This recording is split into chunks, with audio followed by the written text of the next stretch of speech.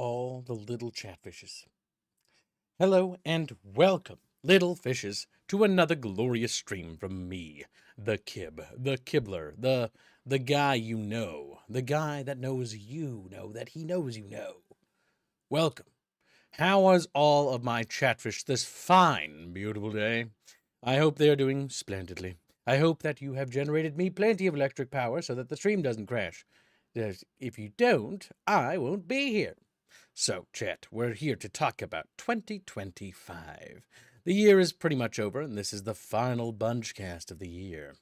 Well, there's been a lot of developments. Some good, some bad, some terrible, some interesting. And you know what? I think all in all, while the year did have a little bit of a mixed bag when it came to games, that's kind of how it always feels every year, has been that way for a while. This year wasn't too terrible. It wasn't too terrible at all. We had Indiana Jones, The Great Circle. We had, like I thought of a list of things, but then I was like, yeah, I'll remember it. I don't need to write it down. And then I immediately just spaced it. Kill myself. Oh, this is the problem with our channel. We sometimes play like old games, and so it just like muddies my water. I'm like, it's like World in Conflict. It's like, no, that is not. That did not come out this year. Listen, chat. We also had a Build 42 launch for Project Zomboid. It was a good time. And a lot of video game preservation movements as well happened as well this year. That's another big thing. Grumpy's here. Hello, Grumpy Rat. He's been a member for 32 months as a loyal member of the Ratfish Guild. Where have you been, Ratfish? Where have you been? You've been lurking, silent, squeaking in the ducks. I can hear you at night sometimes when you stub your little fins. Stub your little... Or when you find Sturmrat and you begin to, pet each other's faces. Because that's what chatfish do. That's how they're able to tell who each other is in the dark. It's like, who is this? Who is this? Yeah, but it's actually been not a terrible year. Expedition 33 came out. Kingdom Come Deliverance 2 came out. Indiana Jones The Great Circle came out. Like, there was a lot of relatively big AAA games. And yeah, I'm going to throw Expedition 33 as a AAA because it had AAA resources. So, yeah, I mean, the AAA industry hasn't really been delivering a whole lot. We did get Helldivers 2 like last year, but we haven't gotten as many games. We also got Doom Dark Ages, which was good, but a little bit too much, for what it was. There was also the big problem of, like, AAA trying to push $70 as a price point, and that sabotaged a few games. Doom Dark Ages was one. Indiana Jones The Great Circle was another. Despite being actually good games, they were casualties, is what I would call them. It's not games that are worth picking up for that amount of money, and I still don't recommend them for that much. Indiana Jones The Great Circle is a fantastic Indiana Jones game, probably the best one I've ever played, and it's probably worth about like $40 if it goes on sale for that. Kingdom Come Deliverance 2 is phenomenal. Again, probably best to wait for a sale next year when these things probably pop on sale. Same goes for Expedition 33. Fuzzy picked up Expedition 33, and because it's more of his foray, now we know a lot more about the game because we actually have somebody on the team, or yeah, on the guest list that actually plays the game and actually likes JRPGs. And from what they say, it's a good JRPG. So, again, strong games. Yes, I did start the stream like you little fucking deaf bastard. I've been talking. It's also been a good year for mods as a whole. The Star Wars Empire at War modding scene's exploding. Project Zomboid is doing phenomenal with its modding scene. Seriously, the patch 42 release was insane. I don't know if you guys saw it, but the mods that add NPCs and like cities and stuff like that was actually really cool. Like, we've had a lot of pretty fantastic things. And when it comes to video game preservation, we also had a huge breakthrough with Accursed Farms and what he's been doing in terms of just getting that into the limelight. And that was actually pretty good for him. And just as I think a good for all of us in general. Not to mention there's people like Rohan Kar, which is another little independent person who's basically re-releasing games on Archive, specifically only abandonware games. So, it doesn't violate any copyright stuff. But it's in that legally gray area. But you know what I mean. So, yeah. Video game preservation is on the rise. More and more things than ever. I believe the PS2, emulator is like even more advanced now this year. They had some pretty big movements. Like they're pretty damn functional with most games now. So, again, as far as video game preservation goes, excellent year. The indies were pretty strong this year. We had some weird, obscure ones like Grandview and the likes, which is that mecha game, but there was a genuinely strong movement across the industry. The games industry seems to be, in my opinion, relatively flourishing, and it's actually really good. The one area where entertainment isn't really flourishing is, I will say, cinema. Movies don't seem to really be pulling the way they did before, and I'm mostly talking about specifically video game adaptations. Historically, video game adaptations have been bad, and sadly, it's the one area where it's like, okay, there's not a lot of positive things to say. It to be frank, is the area where I think games have been really bad in general. Like, yeah, there was that Dante's Inferno, not Dante's Inferno, sorry, Devil May Cry. Then there was the next season of the Fallout TV show on the horizon, and the Halo TV show got canceled, thank the gods. But like, yeah, video games not so good. Indiana Jones was out last year, not this one, Kib. What? Oh my god, I felt like it came out this year. Are you sure? You're fibbing with me. You better be fibbing with me, you son of a bitch. You better be fibbing. Logging in, Kib. Bunch of DMs that I do not want to open on stream because I don't want to dox people. All right, so let's see. What's the name of the thing? Indiana Jones. We played this. No. Oh my god, it was last year. Fuck. All right, well, remove that one from the list. Fuck. Wait, Kingdom Come Deliverance 2 came out this year, right? Yes, it did. Okay, thank God. I was going to say, like, dudes, I'm having a hard time here. Oh wow, I got a bunch of games released this year. You did, Blake? How do you know that, Blake? How do you know that? It's not been a particularly good year for everything, by the way. Yeah, Dune Awakening, I believe, launched this year, and it was amazing, genuinely. However, past the initial stages, the game completely missed the mark. They are currently recovering right now, but yeah, it came out this year and it was incredible. Probably my favorite survival crafting game I think I've ever played of all time. And it has so much potential and it's really fun. And then like, oh my god, that end game is a twist I never want to see in a game again. Where it's like, by the way, it's just grind. It's like, it's just yeah, the end game for Dune Awakening was pretty bad. It's the worst I've ever seen a game's end game, where it does a complete 180, where the game's like, God, this is really Oh, fun. apparently you need to activate Vulpus's Chatfish. Oh, whoops. A, B, C, D, E, F, G. That spells German boy for you and me. He's like, it doesn't. It doesn't spell it. Buppus. I'd say overall, 25 was actually pretty bad for AAA. Yeah, it had, because well, most it had everything something, flopped. right? I mean, you had Expedition 33, which did really well. Kingdom Come Deliverance 2, which did pretty good. You're right. I keep forgetting all the memory holes. Shadows came out this year, didn't it? Yeah, so did Did it? Failguard. Shadows. Wow, that game, I feel like it's been thousands of years since this released. No, it came out this year. Yeah. Yeah, that did not do well. It was supposed to come out in 24, but they pushed it back to like March of this year or whatever. Yep. Not that it helped. Because I think that was Black History Month or something. Wait, Dragon Age Failguard came out this year? What? Yeah. Chat. Borderlands 4. Oh, that was terrible. Yeah. Wait, it's not called Failguard. It's Veilguard. Oh my god. No, that came out last year. Close to towards the tail last end. year? Alright. Okay, so this year's not that bad. It could be worse. 2024 was pretty bad. Black Ops 7? Yeah. Okay, that was a wet fart. But when has Call of Duty been good? Let's ask that question. It's like been 30 years. It hasn't been good since like 2005 or 6 or something, to be honest. Yep, because I think Modern Warfare 2 was kind of like, was still good. Black Ops 1 was good, but like Modern Warfare 3 felt kind of tired. That's when I noticed like the fatigue of the franchise. Because the game felt tired.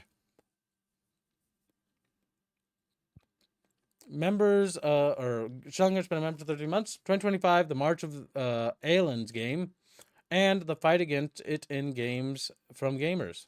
What? March of Aelin's game? I have no idea. Is it a game's name? We've gotten word from But I'd say 2025 overall has been the year of the indies and AA, for sure. Yeah, Silksong came out this year, and that actually exploded. Silksong, Abiotic Factor hit 1.0 this year. Yep. Silksong did massively successful. They did take the Xbox, I think, Game Pass deal, which was a mistake in my opinion. But unlike Doom Dark Ages, they weren't fucked by it. Because Doom Dark Ages, while the story is very, very, very, very mid, I will say that the gameplay is actually pretty solid. But that here's the thing. It's going to be a controversial game because it takes Doom and it turns it on its head, and it basically makes you more aggressive. And so that's not going to be received well because I guarantee you the shield mechanic, if you love it, like I do, you'll enjoy it. If you don't like it, you'll hate this fucking game. Genuine. Dark Ages seemed like it was very much an experimental foray into New Doom. What I liked about it is that it took risks, unlike the other Dooms that kind of felt like they were just sort of boring. 2016 was neat. Let's be honest, 2016 was It's a reboot. Quake. Yep. It's just Quake. I liked Eternal, but it wasn't Doom. And while I only saw you play Dark Ages, I didn't buy it. Doom Dark Ages isn't a QTE game, and I don't like QTEs. You all know my hatred of QTEs is legendary. Starfield did not come out this year, chat. Quit gaslighting me. September or October of 24, something like that. Yeah. The Oblivion remaster came out and nobody cared. I mean, it was popular for a while, but yeah. Yeah, for like a week, and then people went, oh, it's still awful. Okay, bye. See, what was awkward about the Oblivion remake is that it came out and like Kingdom Come had been out, and what it actually effectively showed is that Kingdom Come has eclipsed Elder Scrolls in terms of popularity. At least right now. Well, Bethesda has just destroyed any actual viability for their releases. So yeah, it's one of those situations where they find themselves in a precarious position where they're going to have to actually build on their genre. Because that's one thing I've noticed with a lot of games. There's been a lot of remakes this year too, and re-releases of older games, which is not a bad thing because some of those games needed it. Like System Shock 2 got a, makeover from whatchamadoozies. Deep Dive, and it was actually pretty damn good. Like the multiplayer now works and is stable. Not only is it stable, but like they fixed a bunch of bugs and stuff like that. And I do like the fact that they stayed faithful to the old visuals. Like they didn't even try breaking away from it. They just made it PS2. Kept it low poly, kept it low res. They did a good job with that. I'm actually very excited to know what their future holds for them. And what they intend to do next. Because they just recently did Blood.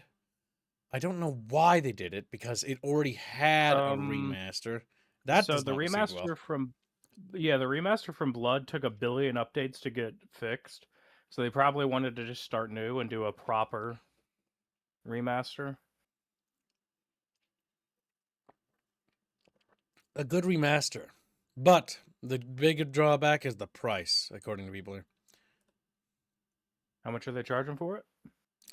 They are charging $30, which is a very tall ask. The big thing here is that, again, we already have Blood, where you can play the old Blood, right? This is technically Night Dive touching it up, and I think it probably has validity to it. But the big concern, again, and the big thing that's important here is optics and how much you charge for it. System Shock 2, being charged at $30 was, in my opinion, still a mistake. I genuinely believe, and this might be controversial, but I think if you're even remastering these old games, and that's awesome, but I think you should be charging lower. I think they should be 20. 20 is not terrible. It's literally like, it's like 3.6 Rockins, you know, not great, but not terrible. Not great, not terrible. It's an old game, but it's like, okay, $20 hit to your wallet. It's not going to be like, oh, I can't get another game. Like $20 is, all right, you know, I can get this remaster of an old game and something else, you know? It should be looked at as an entree, a side dish, you know what I mean? Oh, you're not streaming to Discord? What? Also, welcome to stream, Quintern. From Kick. Let's see. That might actually be a real person. Sometimes there are. It's very rare. Most times they're bots. Considering what he said, I highly doubt it's a real person. Damn it! I didn't see the other part. It's I got gaslit by a bot. It's like, wanna watch it's what my you think thing? it is. I'm really interested in the games you play. Mind if I fucking be your manager? Fucking kill myself. Fucking kill With all the grammatical errors, yeah. I don't want to be a. I love how many fucking offers I get from people to be my manager. It's not even Well, funny. yeah. Like, it's like I don't want a manager. I already have a rapier. I don't need you. Yeah, and not only that, but like I've got a CFO. Like he's in charge of managing my finances. He's in Yes, charge. but never underestimate on social media the need for middle managers to stick their noses where they don't belong. Yeah, because these kinds of managers, like, I can manage your PR and social networking. And I it's just like, need like 3% of your profits every month. and It's I'll like, oh, okay. and I'll also make sure and start to encourage you to censor yourself and stuff like that. And it's like, oh, gotta reach that wider audience. That's what happens when you introduce people like that. Oh no, not okay. Kib's a corpo VTuber when? No. Technically, as a YouTuber, I am corporate because I technically represent Battle Damage Studios. But I also don't at the same time because my opinions do not reflect the studios because the studios has a core list of principles that we don't violate. For example, no politics, no religious issues are allowed into our games or our work or medium. And that stuff stays at the door when you go into the dev server. Whoa. Doesn't Just it, making a Beano? game? Had to yell at Beano once. Beano has to get yelled at every time he's in VC because he'll inevitably go into politics. He does that. When will Robin make When Kibbs will Robin make Kibbs graduate then? Damn. Kibbs has fulfilled his usefulness. It's like, we're sad to announce the graduation of our dear friend, Kibbs. Now, Chad, here's an art piece fun that you could start today for shits and giggles. The I don't want to play with you meme with Woody, but replace that with Aerith and a Chatfish. Where Wait, which is which? Drops Aerith. Damn. Chatfish drops Aerith's old model for the new one. That'd be a good one. Yeah. But yeah, Night Dive Studios, they've been doing a good job. Their work is great. But I do believe that they need to, what's the word? Check their pricing. Like, just bear that in mind. The pricing's a bit much, yeah.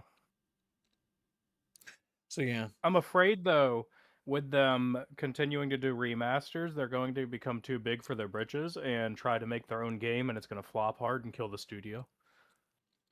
Instead of them sticking at what they need to do, which is just do remasters of ancient, crusty games. What really tempered them, I think, was the System Shock remake that they did for one.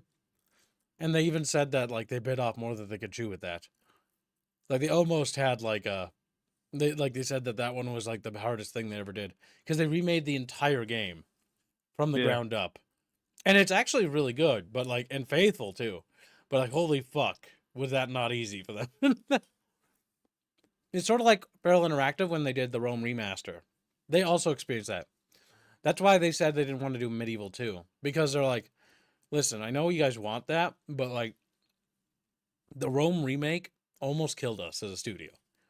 And I don't really blame a studio for going through that because they basically bit off more than they could chew and then almost lost everything, which is pretty scary.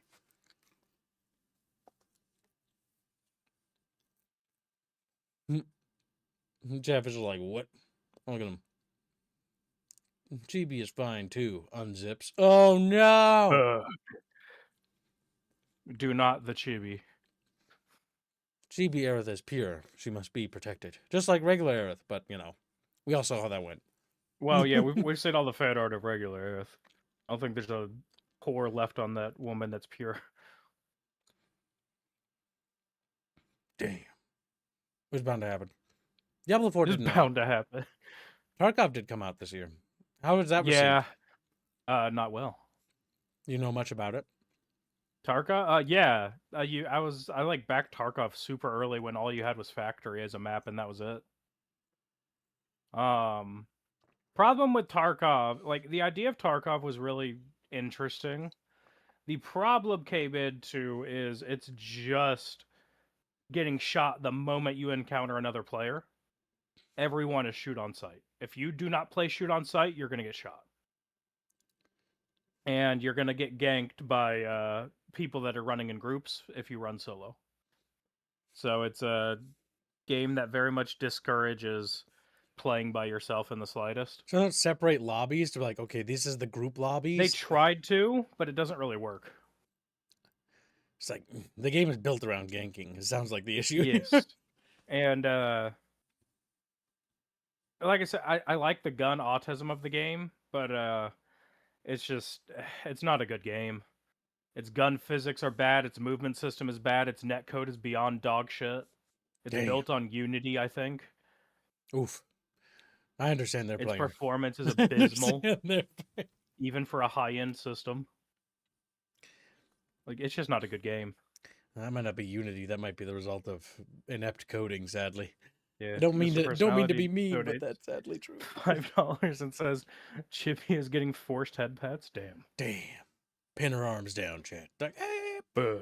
give her bald spots. But like, like I said, I like the idea of Tarkov, but I just don't have the time in the day to compete with people that are playing it for 20 hours a day.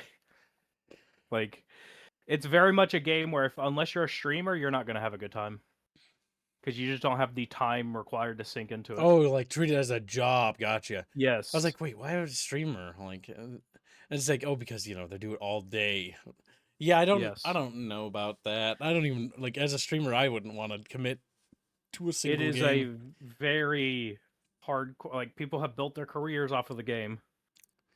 See, streamers that do that, the big problem when you tie yourself to something like that is you become one-dimensional, meaning that you lose the ability to break free, and then you have to do what we call the big leap, right? Which is basically, okay, this game is dying or this is drying up. It's now time to jump to the next game. And the big leap, some people don't make it to the other side. Most don't make it. They die. Yeah, and that's why only the big ones make it, because the other ones will shed so much viewership and so much people because when you build your audience off a game, that's the biggest problem. And that goes for any content creators that are listening. Don't build your audience off a singular game. Build your audience off of your personality. People should be there for you, not for the game. If you're like, that's how I treat my audience. If people come here and they come here for the game, they won't be here for long. They'll be gone and they'll get filtered out. But the people that stick will be the people that are here for me. And that's how you should treat it, because if you treat it any other way, then you give a company like Battlestate Games here, you give them basically power over you, where you have to be a yes man, or you have to not criticize the game too heavily, because you could be blacklisted, and then you shoot yourself in the foot career-wise. They absolutely blacklist people. And every studio does. It seems like that's like the any norm. criticism. Like if you were at first real big with supporting them and whatnot early on, and then now you've become dissolute, they blacklist you. It's like you're a traitor to the cause. Not to mention, so a big requested feature for Tarkov for a very long time was a PvE mode, and there's a whole modding scene that has done so. Single player Tarkov, but then Battlestate decided, hey, we'll release our own single player mode and charge double what the normal cost of the game is. It's like, oh, okay. And then the DMCA'd the free one, I've had to guess. They tried to, but well, they're battling a bunch of autistic Russian modders, so good luck. Oh, they're in yeah. So they're okay when it comes to here's the one benefit. There are negatives and positives, right? If a modding group is based in a location that doesn't respect certain laws, sometimes that's beneficial, but that's also bad. And we'll talk about the bad part in a second here. The beneficial side is that means they can't be censored by overzealous moderation or DMCA abuse. Because copyright abuse is a thing. When you're modding a game, you're not really harming it, because you still require the game to be purchased in order to play it. So it's not like, it's bad. That's my view, even as a developer. If you pay for my game and you buy it, what you do to it, if you mod it or you tweak it or you change it, it's yours to do with as you please. Just not redistributing it, of course, you know what I mean? But some developers do not like modders, or worse, they'll actively combat the modding scene, which is genuinely foolish, because all you're doing is you're literally pushing your community away. You're ruining the replay value of your game and changing stuff. And because you do that, you're basically shooting yourself in the foot. Yeah. Yeah, they like so the people that were making the single player Tarkov mod had said once Battlestate had released their PvE version, they were going to stop production of the mod, right? But then they saw how much they were charging for it over the base game, and they're like, "Oh, no, I don't think we will now." And through sheer autism, they've decided to keep developing the single player mod just to spite them. I mean, that's fair. I think the Steam tags for Tarkov have what does it have? Psychological horror. Usually there's meme tags and things like this. Yeah. There'll be several. Souls-like. Souls-like. A terrible tag. Honestly, a curse to have that attributed to your game. Yeah, I don't know why that's a genre to begin with, but So saying Souls-like is like Command and Conquer-like. Like the fact that the genre has been defined by a singular game, in my opinion, is kind of bad. It's like MOBAs being defined. Not that MOBAs aren't called Dotas. They're not. Dotas. Yeah, they're not called like whatever the first one was. They're called MOBAs. And like when I don't know when it comes to genre naming, it's just the genre naming thing in the industry has been terrible.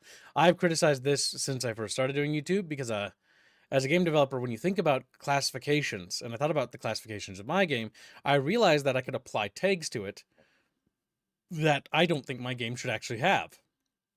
Now, I know you're like probably thinking like, well, that's actually gonna help it, with exposability, but exposure wise, right? But I still think that's actually bad. Apply tag you've used on other products, cut content. There was a Yeah. game that I fucking played where I must have wrote that. I don't even remember what game that was. But yeah, Tarkov very much has earned its Negative stigma. the devs for it. They've earned the stigma. It's kind of like Star Citizen. They've earned their stigma. Like all you had to do is not be scummy, and well, they couldn't help themselves. They couldn't help themselves. It's the hard reality is that when it comes to game making and just developing things, even if you're in a dire pinch, even if you have very little resources, or let's say you're just scraping the bottom of the barrel sometimes, and that happens. That's what happens when you're indie or you're a developer, right? Not every day is going to be good, and sometimes the entire development process is a nightmare.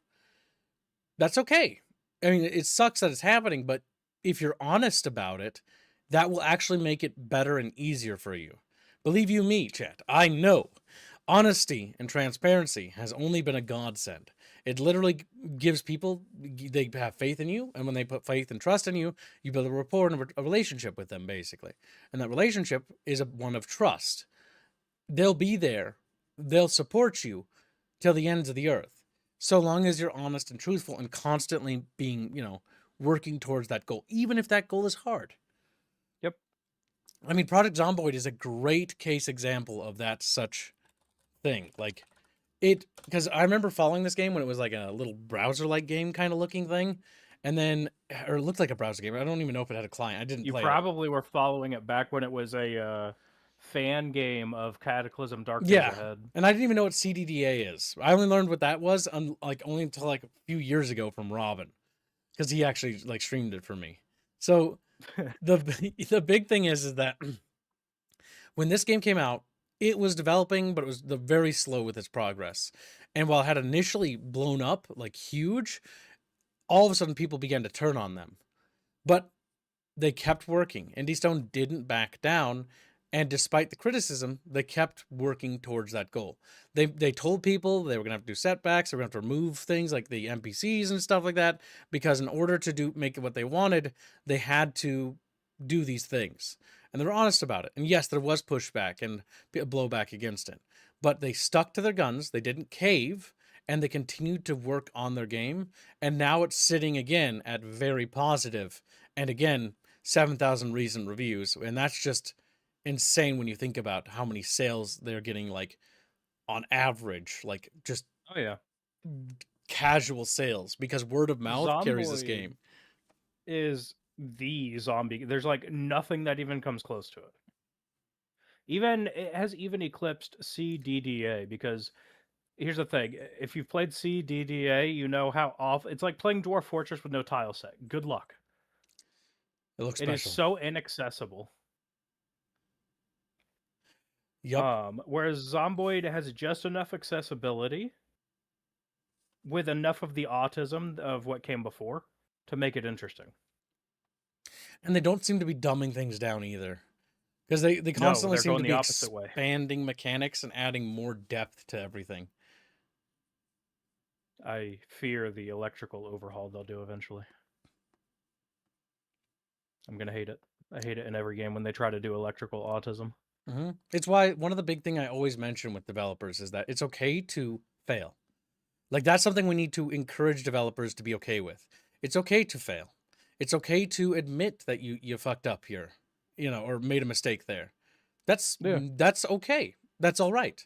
Because the first step to improving and correcting that mistake is honesty and admitting that, yeah, we messed up the combat mechanics. It's just we've very much lost sight of where we were, and now we're gonna, listen to feedback and work with you to bring it back on course, reel it back in. Because part of making a game, especially nowadays in the current climate, adverse to, many years ago, back when, you got games like Daikatana, is that there was really no discourse between the developers and the, thing. The thing they John were Mayer's making. gonna make you his bitch. I mean, in a way he did.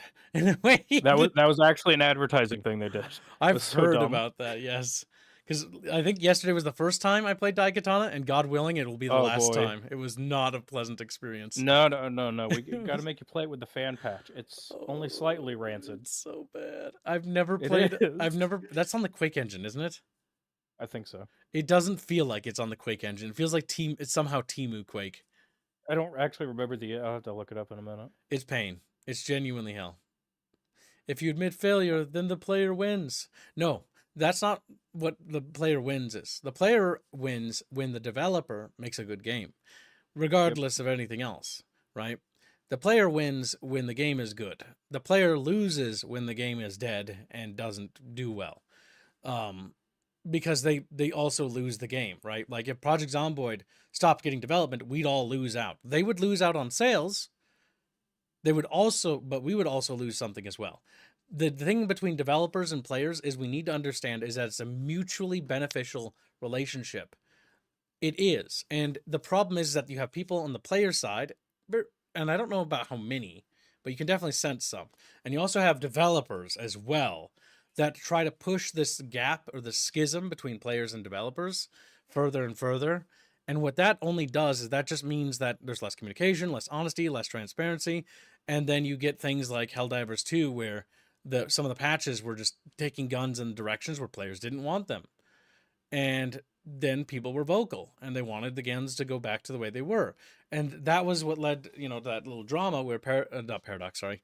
Arrowhead tried to stealth nerf things by nerfing other things around it, and that lack of honesty and transparency blew up in their face, and they couldn't do that again and if they do that again, the results of that will be cataclysmic, right? But that's why honesty and transparency is so important. That's why I think it's absolutely paramount that, the people in charge over there keep their word and, make the game people want. Recognize what you're making. Sometimes when you're developing a game, you don't really know what it is you're making. This happens for sometimes developers, or they'll have a DDD or whatever, a plan, and the blueprint will say this, but as they're developing the game, because it's now put into practice, it's actually becoming something slightly different. And so what does that mean? That means you need to course correct. That was what happened with Arrowhead. They wanted to make a grunt fantasy game. But the problem is that the game isn't a grunt fantasy. The more I learned about the game from playing it myself, I also learned this too, is that no, you're not a grunt, you're a Helldiver, you're special forces, the elite of the elite, and you have your personal destroyer at your disposal with its own ordnance and fire support assets. And there's only 4 of you sent down on a mission, basically to complete almost what would be in our world almost impossible for special forces in our world to pull off. Almost, I say, because there have been some operations that have been as batshit insane as the shit that happens in Helldivers, right? But those are far and few in between, right? And so you're not a grunt, and so the grunt fantasy is actually not the game you've made. You're the way you wrote the game, the way you designed the game is not about a grunt fantasy. It's actually about a special forces badass fantasy. You are the elite. You are here to kick ass and take names, and you have the best firepower at your disposal. And when they understood this, when they made that connection, and when they adhered to criticism and they listened, currently, I'm going to say currently because at the time of this stream, they Helldivers 2 is in a very good state, but I don't know if that'll stay that way. So I'm going to preface that with currently. They've been doing these, conversations with some of the members of the team, and they're still voicing the same stupid mentalities they've had in the past of not listening to the players and just going on about what they want the game to be compared to, what it is. So I'm still put a pin in it as far as it continuing to be in a good place. It's a patch by patch basis. Patch by patch basis is probably accurate. The current state of the game, as of today, is in a good state. But that is how we have to put it. Because we have to. Because they made it that way. And that is my criticism to them. Again, when you're making a game and you realize that, oh my god, the game we're making is actually not the game we set out to do. That's okay. That's not a bad thing. You found a market for something that you didn't even realize that you had under your fingertips. Sometimes, that happens. And this is why when I talk about GDDs not being Bibles, GDDs are guidelines, game design documents, right? But like when it comes to game development, you should be willing to make slight course corrections. I'm not saying radical, but it also depends on a case-by-case situation basis, Like what it is you're working on, like the combat mechanics, like do spells work a certain way, or does artillery work a certain way, et cetera, et cetera. But I'm basically saying in a sense that, okay, we have a really cool idea here, but we have a better mechanic that we know of because our community suggested it, or for whatever reason, like we figured it out, and there's a way better approach to this, but we're gonna have to go against what the design doc says and go a different way. In our studio, we have a policy of whatever's the best idea wins at the end of the day. Meaning that even if you like an idea, if there's one that's better and it just makes the game better for it, all other things are secondary, meaning that it needs to be replaced with the superior alternative, because at the end of the day, quality is more important than committing to some, vain, and I do say it like vain, or like in the sense of, how do you put it? It's like the concept of like, it's like some sort of ego thing where it's like, I came up with that idea and like, it's my idea and I have to have it in there, And if we don't have it in there, then it's like, oh my god, it'll be the end of the world. It's like, well, the reality is that idea might suck, and it needs to go. I'd say vain's probably a good word for it. Yeah, I think vain, because you need to let go. Or vainglorious or something of that nature. Part of being a good game developer is recognizing and understanding that you're not going to know everything all the time. Also, yeah, Bisig, that's also true, because some developers will try to conflate artistic vision with that. There is artistic vision. That is a true thing, by the way. That is an important thing, I want to point out. But that often gets conflated or is used as a shield, which is not how that's supposed to be used. Artistic vision would be like, all right, my vision for the game I want to make is you play as, a little princess and you're like eating cake or something. I don't fucking know. And like, that's the goal, right? And it's like, you got to bake cakes and eat them. So that's the mechanics. That's like the goal. It's a cooking game. And that's like the vision, and the style is going to be sort of like a cel-shaded anime thing, and we're going to market it for women. It's going to be a game for a female audience. And so it's marketed for women, and there you go. Bada bing, bada bam. And that's okay. That's fine. But like, that's your vision, and that's what you're aiming for. But if there's something bad about the mechanics of that vision, like, let's say, making yeast is just really fucking boring, and like, maybe you should change how it works in the game, or it's like, oh, there's something fundamentally wrong with it, then maybe something should change. You stick with the vision, but you're not compromising the vision by just making a small altercation. The only time you start compromising the vision is when you're like, let's add, PvP Battle Royale multiplayer. It's like, okay, now you're compromising the artistic vision. Now you're literally going down a different path. you're betraying the vision and you're chasing what we call a larger market base, or what other people might refer to as the wider audience, because you're basically going after more types of people by putting another tag on your game. By putting the multiplayer tag and drawing the PvP crowd, you hope to, get the sensationalism of getting that YouTube content, from YouTubers, and that like, oh, look at this like PvP battle royale, because battle royales thrive from that, right? And so some games force that in there, and then when they do, it's just like, it's not really what the game was about. A great example of this would be Battlefield 6. Battlefield, and I'm going to be critical of it, in my opinion, I do love it, but I do think that adding Battle Royale is a waste of resources because it's fundamentally not part of the Battlefield vision. Just like having goofy cosmetics with like weird colors and symbols on them, it also compromises the vision of what the game is about. Because it's the artistic vision is it's about Battlefield. It's immersive. Battlefield 1 did do things that people might debate compromised its vision, but I will actually defend Battlefield 1 in this regard, because Battlefield 1, while it does have a lot of experimental weapons that weren't really used or well developed, like submachine guns and stuff, and versus what they actually used for the most part, those guns did exist, but they were very few in make and usually not as functional as they're portrayed in the video game, I will say that at least Battlefield 1 kept the artistic vision. There was no ridiculous cosmetics, there was no goofy skins, there was no silly battle royale. It focused on what made Battlefield and focused on the core feelings of what made it good. And so I will say that Battlefield 1 stayed true to the vision of, the franchise. I think kind of every other Battlefield that added battle royale after, I think it's compromising that vision. How do you feel about it, Mamu? I tend to agree. The battle royale is chasing a trend that died like a decade ago. It's streamer bait is what it is. Kind of feels that way. That's all battle royale games are. They all want to tap into streamer bait, especially over in the Japanese market because that's real big for Japanese streamers. But I'd agree. Battlefield 1 was probably the last really good immersive one, but they changed it. Like they did a bit of a pivot, you could see, of what they wanted it to be versus what the player base wanted it to be. And they leaned heavily into what the player base wanted it to be. Battlefield 6 is still very like, it feels good, but it also feels too Call of Duty-esque because, well, before the head developer guy died recently, he was like the grandfather of Call of Duty shit. Yeah, he unfortunately passed away from a car accident. Yeah. But I'd agree with that. Battlefield 1 was probably the last truly immersive Battlefield because there is nothing like it in the Battlefield franchise and hasn't been since. Yeah, I kind of It agree. is something unique. Because Battlefield 1, like it felt weird.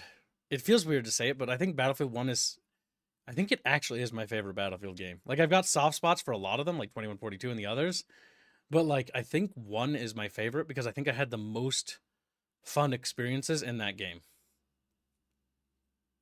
I wouldn't say 1 is my absolute favorite. My absolute favorite probably goes to either 2 or 2142.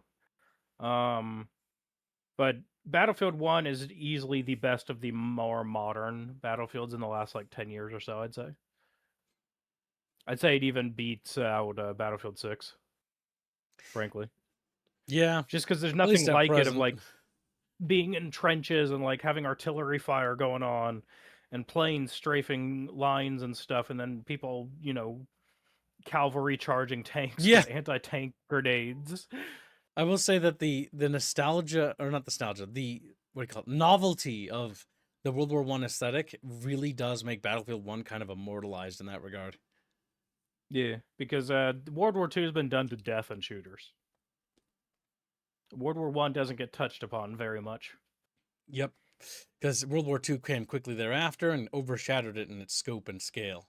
Though World War I, and while it did eclipse World War I in scale, because media like that followed and preceded it basically, especially movies and cinema and books, all were more obsessed about the World War II thing because the characters in it were more theatrical in the sense of like the ideas and ambitions they were trying to do.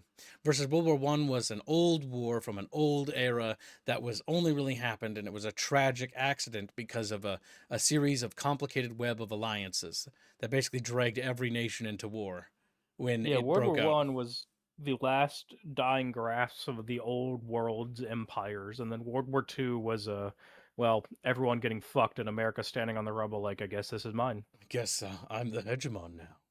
Europeans are like, Daddy, Europeans just sit there squinty-eyed and tired. They're like, come on, boss. come on, we we we can talk about this. Bullying Europeans is what we do best, isn't it right? European Chatfish, they're not mad. Dang. They're all collectively fucking gritting their teeth, cranky now. Agitating European Chatfish every day. Every day. Look, we're American. That's what we're required to do by like genetics. And we're here to be annoying. Yeah. The whole revolution was about being very annoying. Being very annoying and very loud. Causing headaches. Yeah. Just basically pissing in the eyes of the greatest empire at the time. So, like, nana nana boo boo, you ain't gonna do nothing. Oh my god, I think that's the first time I've heard someone say nana nana boo boo in like, I don't know, but feels like several decades. So yeah. I'm old enough, it's fine. I'm old enough, it's fine. All empires fall, your time will come. No, harlot, we'll bring you all kicking and screaming to the stars. We don't even have an empire. Well, we have influence. Well, I don't know. Because conventionally, Burger Kings to countries we're bombing back to the Stone Age. I think we have an empire. Commercially, yes, but like not in the traditional sense.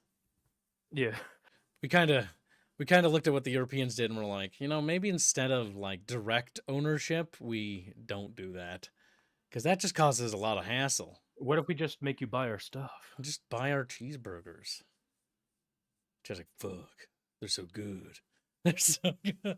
So cheap. So cheap. They're cheap, chat. They're on the dollar menu. Oh wait, no, it's got rebranded to the value menu. It's no longer $1. Fuck. Value my ass. Maybe our empire is collapsing. Damn.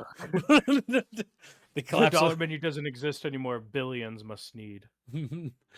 For what the fall of the Western Roman Empire was barbarians and, you know, rape and pillaging of their empire. For the Americans, it was the disappearance of the dollar menu. Disappearance of the dollar menu. It's over. It's so Jover, boys. Our empire has fallen. The West has fallen. Dollar menu destroyed.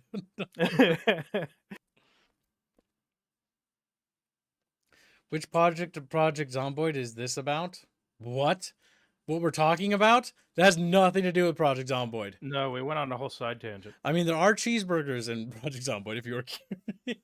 There are very cursed food items in Project Zomboid. You can make really cursed burgers and put really awful things like cockroaches on them if you want.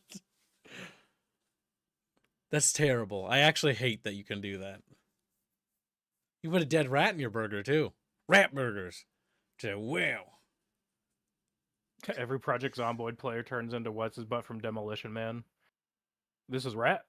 Pretty good. Project Zomboid's a collapse. Rip. But yeah, we'll see with Battlefield. Like I said, it's fun. Mm-hmm. It's definitely a return from 5. Yeah. But you forgot. You skipped one. 5 wasn't the last one. It was 2142. Okay, look, 2142 wasn't as bad as 5, but it was still pretty bad. Sorry, 2042. Fuck, the stupid names. Or yeah, 2042, whatever. They fucking make the names. I spent like $5 buying it on a heavy sale once, and I still feel scammed. I remember playing the beta, and after playing the beta, I never wanted to play it again. I was just like, yeah, you know, I think I'm good. I'm good. Like, sometimes I get that morbid sense of curiosity with something. It's like, maybe I should pick it up. But with Battlefield, like, 2042, I was like, yeah, I don't really feel the desire. Ever. Alright, I gotta step away for a minute. Alright, sounds good. I'll continue bullying Chatfish. So, Chatfish, How bullied do you feel right now? Like pretty bullied. A little bit of honey, but decent burger. What the fuck are you talking about, Daniel? He's like, I don't know, I'm hungry. No. 2142 was the good one. Yeah, 2142 is good. I played that one recently with some mods that make it have like instant action stuff, which is nice. Only regret I have is that the NPCs are a little stupid. Dollar menu disappeared. Billions must fall. Jeff is like, no, no, no value meal for you, boy. All right, let's see. If you don't like my cooking in PZ, cooking, not coking, I can stop cooking for the group if you want. Why are you bringing that up? Are you implying that you did put rats in the burgers? Are you implying that? Jeff is like, well, oh, the rat burger comment, yeah. Honestly, like, I don't think I'd ever want to eat rat meat because I know how rats and how much like vermin and parasites they can contain inside their little bodies. But like, I'm not gonna lie to you. When I watched Demolition Man and saw the scene where not Vin Diesel, fucking, I'm so bad with people's names, chat. Oh, Jeff Van Dyke. No, he's a composer. Oh, he's got a big chin. He's got a jawline. What's his name? Stallone. Sylvester Stallone. Oh my god, I came up with his name without anyone's help. I did it. Yeah, when he ate the rat burger, I kind of was like, I'm a little hungry for that. Like, he did a good job of like selling me on it, you know? Like, I think I would eat it. Think I could. I think I could. If it was cooked very thoroughly, I think I could. And if I had a doctor on standby. And if I had a doctor to magically heal me with his magical powers. Oh god, they show streamers in the trailer. Yeah, I'll be real with you guys. One thing I don't really care for, as 2025 progresses and as years progress, I don't like streamers. I don't like me. I feel like Marduk. I want to destroy everything that is a reflection of myself. You know what I mean? Like it's just like I don't want to see content creators being used for marketing anymore in games. I just hate it. I want to see video games be marketed for players, not for some schmuck like myself. Because while I do YouTube and streaming and all that shit for a living, I'm also a gamer, a real gamer. It's not just a job. I genuinely care and love video games. But like, I feel like, I don't know. Maybe I'm just being a little bit of a bitch about this. I don't know.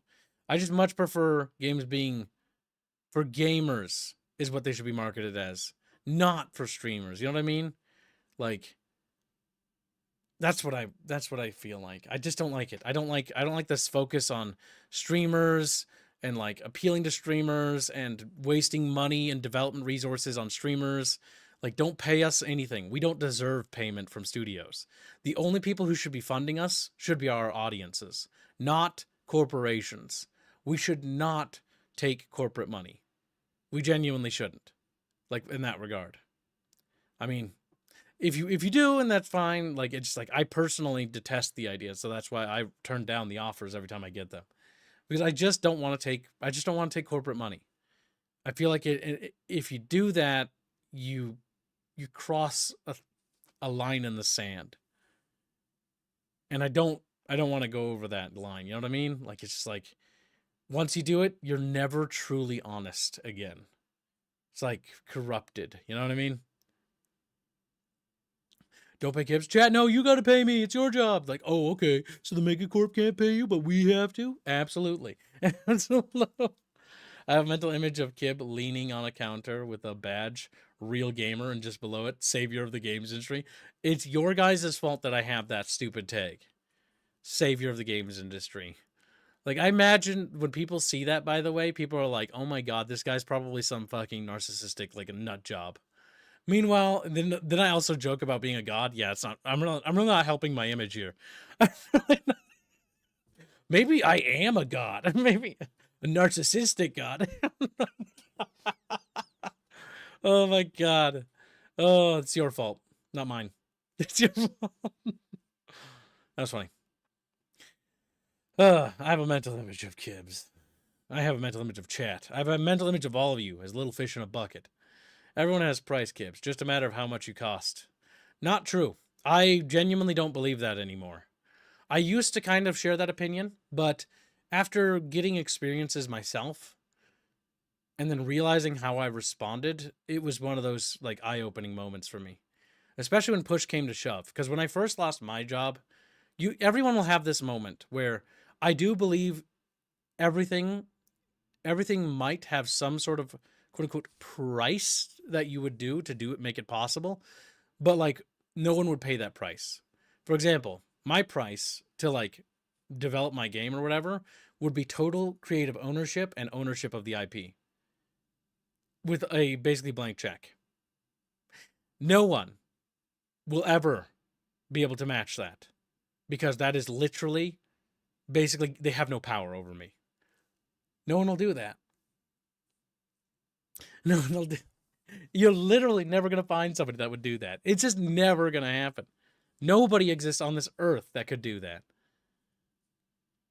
Genuinely. Gives prices unlimited programmer stocks. To hell with you. Mr. Percentage $5 say cheeks gods. That's going to get plapped. Thank you for the nation.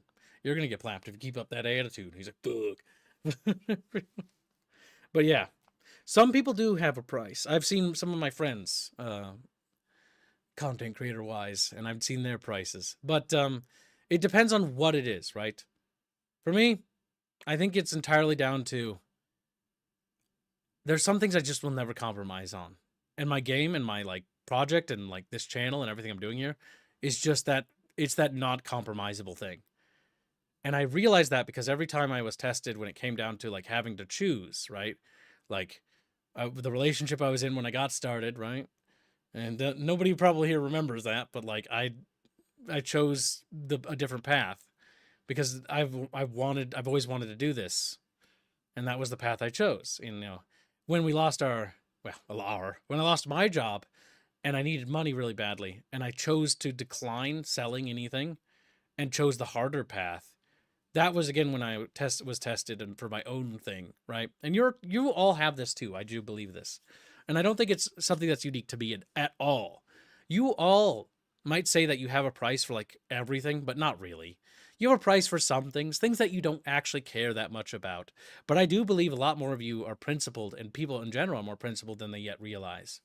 There are some things that you are not compromised on. You might compromise on a lot. You might compromise on most things. But there's always one thing. There's always that one thing we all have that doesn't have a price. That dream, that thing, that desire, that love perhaps for you romantic little fishies. You know what I'm talking about. Check. Okay. But yeah, my philosophy is slightly different. Unless they have some way of stealing our souls. Damn. It's happening right now as we speak. What? Creative Assembly shutting down their servers to migrate to Sega? For their website?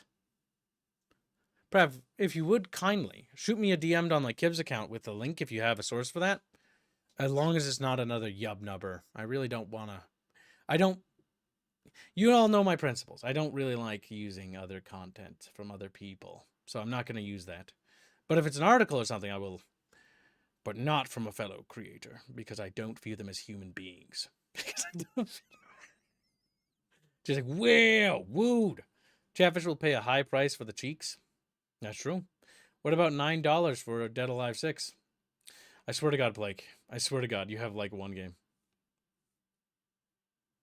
No problem, Higa. But I also believe that for you as well. I kind of think everybody does. Because when I first got into this, I was like, I was worried. I don't know if you ever had that chat where you started like a project or something. When I became a content creator and wanted to do streaming and cover games like we're doing here, I was like, am I going to be like a sellout? Am I going to sell out the first chance I get? And when I was offered like tens of thousands, right? It wasn't that much. But I was like, I felt like, no, I just immediately, nope. Nope. Am I going to sell out? Yeah. There's some things we just don't compromise on. Dreams aren't one of them. Never sell your dreams, because your dreams will always be more valuable. Welcome back, Mamu. We were getting a little chat philosophical here. Harlot gifts a membership. Sounds like it. Yeah, I went back and tracked it. He swung and he missed. Missed. What do you mix with? Scottish. Damn, he was breeding. Okay. I was thinking like a mixing bowl. All right. I was thinking like a mixing bowl. Like a whisk or something. Like a whisk. Dare I say Irish even. Ugh. Terrible. Death to him. Death to him. He Ever since explodes, reincarnates as one of his other Chatfish. you see the DMs? Okay, Prav, I do see the DMs. Let me take a squeak peek. I think Fuzzy. It could be just server maintenance. Okay, so I'm going to read this real quickly. Creative Assembly servers down. Currently, the multiplayer servers for Total Warhammer are down, and users are experiencing issues accessing games. Additionally, there are reports of servers issues affecting Creative Assembly's website. If you are facing issues with it, Creative Assembly is currently migrating to Sega account. So yeah, I think so. It might be just a new account system. I'm not entirely sure. But Sega does actually have the ability to put the push on Creative Assembly if they want to. We know that because they actually own a great portion of them. So they could theoretically just be taking directly over the website stuff. And in that regard, that I'd be okay more or less with that, as long as they stay with the open door policy that they're approaching with it now, at least for the last, week or two. But like, yeah, I mean, Creative Assembly, the new leadership seems to be pushing them in a different direction, and I am very happy with the direction they're going. But again, that's just a direction. We have yet to see results. So again, change of stuff. Sega publishes Miku games, which means you are a collab away from making Indio play Total War. Oh my god, that'd be terrible. That's hilarious. All right, what were you pontificating about philosophical like? Oh, chat was just saying that everybody has a price, and I kind of don't think, like, I think people have prices for certain things, but I do believe in, and I was just saying, this is my opinion. You could disagree, by the way. It's okay with that. But like, I'm just saying, for my opinion, I said, I think people have prices for things they don't care about, but for things they deeply care about, I don't think you'd be willing to compromise something that you truly are passionate about. Well, it depends. So, like, when you say a price for things, omitting like familial things as far as like a price for doing something, in terms of just like commodities, yes, everyone has a price, even for intellectual property. You just haven't seen enough zeros attached to something. I don't believe that. I'd say you're wrong on that purely because I've been in that world. I was born to a very wealthy family, and that's fine. But I've been offered by wealthier people, and I've always turned them down. You haven't been offered billions of dollars, so no. I don't think I will. Like, I'm still going to disagree with you. I'm not going to. Well, that's fine. But it's different when the person puts the check in front of you, Yep, but you're also not me. That's true. There are some things in this world that we don't compromise on. And my stuff is my stuff, not someone else's. That's true. It doesn't have a price. You can't buy it. You could buy a copy. What if I offered you 10 quadrillion Zimbabwe dollars? I don't want money. Well, good, because that's not money. Yeah, that's not worth anything. So good. even if it was like dollars, like I don't want money. You heard him. He doesn't want dollars. He wants euros and pounds. People can't give me what I want. I have to take it from them. Just like, I have to take. But yeah, it's just like. But I lived hyperinflation. Oh my god, Chatfish. Yeah, right. I'm not saying literally saying literally everyone has a price is wrong. Overwhelmingly, people have a price, but there are occasionally exceptions. Yeah, I mean, there's many things I do have a price for, like most things in my life. But there are some issues in my life that I do not, and not willing to sell anything on. Like family, for example, like people in general, like my dream, my passion project, my game. Like my time is definitely a commodity I'm willing to sell. That's why I offer it for like streaming prices and stuff. Most things in my life does have a price to it. but there are just a couple of items on my list of things that I have that are like, these are mine. And I don't want to part with them. I'm also incredibly clingy as a person to like objects in general. Not like a hoarder, I want to point it out, but like games and stuff, like I don't want to part with any of my games, regardless of their condition, and so that I have broken copies still, because I like to hold on to things. Like I've got a piece of carpet from our house that I hold on to. I'm very much sentimental. You might be a hoarder. I'm sentimentally attached to certain objects that I attribute certain sentimental value to. Like that carpet that's on that wall over there. Carpet that's on. All right, so you're about 2 decades and 15 cats away from being a hoarder. Gotcha. Currently, listen, I don't like, I throw stuff away. Chatfish are like starting to be like, they're like expecting the door to open and just like have to swim through garbage like that Chinese dude. Looks at my family members that are hoarders. I've heard this before. Fuck. All right, well, this is how it starts. When I eventually, get this apartment more presentable and take a picture, when it's presentable. You'll I like see. when you did take that one picture a while back, and it was just a pinup of Aerith, and it was like, I see. There's several of those. Because like technically, it's not valueless. YouTube streams buffering. Oh, looks like it's back. YouTube dipped. Huh? Weird. Yep. Oh, it's gone again. That's strange. Back again. That's entirely on YouTube's end. I'm watching the OBS thing. We have 0 dropped frames. So that means that the signal is going to restream, transmitting to YouTube, and YouTube's having hiccups. I mean, it's possible that YouTube might have issues right now because a lot of people taking days off, so they might have a high traffic for the next few combined days. with holidays, so like whatever their back end stuff is probably getting hammered. Yeah. All right, that might happen occasionally. Fortunately, our internet seems pretty stable because I just checked my stuff and it's registering no dropped frames, which means that we're good. Yeah. We're green. The Discord stream didn't hiccup whatsoever. Normally it shits itself when OBS crashes, so. Yes, because OBS is sadly tied together with that stuff. Yeah. But yeah. But, I mean, like I said, I think most people do have a price, but again, that operative being most, right? Mm-hmm. There's always going to be different opinions on this issue, and I don't think anyone's necessarily wrong, because again, I've never been in a situation where somebody's offered me millions or billions. I only have been in 100,000 plus, and at that point, like, but then again, I also know a bit about money, and I know that like that's not enough to develop like the game I want to make. Right. So I know that I couldn't do it anyways. It's kind of like the Notch situation with Minecraft. I know a lot of people were really mad at him for selling to Microsoft. It's like, yeah, but like they offered him like billions of dollars. He became a billionaire. It was also a game that, how do I put it? That was an experiment. Crime. It was an experiment that didn't really have a vision for what it was supposed to be. Yes. And that's why it's got so many mods, because it's kind of like a blank slate because they didn't know where to take it. And yeah, it's a sandbox. That's also why Microsoft, under the Microsoft's leadership, Mojang doesn't know what to do with it. They have no idea where to take Minecraft. Hence why the updates and like things are basically add virtually nothing of substance. Yeah. But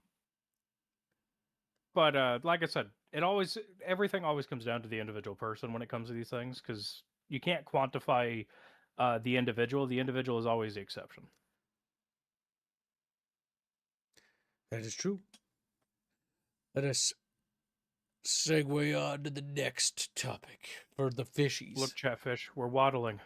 So, come with us as we waddle. For the AI they are proud of. What? So much for the AI they are proud of. So much for the AI they are proud of. Oh, you want to talk about AI, chat?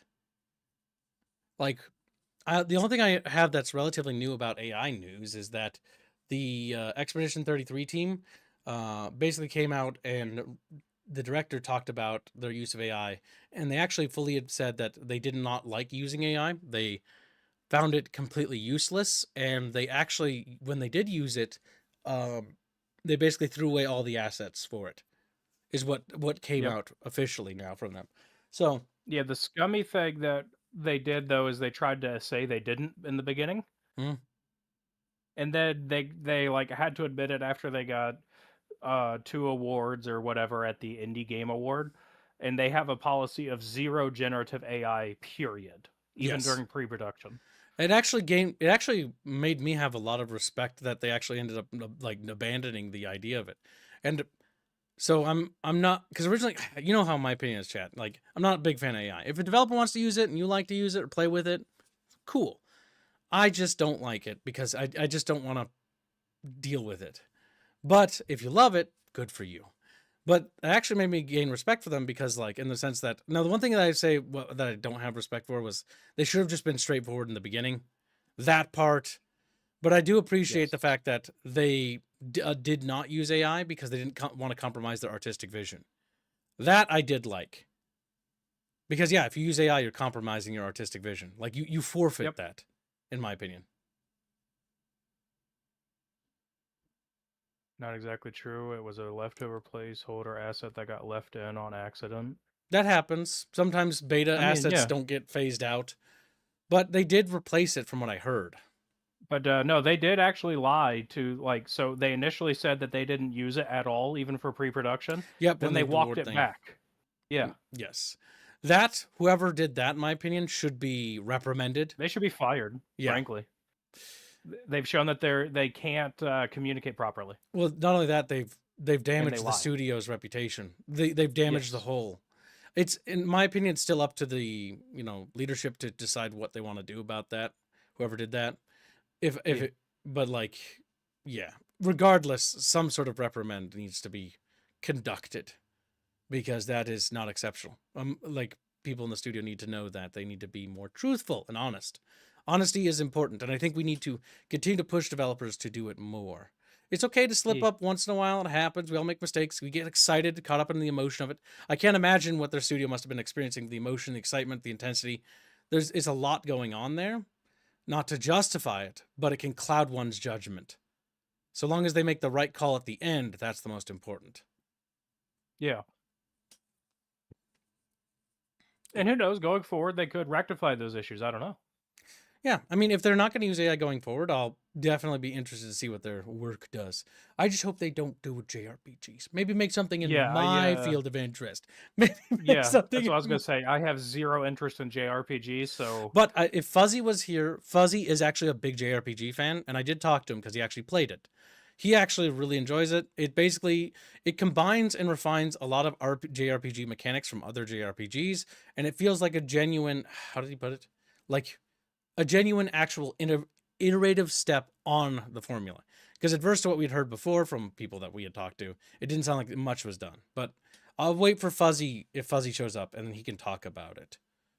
Last night after stream, he was playing it for a little bit. Yeah, because he bought that and he bought Kingdom Come Deliverance 2, or he's buying Kingdom Come Deliverance 2, I can't remember. Because the winter sales. And so we finally have someone in our friend group who has knowledge on it. To answer it, I don't know if you want to go ahead and cover this or not. I grabbed a link that Ragnarok put in discussions. I should open it. Uno momento. I put it in the stream room, or you can grab it from discussions if you go up. All right, I'm lazy. I'm going to the stream room. If you did the effort, I'm doing the this. most recent thing, because Master Huntsman is asking, are all GPUs raising prices, or is it certain brands that are doing that, and will they lower it in the future? Well, this is a article about that from Ragnarok. Yep, it's from Video Cards. It says, it looks like GPU price hikes are just about to start. Also, I did talk to Bucky about this a while ago, and even outside of stream. Yes, the answer is that the prices are going to get worse as time goes on. In my opinion, Yep. And in everyone I've talked to's opinion. So if you want to buy a GPU and you want to buy it like before it goes up even more, because next year it looks like, and I'm going by what I'm seeing here, okay? It's ultimately your call and what you want to do, and do research outside of just listening to me. But it looks like things are going to get worse. A lot worse financially when it comes to GPUs. It's going to be far worse than the crypto mining craze of like 2016 and 17. So if you want a GPU and you're like going like, oh, I could buy one right now, or like I could wait, or like I want to get one next year. It's like, well, here's the thing. Next year is going to be untenable. And the year after that might be untenable as well. It might be at least 3 to 2 years before things go back to normal. Yeah, if you Maybe. are not in a position to hang on to what you have now and you have the money to buy an upgrade, you're going to want to pull the trigger very soon here. Yeah, just do it now. Like, in my opinion. And do extra research, because I don't want you burning your money, but you know what I mean? Yes. Like, consider it now. I know any, like, if you look at the cost of any high-end, like, NVIDIA cards, it's abysmal. It's like $2 and $3 grand for Yeah. some of these things. I'm terrified, dude. Like, as a streamer, I'm absolutely terrified. Like, if my Well, stuff breaks, I have to resort to eBaying. Now, the one benefit I do have is that I do have a spare 4090, because I got two, because I always buy two, usually when I buy a new PC, one for the PC and one as a backup, because ever since I became a streamer, this is purely a tendency I do, and so I have that and two extra RAMs as well. So I'm not too scared, but like, I'm glad my paranoia like look at did Kibbs that. understanding industrial backwards logistics. I'm like, it's always good to have a backup on hand. Like, I have a backup iPhone for the VTuber model. I always buy things in twos. And when it comes to work stuff, so streaming, I have two Yeah. vertical mouses. I have two extra keyboards. You know, I've got extras for everything. And I thought I didn't buy extra cables for the PS2 and stuff, but I actually did find, when I was putting all the consoles away, I found a backup PS2 AV cable. I had bought that one as well. Again, I'm so glad I do that. It's just my organization skills are abysmal. That's why I didn't see it. So, Sonic Niger says he can't watch the stream from X's mini player. X must be destroyed. Well, go to the Yeah. YouTube channel. Well, he is now. Okay, yeah. I mean, so while I do stream on X, the entire purpose of you X viewers, but I know you're over there, by the way, because I can see you, is for you to get over here. It's to let you know Yeah. I'm over here, you stupid bastards. His goal is to get you on YouTube and then funnel you into his Discord. Yeah, Twitter doesn't give me jack shit. Twitter doesn't. I have so to. he can touch you. I have to pay for that stupid blue check mark so that it boosts my stuff public, like, for just getting it seen by more people. And that's not something I even enjoy doing. Thankfully, it's a business expense, but still. Fuck subscriptions. I hate subscriptions. I hate subscriptions. But so this GPU thing, if it's going to affect AIBs or all in what do they call them? All in board partners or whatever. That's going to be a serious problem for the end consumer. Yeah. Because the end consumer, most end consumers don't buy like the Nvidia or AMD card. They go with like Sapphire or Asus or any of the the ones that do their own custom boards and cooling solutions. What did I miss? There's Fuzzy. We're talking about GPUs and prices going up. Now let Mamu continue. Go ahead, Mamu. And combined with you already not related to the AI, but the last couple years, you've had a couple of AIBs drop out of the GPU market because they're making no money. EVGA was a case of this. They complained about making no money and NVIDIA being absolute ass to work with. And they were one of the higher end NVIDIA partners. They dropped out of the market, 5 years ago? Something like that. Asus, companies like Asus and Sapphire, those guys, like Sapphire's for AMD, Asus does both. 2022 is when they dropped out. Oh, okay, there you go. Yeah. Them getting squeezed on the increased cost due to AI and the rationing of like RAM and stuff, that's going to make it nigh impossible for the end consumer to be able to afford anything for the next like 2 to 3 years minimum. Unless you just have tens of thousands of dollars just for luxury spending. Like I said, it's going to be like 2016, 2017, 2019, those eras where crypto mining was hot and heavy, and you couldn't get any of NVIDIA's Pascal series cards at all. Because NVIDIA had shut down manufacturing of them and they were starting to ramp up the 2000 series. But yeah, it's not looking good if you're trying to upgrade stuff right now. Like we were saying, if you have the money now and you want to upgrade, you need to do it within the next couple of weeks. Otherwise, you're looking at minimum 2 to 3 years before prices get less insane. And that's we're hoping, right? Like that's Yeah, that's the hopium take. that's the Yeah, theoretical, like maybe it'll come down. Now again, it's also entirely possible that something crazy happens and all of a sudden prices normalize next year for some reason.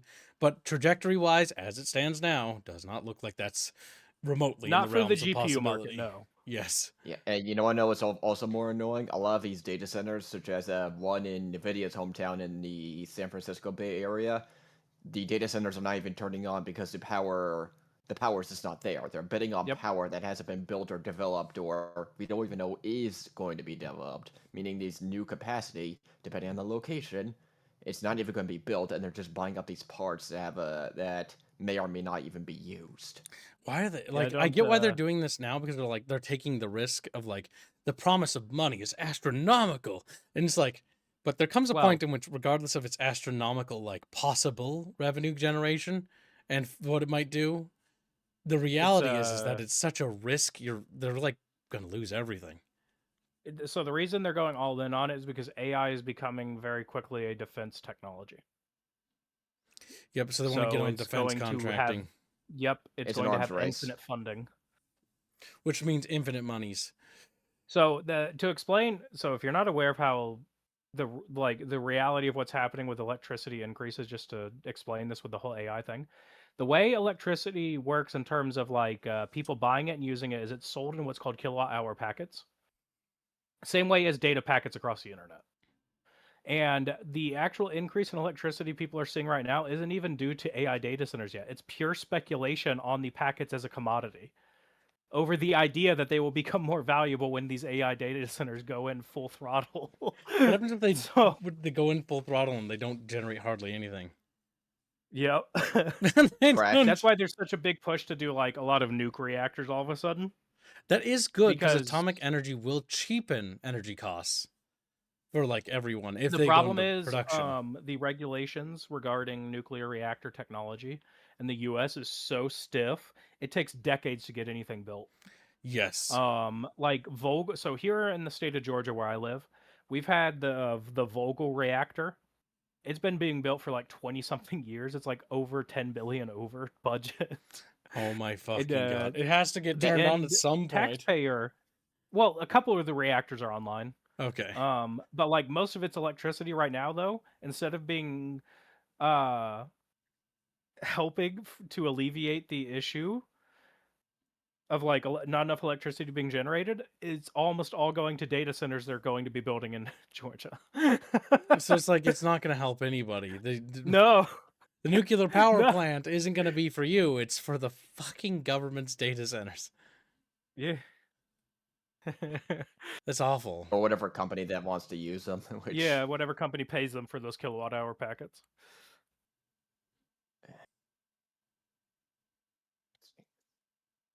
Like I said, it's a strange process they do it, but that's how kilowatt hour packets are allocated. It's not actually off of people that actually need it. It's based off of who buys them and sells them. And it looks- Everything has turned into a commodity. Yup. So it'll be interesting to see how that plays out. Big thinkies. So keep an eye on your electricity bills. Because like I said, you haven't even been hit by the brunt of it yet. Yes, I know East Coasters. Some of them have mentioned electricity prices going up. The benefit of being in Minnesota is that I don't believe there are any data centers here. So yay! Well, that's because no one Yet. wants to build there. Good. Good. States like Georgia are some of the fastest growing in the country. Georgia has become an industrial powerhouse of the union. Let my state stay small and obscure. Let it stay small in New Somalian. No. The worst part is my state wants to grow, but the wrong way. It's like, what if we Yeah. become different countries? Like, what if we become... The Rolls-Royce SMRs might be the future of reactors. Yeah, we'll see. It's an interesting design concept. We'll see how long-term, though, they work, though. If they remove the gold plating, harlot. Big thinkies, chat. Well, how does that make you feel, chat? Are you happy with this AI news? Like, every time we bring it up, there's nothing really positive to say other than, like, yeah, Well- things are going to get kind of worse in a lot of ways. So you don't That- necessarily things are gonna get cover it a kinda- ton with AI, but there are positives to it. Like in the medical industry, AI has revolutionized a shit ton of things. for the better, not just for the sake of going AI. Like, there's a lot of cancer treatments that are now starting to go into human trials that have been co-developed with the use of AI. There's a lot of genetic research that's going on with the use of AI for large crunching for like genome sequencing and stuff. Yeah, because So there Gattaca are stuff good takes things. ages. Yeah, Most there of are the good positives things. of AI are not talked about in the media because it's all this obsession over, or first of all, it's drama hyping. A lot of news agencies like to do that, and it's mostly dominated so much by ChatGPT and OpenAI these days that all of the other innovations, like in finance and even, I'll take Final Fantasy for example. A lot of the animations are actually machine learning utilized, not necessarily neural network models, just machine learning. A lot of animation work is being actually automated and made less much of a 80-hour work week hassle because of it. You're not going to hear this in the news because, well, most of these companies don't have the connections that ChatGPT and OpenAI has. It's like that's not as exactly a sensational headline. It's mostly sticking to industry news and enterprise news. Yeah, we'll have to wait and see when it comes to that stuff. I just don't know, man. Oh, when it comes to, yeah. The big thing, yeah, you're right. When it comes to the AI stuff, because I was thinking about all the different aspects of it. The big reason why we often hear negative connotations is because when it's used in the creative sector, it's usually not to a positive result. But yeah, in medical stuff and other things, yes, it has its Yeah, place. It's just using medical, AI for logistics, heavy programming is a industry. mistake, and not only that, but Yes. like using it for fucking art. Like the big problem with art is that the legality is still questionable, and I guarantee you in the future it's going to come out that no, it is illegal. It technically isn't, by the way. So if you didn't know this, but when you post pictures on like Twitter things, like Grok's AI tries to use it and tries to profit from your work. Artists don't like that and don't consent. They're like, hey, I don't want you to do that.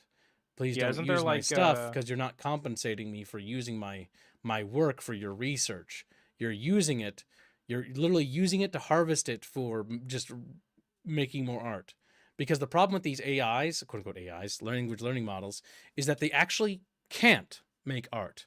All they actually do is they take a picture and then they combine certain aspects of various other pictures to create a new picture with those different Yep. aspects. They're not Yeah, the way making the anything new. They're using stuff that's different. It's not transformative. That's the big problem because it's actually just ripping.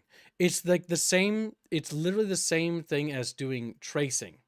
There's no difference between it. And because it's just using tracing, all they're doing is they're actually stealing stuff. And so what's happened now is that not only is it not okay to do it anymore, but AIs are now having to have things, and websites are being forced to put in this thing because it's illegal, to basically make it so that you have to have a button that you can opt out of being used for those data sets. But again, Yeah, there are some corporations that sell your data and don't want you to know that. And so here comes the circle roundabout thing. There are corporations that are selling your information, your pictures, your stuff, your picture of your fiance, your picture of your children to be used in AIs because yeah, people can fetishize your family. So yeah, that's fucked up. But again, we were gonna reach this point with AI because it was always going that way. What is AI mostly used for? Porn. hentai. Can I make an addendum since you guys started talking about this? Twitter has a new feature, right? Basically, when you post a drawing or a picture there, now there's a button in the website, like when you click on the picture that edit this image with Grok, and people are like sending like edited like AI drawings of like people's drawings to the artist, right? Yep, to insult So them. what they are doing, yeah. So like they're like, I like this drawing, but let me fix it. You get me, like the trolling shit.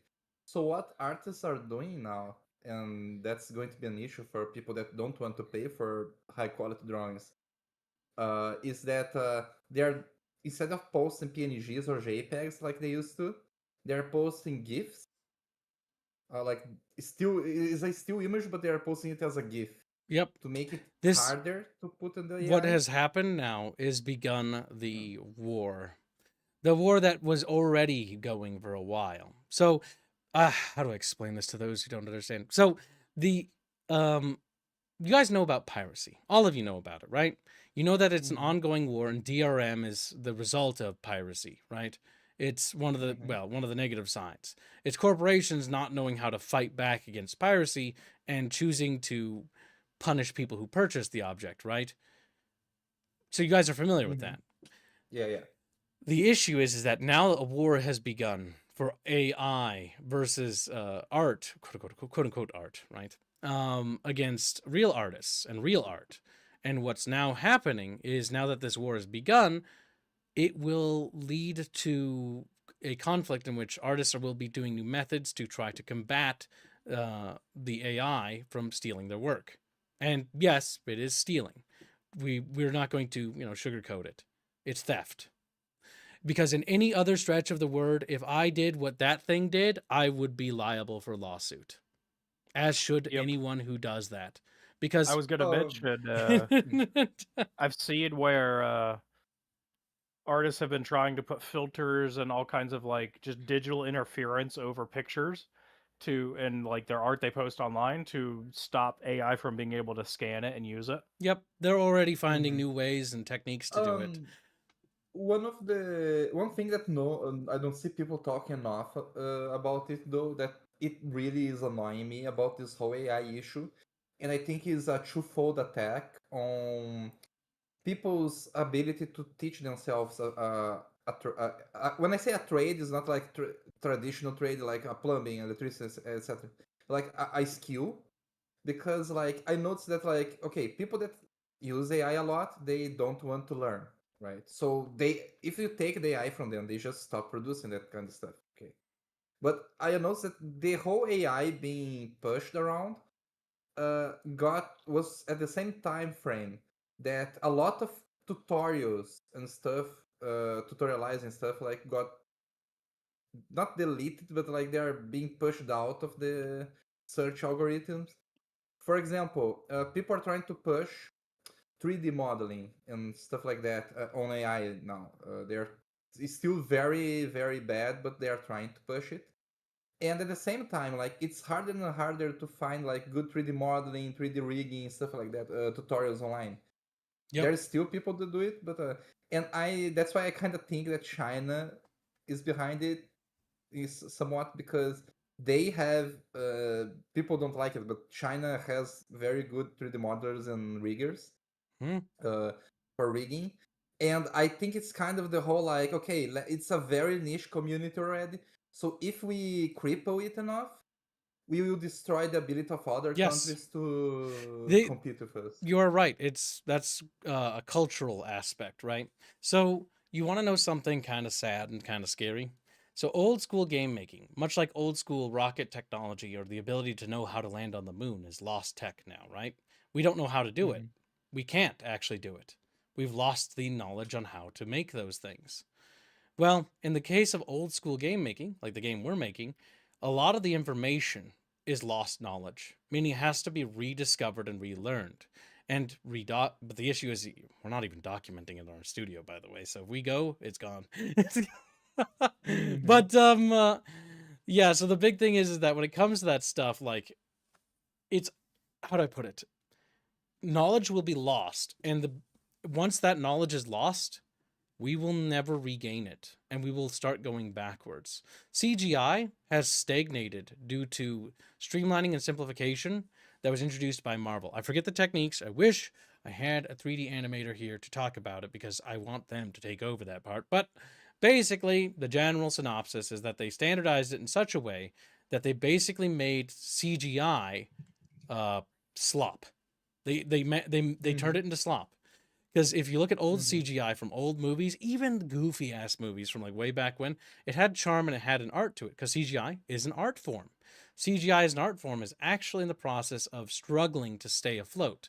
In the same way that old school pixel and sprite artists are lost tech now. You do have some that are still around. We have Robin, and there's a few others I know of that still exist.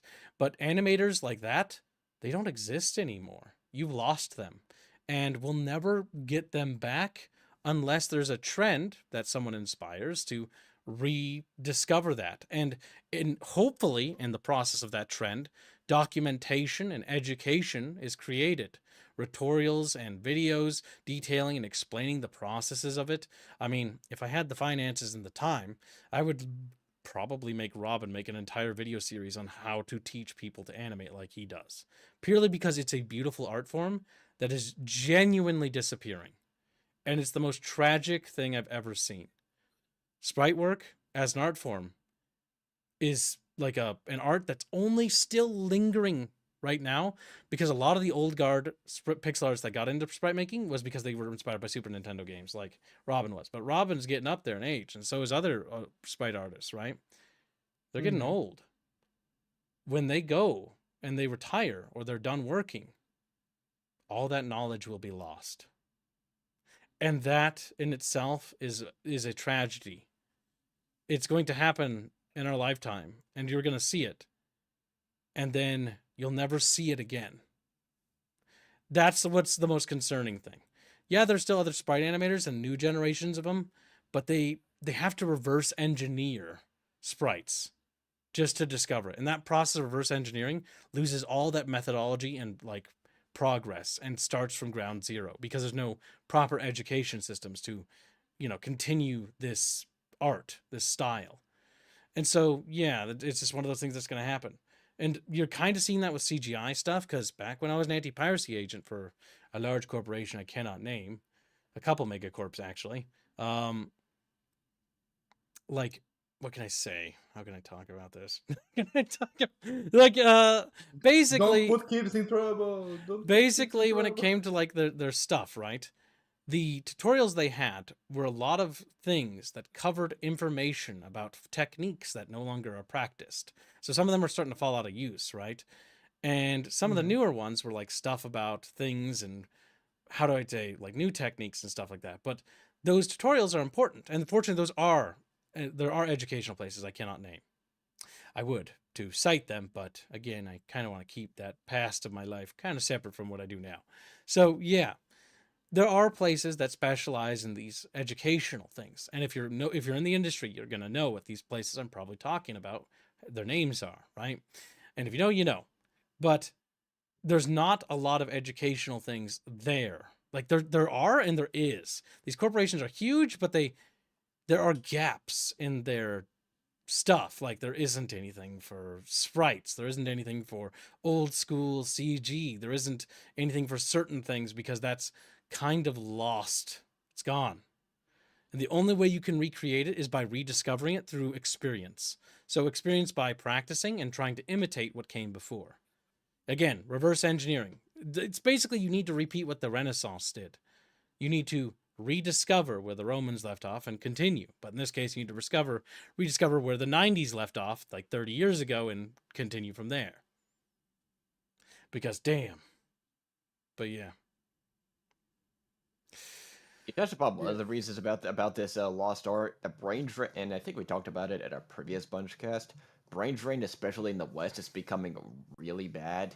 It's like, really bad. A It, lot of the old it, guard that develop these techniques are they just never pass down their knowledge, and a lot of the new techniques is just teaching Unreal Engine 5. You're not taught these skills anymore, and a lot of people strive to learn them. It's becoming harder and harder, even if you want to use it, actually trying to do it, unless you just do it yourself, which is very hard work. It's not always feasible. it's not just the West, by the way. Like when people say, "Ah, especially in the West," no, it's everywhere. I'll give an example. The Japanese animation industry. They suffered both a massive brain drain due Oh, to people Korea dying of old age. as well. Also, China poached a lot of their workers because well, that's one of the things. Chatfish is like a lot of these very very very they are very detailed, highly detailed artwork that need to be done by someone that's actually trained. Like you can train yourself into it, but you need to be actually taught by someone most of the time. And like it's not easy work, and it doesn't pay well. Like and when something needs both training, hard work, and doesn't pay well, uh, people don't want to enter that industry, and the people that are in that industry they are very uh, likely to leave or like be poached by anyone that pays a little bit more. And China like poached a bunch of people. Korea poached some. Japan now is like trying to deal with this, but I think it might be too late, to be honest, in their case. I know Japan also has a lot of other problems that could be affecting it. I mean, the state of a lot of their youth is pathetic. Mean. Which But before we go on to like I know. culturally talking about their youth, but Yeah, because we got far off gaming. yeah, like It Jesus. was supposed to be about 2025. Goddamn But fuzzy, when it comes Jesus to like Christ. yeah, when it comes to gaming and knowledge, like it's one of those things where it's like, this knowledge, if it's lost, it sucks, right? Like I showed Mamu something. Look at this fucking little pop up here. Look at this little shit. I showed Mamu and a bunch of people FAF. Santa has left a co-op update for you all. What? What? FAF did some sort of update. Either way, I showed them an old RTS game called Supreme Commander. It's a macro-heavy strategy game, right? As it shits itself. It shits itself. And if you're not into it, that's okay. But RTSs, because they died as a genre, we don't really have them anymore. Oh my god, it actually did die. F's in chat for application. It's gone to heaven. So we get games that basically retread old grounds. We got one this year called Tempest Rising. And while it's okay, it's honestly not as like it's highly well received because people are so desperate for something to return. It's more classical RTS style of like base building and resource gathering style, which is more akin to Command and Conquer, right? But the big problem it has is that even when playing it, I kind of feel like it's just sort of retreading old ground without really building any new ideas off of that old ground, right? I'm going to explain to you something really quickly. Let's talk about Command & Conquer as a franchise. First one came out, it was kind of cute, and everybody thought it was really neat, right? Then, as time went on, they added destructible bridges, they added the ability to garrison structures, they added the ability to build on the ocean, they added the ability to blow up buildings that collapse on things and have like dynamic destruction options. Um, and they added like a slew of things, right? Because they kept innovating and iterating and expanding new ideas and pushing the bounds of what the game could do. By the end, we'll call it Red Alert 3, you could build full bases in the ocean, you could build bases on land. It had really good combined arms, and it had this like really good feeling of like it had really pushed the franchise to as pretty far along the path, like compared to where it started with Red Alert 1.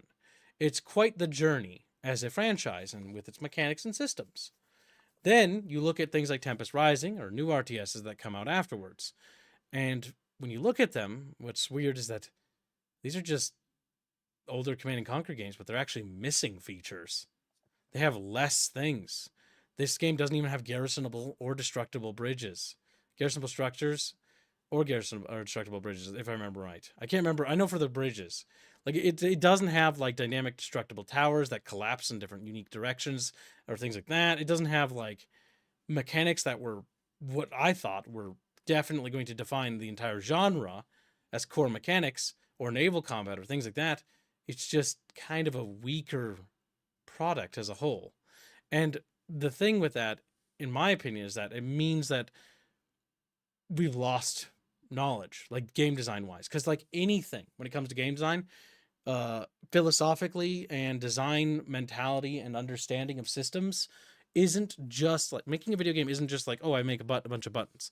It's an art. You need to understand different aspects like pacing for the story, how the scenes are transitioned is an art in and of itself, the artistic design of the world, the user interface design. What's like a difference between a good UI versus a bad UI? Yesterday, we played 2 games on the Quake engine. One was Star Trek Elite Force by Raven, and another was Daikatana. And I can tell you that the Raven game eclipsed the other game massively, and it had a better UI, better interfacing. But the Daikatana game, which was trying to push in a different direction, had a cluttered, messy, ugly user interface.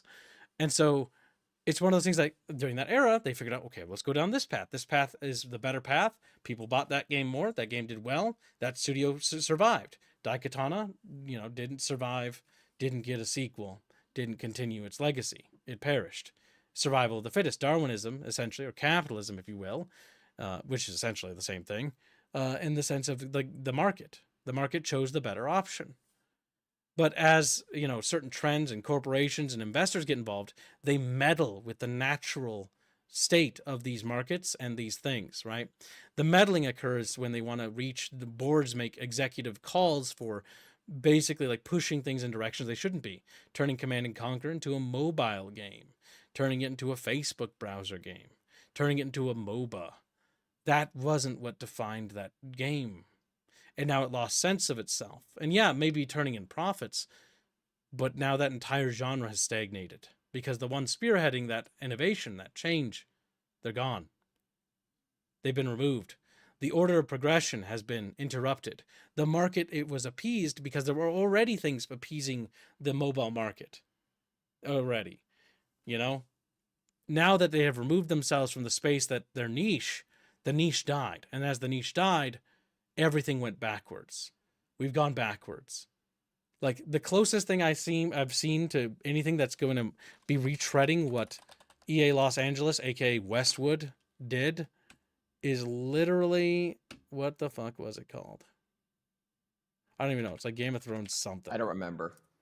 The Game of Thrones RTS? Yeah, it's like, it's called, War of Westeros. Yeah. It's basically retreading what looks like it's going to be trying to pick up where Battle for Middle-earth left off. And this is what it looks like from the initial stages. Because when I look at these pictures, this looks like Battle for Middle-earth. Like, I'm not kidding. That would be fantastic. If this plays like Battle for Middle-earth, this game will be fucking fantastic. But yeah, that's what this game looks like. That's why I'm following. I'm not even a big fan of Game of Thrones, but I love Battle for Middle-earth.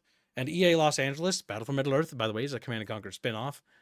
Again, no game has been produced like it.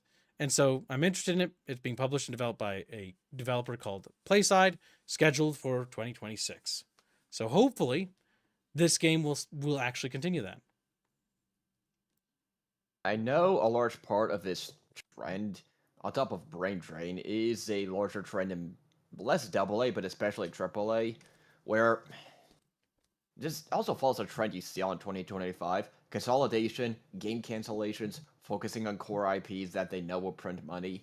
You're seeing AAA really suffer right now. They just don't have the, not even incentives, they do have the incentives to innovate, but they're just not capable of pushing anymore, and they've been wasting so much money, making so many bad decisions that after the whole COVID bubble bursted and they hit a brick wall of, hey, wait a minute, all this growth that we expected to happen did not manifest for 3 years? Yeah, because COVID inflated the market because a lot more normies entered the market. And I know we use the word normies as derogatory, but in the sense, yes, they did. They entered the market. They were never going to stick around. They only did it because they were bored. And the minute life returned to normality, they left the market. And so a lot of things were being built up and established around the idea that they were sticking around. And now that they're gone, that led to a bit of a bubble bursting for them. The biggest casualty of that, and a lot of casualties came from it, is Embracer Group. They took a disgusting amount of investor money, billions, blew up in size, and Tempest Rising is one of those casualties. That game was being developed during this, and now they suffered during the whole Embracer Group blow up. And look what that game we got. And now they couldn't really, if they wanted to push it, well, the money's just not there to develop it further, and Saber Interactive had to spend a lot of money to separate via private investment. And the only sectors that were safe from this were not AAA. They were not the Ubisofts, not the EAs by and large. Some Japanese companies like Capcom are still doing decent, mostly because of solid back catalogs that they developed over the years. Because Monster Hunter Wilds, for example, is not doing so good right now. But AA's and indies, those are the ones getting, even though the venture capital money dried up a lot for those studios, you're seeing a lot of good stuff coming from those smaller budget and smaller to mid-sized teams. And the thing to keep in mind when it comes to a lot of Japanese and even Korean companies that look like they're doing okay right now is, like, for instance, like with Square Enix or Capcom, they're pretty large manga publishers. So they have multiple revenue streams that they're able to use to absorb losses in the gaming sector. Because It's Square like- Enix that's has why I not said been it- doing well, mind you. No, lately. but they're like the third biggest manga publisher or something. Yep, Yeah, because they have that's why I other cited revenue Capcom's streams. back catalog. Yep. Because Capcom, for example, a lot of their gaming revenue is actually their back catalog. It's not entirely due to new releases. So yeah. Go ahead, Bino. With with the Square Enix thing, the like one thing that people forget is that they bought a bunch of IPs from the West and good IPs like Deus Ex, for example, but they didn't knew what to do with those IPs because I know that I annoy some people, but the Japanese people when they're making games, they do have some good ideas, they do have some good games, but a lot of times they have like uh, fun games, quote unquote, but the fun is like in spite of the game itself. You get what I mean? Like which is why like not many Japanese games explode worldwide. So like when they got these IPs, they were like, "Oh, how do we make it Japanese?" And like they didn't know how to do it, and those IPs mostly failed. I remember Deus Ex was one that was kind of limping around, even though they're meddling. And I forgot which one were the other ones that they acquired. They immediately sold them. It was Eidos Montreal and Crystal Dynamics, and that whole that whole sphere. That's your Thief, your oh my god, what's that vampire game? Thief, Deus Ex, Tomb Raider. Yeah, with What else I can with think the of? Thief game, Pretty big Western people are selling like, games, yeah. with the Thief game, people are like, they're making Thief woke because they're adding like a girl to Thief, and Garrett is not the protagonist or whatever anymore. And it is not woke. It's just that what you see in Japanese games, they always have a little girl apprentice or whatever that goes with the protagonist because that's what they always do. You get me?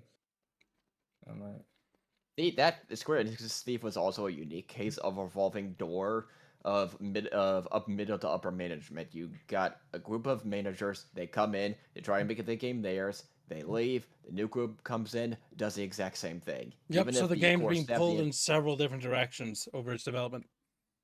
Yeah, and then you throw Square Enix being somehow wasting colossal amounts of money despite huge returns on investment on some of their core titles like Final Fantasy. They just don't know how to manage Western companies and Western IPs and the specific audiences for that.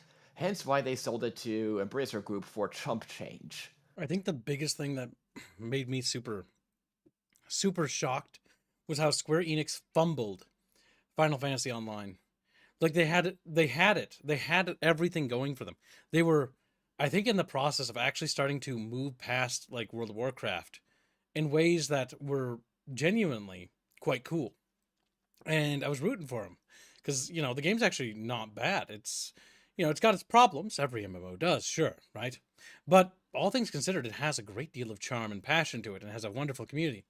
But the big problem was this Final Fantasy Online squandered it. They started they took that goodwill and all that stuff, and then they went in a direction nobody wanted, and then just collapsed inwards on themselves. And now it's just completely evaporated.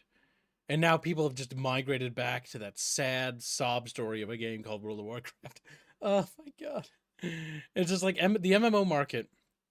And I've talked with a few people about this, but a lot of people that I know like the MMOs, the MMO market is dead. There was a game that came out called Ashes of Creation, but that did not do well. There just aren't any new MMOs. It's another one of those genres that was so strong in the early 2000s. Or well, more like mid 2000s going onwards, right? And then completely pitter pattered out because if an MMO didn't reach World of Warcraft sales, it just got its finances pulled, regardless of its profitability. If it wasn't like a knockout success, Age of Reckoning, pull plug, so many. Some of them deserved it though, like Crimecraft and shit like that. That was a weird shit. But yeah. But Yeah. oh, go ahead. No, because since you're talking about Square Enix, I had to get my Cliff Notes version of the 100 slide presentation of one of their top investors complaining about them. Square Enix is so many metric: return on equity, development cost ballooning, no clear mid to long term strategy for what they want for their IPs or growing the business. Operating income peaked and then falling 32% from its peak. To It's be not honest, good. like, okay, to be honest, I don't know how the entire board of directors and CEO were forced to retire after they fumbled the biggest cash cow they would ever have. That's the Final Fantasy VII remake, and I will always point that out. All they had to do was change the graphics, leaving even the bugs there. People wouldn't care. Just change the graphics. Uh, maybe like get some new VAs or some VAs So or something for some lines. you But know yeah. what's interesting, right? So World of Warcraft still somehow is alive and doing, for all intents and purposes, turning a pretty big profit. No longer the Titan it once was. Bear that in mind. But Mhm. the mods and the private servers are actually seeing an explosion of people because of the desperation and the demand. And no, MMOs are not a dead end in games. That's a stupid and heavily emotional opinion there. The reality is that there is a demand. The demand is instead met by private servers, which, funnily enough, are sometimes run by people from Blizzard, by the way. Weird, but I know. Because they have no power inside there, so they take their power someplace else. But yeah, these private servers, places like Turtle WoW and Ascension WoW and stuff like that, where it's just World of Warcraft, but gone in a different direction. But people are just going there and going to play that. Even big streamers are doing it too. And it's weird. It's risky too, mind you, because if you stream that, you're gonna get in deep shit. But I yeah, that's just, it's interesting to me because like there's so obviously a demand, and a very large demand, for these types of games from both new and old players alike. But nobody wants to play any of the established ones. They're all done with them. Star Trek Online, Lord of the Rings Online, Star Wars: The Old Republic Online, fucking World of Warcraft, blah blah, blah, Final Fantasy Online, etc. etc. etc. I go on and on and on and on. People are just either doing that or they're returning to classic RuneScape and shit like that. It's fucking wild. uh, one thing that I don't know about there, but one thing that I will say over here in Brazil, for example, if something is seen as gay, less people want it. For example, there was a car that had a gay ad ages ago, and it became known as the gay car. Well, So it's like it Bud kind of Light commercial, destroyed. remember? Yeah, it destroyed the sales in Brazil. It was years ago, this right? And World of Warcraft, even RuneScape, but to a lesser degree, like they all like saw themselves as the gay MMOs lately. Like the gay drag, like people call me a scaly, furry, whatever, as much as they want. Like I cringed hard when they added like the gay wheelchair dragons to World of Warcraft. You get it? Mm-hmm. I thought that was someone joking. I thought it was a parody, and then I saw it was real. I was like, oh my god! And people don't want to pay for that kind of content. No, and the market And shows that. It's like when they made what was that goddamn game that got the pity awards on the Game Awards show? the South of one that I could Midnight. make in a weekend. I could make that shit in a weekend. South of Midnight. Well, no, I don't it know would it that would one. still take a long time to make shit like that, but like it's just like it's a game for no one. We played it, and it's genuinely not a very good game. It has nothing really to tell. It's just kind of bad. Mm-hmm. All those games are kind of just bad. Okay, but there was one thing that was good about that game. The goddamn fish or whatever sing about his brother that he put in the tree. The song just go on forever. Oh my god. So dumb. Yeah, what I get, I mean, but no, but what I said when the game that you can make a weekend is like they gave a prize to two kids over there that made like a little top down like So yeah, RPG that's maker. not. Yeah, I don't want to put any shame on the kids because the kids are just doing whatever. They're exploring game no, not making. the That's kids. fine. But Yeah. but the big problem I had with that particular part of the Game Awards was specifically that it was politicized. They used these children for political reasons, and these two little Mm-hmm. girls who made an indie game, awesome, good for them, right? But only little girls could do it. Little boys, they could not be a part of it.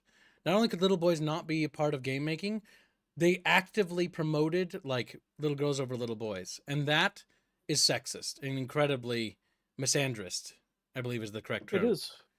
Because what about little boys that want to make games? Like, you know, It's like sexist and bigoted. there's so many. Because I remember being a little kid and there was no special programs for me for game making. Our school had one game making class, and our teacher was reading from a Wikipedia on how to do stuff. It was Oh one my of those God. very much experimental classes that was set up to see if people would be interested. And I remember like we did game making, we made a couple games, and it was fun. And it was, I think, my favorite class, even though it was scuffed as fuck. It was one of my favorite classes. And I wish there was a curriculum in our schooling for game making and stuff like that, but there isn't, right? And I find out that there's like a program being started and it's for game making, and it's like, oh, that's awesome for kids and stuff. That's awesome. And then I find out it's like, no, only for little girls. Like little boys are not allowed. And it's like, what? Game making isn't about gender. It doesn't matter if you're a boy or a girl. Game making is about making games. There is a market for both, by the way. If there are markets for girls, there are markets for boys. And so the fact that it was exclusionary and misandrist and that boys were not allowed to make games and only girls could be a part of the special program and the boys didn't get anything. It felt so wrong. So incredibly wrong to me. What's even worse when you think about it is that there's a very, very good chance the whole program is just like we are going to give like some friends like very high paying jobs, and then like 99% of the money that goes into this organization or whatever is just for the salaries, and like 1% is for like the marketing, and like 0.0000001% is for like one girl or two girls to make games. That's probably what's happening. Yeah, and it's like their daughters or something. Oh my Yeah. god. But like Allegedly. yeah, so the big problem is that it's like there's nothing. Yeah, what's most frustrating about a lot of these programs, those programs are your best foot in the door to get into the industry. These special programs give you connections, gives you a path. Yeah, they get access to all sorts of things. So when I wanted to get into game making, and this is again from 2013 to 2012, 2011, right? My only connection was specifically my uncle, who basically introduced me to various companies and stuff. And that was purely through nepotism because, you know, he's my uncle and he had connections to these companies. And so, therefore, ergo, I had connections too, right? Outside of that, there was no other way. The only other way was to build up a skill, and this is the old school method, right? Become an artist, become a programmer, and then just start applying. Just again, it worked, but it's the older method. What? Which is one of the reasons. Sorry, go ahead. No, go ahead. That was it. One of the reasons, like people, like a lot of people post this online about why there's no like games being made outside of like Europe and the US and stuff like that. And like a lot of them are trying to politicize it, but it's not even a political thing. It's just a thing of like a lot of the countries that like got internet late were like in South America, Africa, and etc.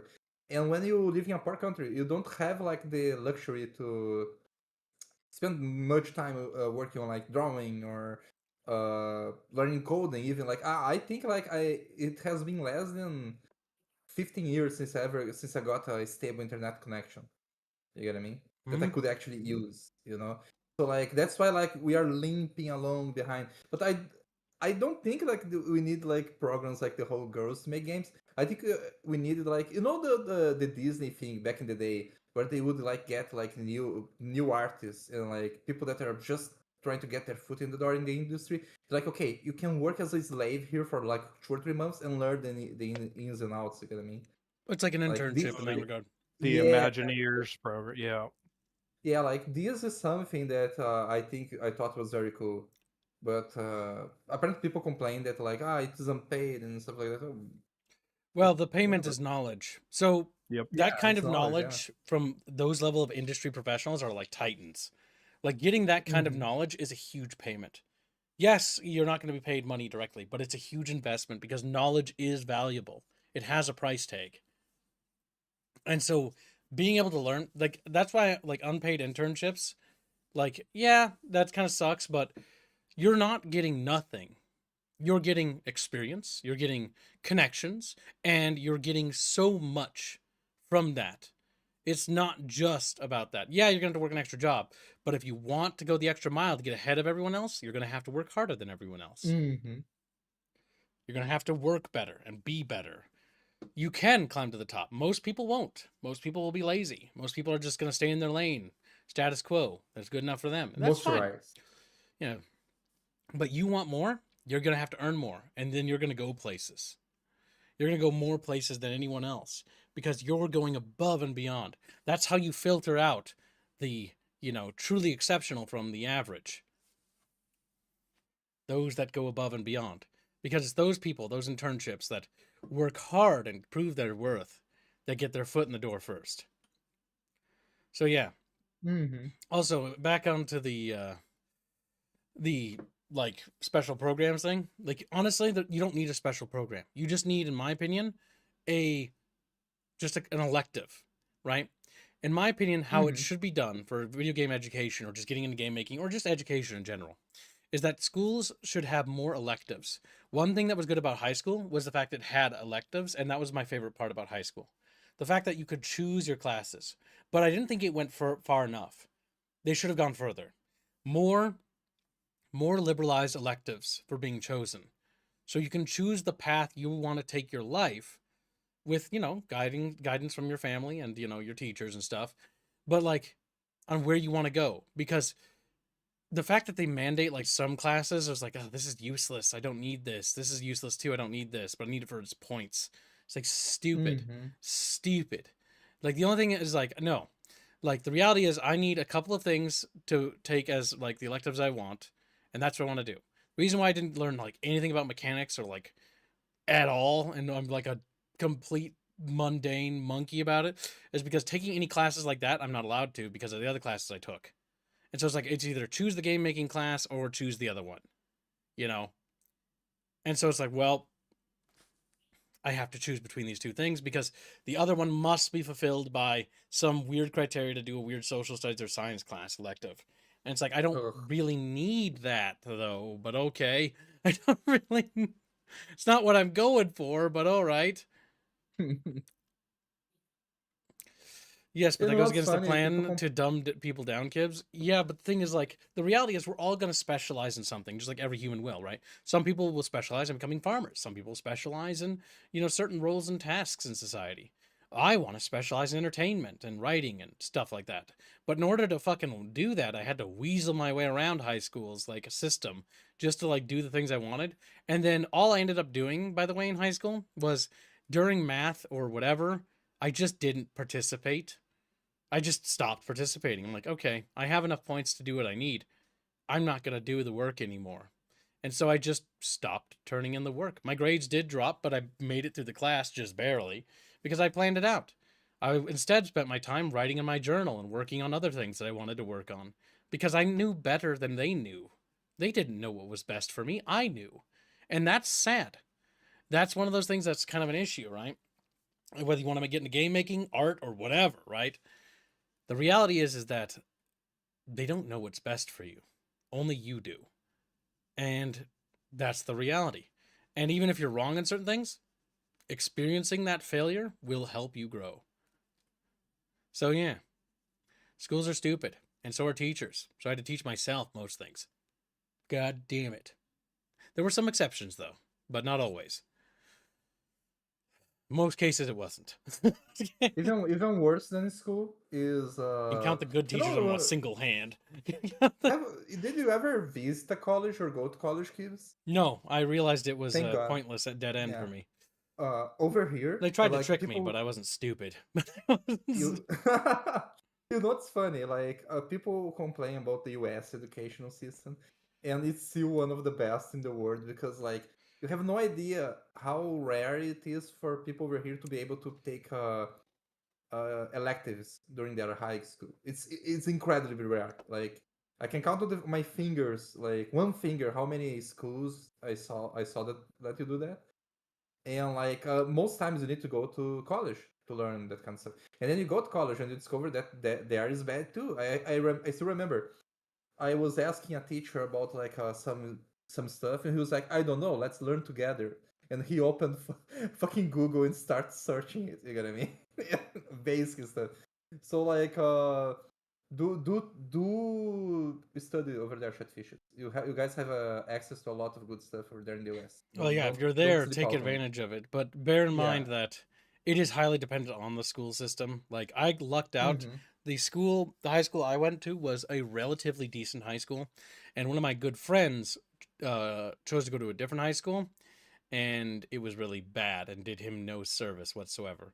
So, again, depending on what school you get, sometimes you'll actually gain something of value and substance from it, depending on what it is and where it is. If it's prestigious. Mine was a very, not necessarily prestigious, but definitely upper levels of like, it was very nice. It was in a very nice town, a very wealthy town. And so it was very well maintained. There were no fights. The biggest fight that ever happened was somebody almost hit somebody and a principal intervened and nobody hit anybody. And that was it.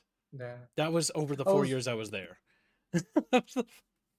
Another thing that you guys have that's pretty good, and a lot of people laugh on it, is like being a teenager or something like that and being able to work like a part-time job. In my country, they don't let you do that. Like, and you learn a lot of stuff in the first jobs. Yeah. I got lucky. I feel so bad for my friends though. And oh my god, most schools in cities especially. That's why if you do have kids and you're going to have them take any sort of public schooling and stuff, you know, do your research on the school you take them to, because a good quality school is great, but a bad quality school will literally just waste money and everything else. Mm-hmm. The one semester of high school I did go, I went to a very poor school and was like, all right, I'm gonna go work now. Yeah, if I mean that was a wise choice, because if they didn't have anything of worth of value or substance there, then it serves no purpose. It's just going to actually waste your time, 4 years of your time. And in which case, at that point, and if you have an in, especially a family job or business, you can literally just cut to the chase and get to it rather than wasting time. That's one thing I wish. Sadly, my dad didn't get into game making, so I couldn't take that path. You Damn could be it! making Concord today, Kibbs. You could have been the Concord man, you know. I worked on Concord, guys. They'll like start throwing tomatoes, like. Look, Kibbs might live in New Mogadishu, but I don't think he particularly likes looking at that in no, his games. You That's know, the thing, like, he does the Smiley Friends meme. Like, oh, why do they hate it? We spent $30 million on this. oh my god, I always feel so bad for some of the developers I know that are a lot older than I am and have like families and stuff. Oh my god, because like a lot of them have the issue where they're really old now. Actually, holy crap, I'm old too. Damn, I just realized that. But like, so either way, the reality is that like they work at places like that, not necessarily that place, but it's like a 9 to 5 for them to pay the bills, and they hate it. I feel It so becomes a very different equation when you've got little kids to feed. Your passion and all that's irrelevant. What matters at that point is, are you making enough to feed them? Are you making enough to keep them clothed? To, send them to a proper education, to be able to bring them up better than you were brought up. That's what goes through a proper parent's mind. Yep.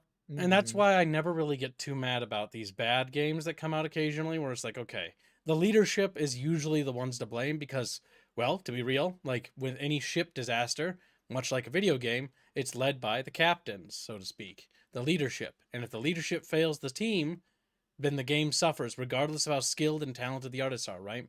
Like, look, I always point to modern World of Warcraft. Look at the concept art team and look at the art teams and look at like how skilled they are. Look at how sad that is. Their beautiful work is wasted on a company that just wastes their talent. But they got to pay the bills. Yep. You know, it's funny. Like, it's not even a political thing before anyone brings politics into it, because there were examples of like leftist artists on Twitter, and I'm very anti-left. Everyone know. Like, and they were like, "Oh, I hate when I have to draw a black female for the game because I draw her and she's beautiful." And he put like the example of like the concept he sends the higher ups and what they force him to draw in the end.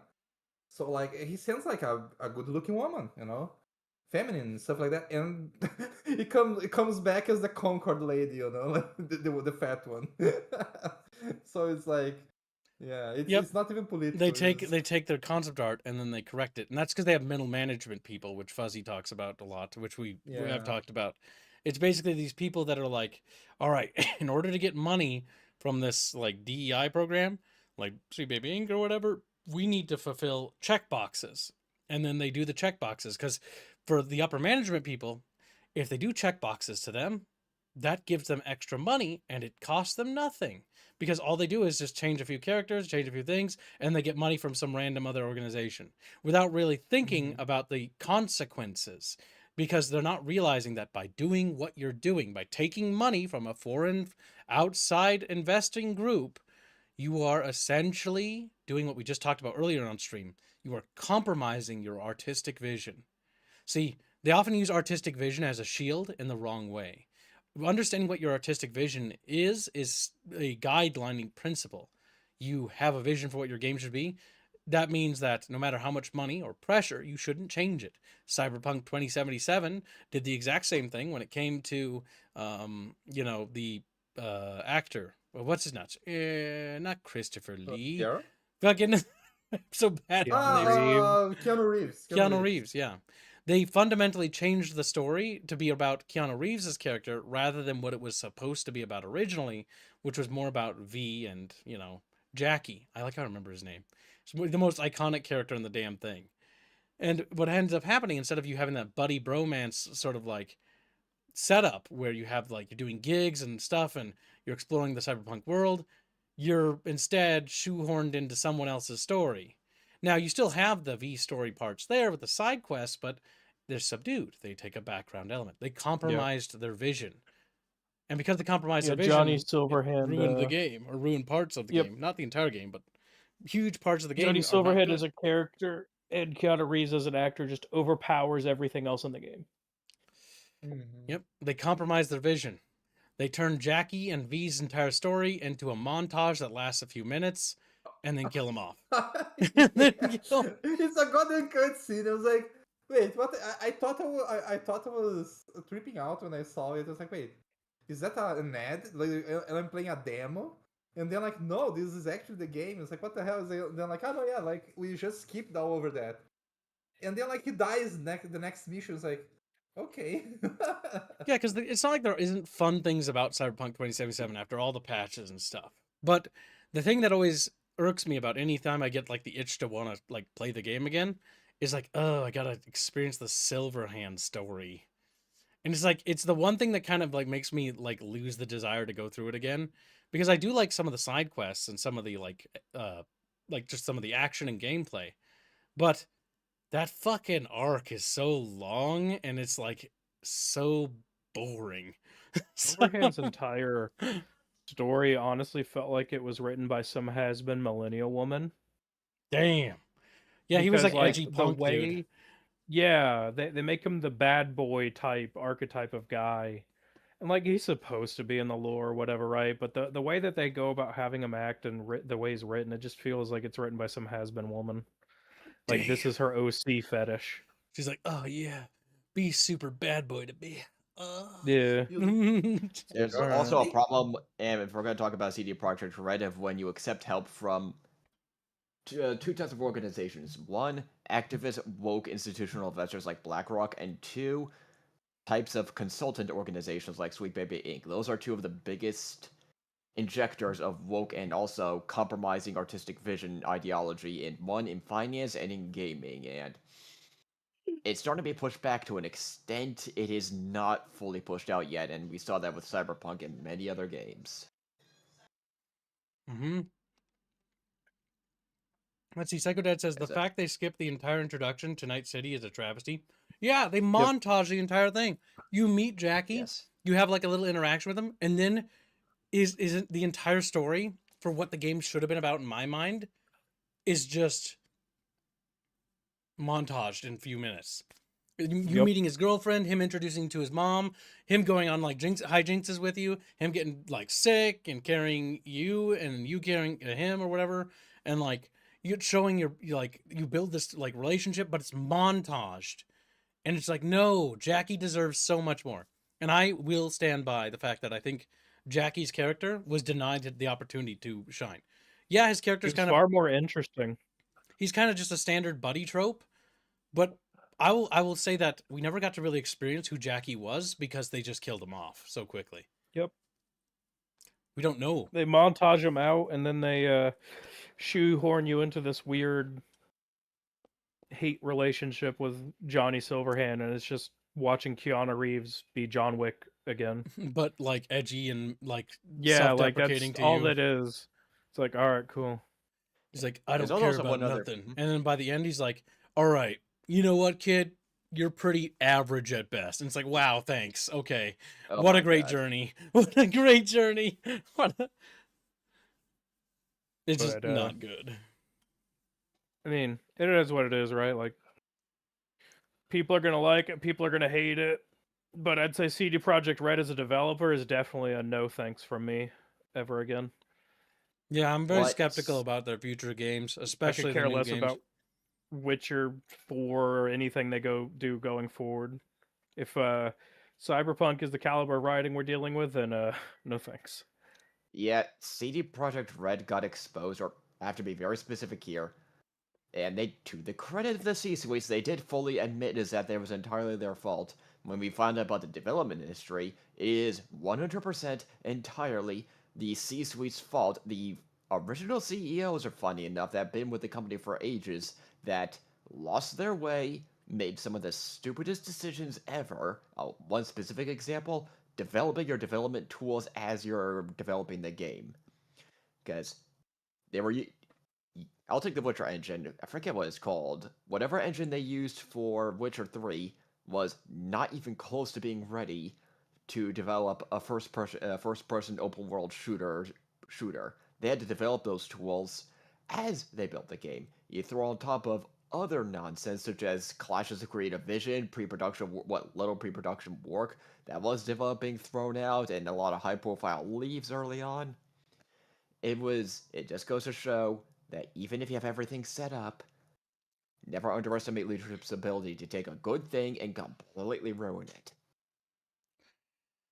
So one of those lessons I will say to the end of days, you gotta get your leadership right.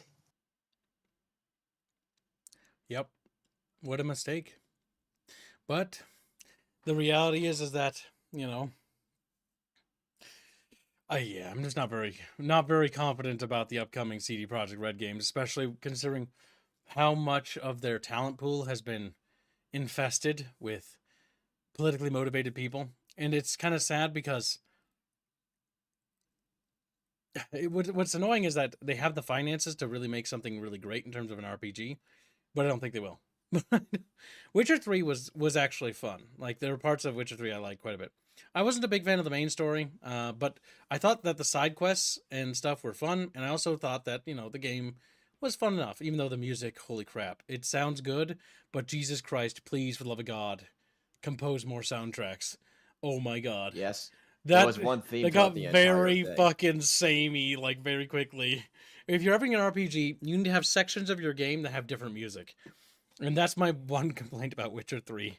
Because, oh my fucking God, the combat I don't want to track, listen to the same like Celtic singing the entire time. it's like, come on, all right. The song was like, oh, the song, I like it. And then it's like, after the 8th hour of it in a row, I'm like, oh, I just, like, I don't even listen to it outside of it anymore. Like, before I played the game, I listened to it a lot. After playing the game, I don't listen to it. I actually removed it from, like, my personal playlists. Because I couldn't stand it anymore. And what's frustrating about Witcher is it shows that during development there were some fantastic writers and character development. They're just characters. One of my favorite Dijkstra. Hey, take your stereotypical spy master, kind of hunched over, inconspicuous. Make it some large, bald, foul-mouthed, looks like he can punch your face off man. It's like there was just so much good in the side plots, and God, and now some of those developers are developing a vampire game that looks promising.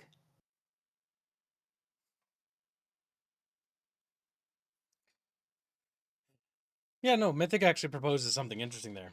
Mythic says the third half, yeah, about 3/4 is what I would say for Cyberpunk 2077, should have been with you and Jackie doing missions. You do the missions and get the shard, and then Jackie dies, but have both Johnny and the devil and Jackie the angel talking to you. Yeah, like two parts of your psyche. And not Yeah, be that's what I always wanted. yeah, because then then you would know who Jackie is, and then Johnny's like this sort of like antagonistic aspect that you're trying to like work against, and then Jackie like is the positive part of your psyche coming in. Well, I would have gone further, just removed Johnny Silverhand entirely from the story personally. Yeah, I lean on that. As a Mythic, that's a good compromise, but I'll be real. I'm 100% of the opinion that the entire Johnny Silverhand like character and plot should be removed. He should have been relegated to the legends of the universe, just like all the other big guys have been. Yeah, like you can have stories where they talk about maybe a quest that mentions one of his gigs. Maybe you meet somebody who knew him or something like that. Maybe even have you witness or experience some of the things he had done, right? But maybe, yeah, because I agree with Mamu. I just don't want him in the game. He didn't But he genuinely didn't add anything positive. no, it was purely to do their stupid marketing thing where he came out on stage and went, "You're breathtaking." Like it was purely to hype up the normie crowd, as it were. Yeah, and the normies gobbled it up. Yeah, That's what It normies worked. do. They gobble. damn. They're turkeys, chat. Damn. Looks like it's a turkey shoot. Nope. But I mean, overall, going back to like the whole start of the stream, honestly, 2025 to me was actually a pretty good year for gaming. I just don't pay attention to most trip. I'll be honest, unless like it's something on your channel gets mentioned or an IRL friend mentions something to me, I do not pay attention to AAA because I like would there's nothing they make that interests me I would That's fair. at phrase this that point. as one of the key points of 2025, a continuation of the trend of AAA becoming less and less relevant.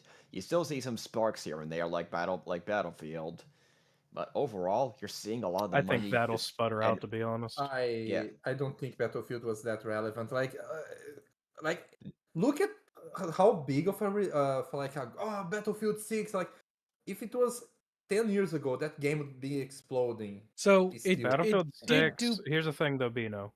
Battlefield, you're a bit biased at that. Battlefield 6 did almost as well as Battlefield 1. yes, it did do very well. It's just the follow through wasn't very strong so Well, the far. follow through's still been pretty strong. It's currently got over 100,000 players Yes, on yes. The Steam sales have alone. been No, ridiculous. I'm mostly talking about the content support. But yeah, like Yes, the playership wise, content has yes. been weak. The follow through with the content support's been very divisive because they've been dividing the resources between battle royale appeasement, which has been a mistake. I will continue to iterate, because it just means that they're sabotaging the main game, which is not good. But yeah, I find myself still more drawn to Battlefield 1 after post thing, so it's not good. It's not Now, I think, like I said, long term, I think that they will let it just fizzle out because, well, like it has been said over the last week or so, unfortunately, the main guy passed away in a car accident. And that's a very, very large pair of shoes to fill, and I don't think they're up to it. They got to find somebody who's a Um, worthy successor. Yeah, because without him directing and leading the way, his death is not good. Mostly because they attributed everyone attributed the success of the studio entirely to him and his leadership skills. And so if he was that much of a pusher in terms of pushing in the right direction, that's not good because that means now he's It's ki- gone. it's kind of like the John Helldivers guy that like had to step down as CEO to go Oh, wrangle people. yeah, Ilstad. Pastat. Yeah, like that guy saved like Helldivers from exploding like at release. I Yeah, remember. like 3 times. Yes. Yeah. So the Johann Pilstedt guy, he's literally, again, without his intervention, and I do it because of what we know. I currently attribute a lot of the reasons why Helldivers saved itself every time. It's the game that we keep going that we're so back is because he keeps pulling it back, is entirely because he's not given up on it. But there are people and elements in Arrowhead that want to push the game in a direction that nobody wants it. And I think PilesJet is one of the few developers there who's actually looking at criticism and review in like negatives and like actually giving them a credence and thought, rather than being like the other developers, which kind of have the feeling of they don't seem to acknowledge the critique, nor do they seem to understand the gravity of their mistakes. They keep doing Nope. them as if they're like, yeah, well, we've got PilesJet to bail us out. Yeah, what happens when PilesJet's not around no more? Then what? They suffer. Yeah, those developers suffer a problem you see a lot in industry where it manifests in many different ways, but it's a disconnect between what the player base wants and what they want to play and what they're willing to pay for and what the developers are developing. However, and it's clear that PileShed had to bridge that gap of pull the developers back into the camp into developing, not necessarily the camp, but into developing what the player base wanted, and kept having to do that. Now, as to Battlefield, you saw that with Battlefield, with the leadership of Battlefield 5 in 2042, the turnover was so severe that Call of Duty guy had to be brought in and going, we need somebody that can lead a first-person shooter studio or a group of studios. And he was one of the only people that could do it, that had the long-term experience to train a new generation of developers.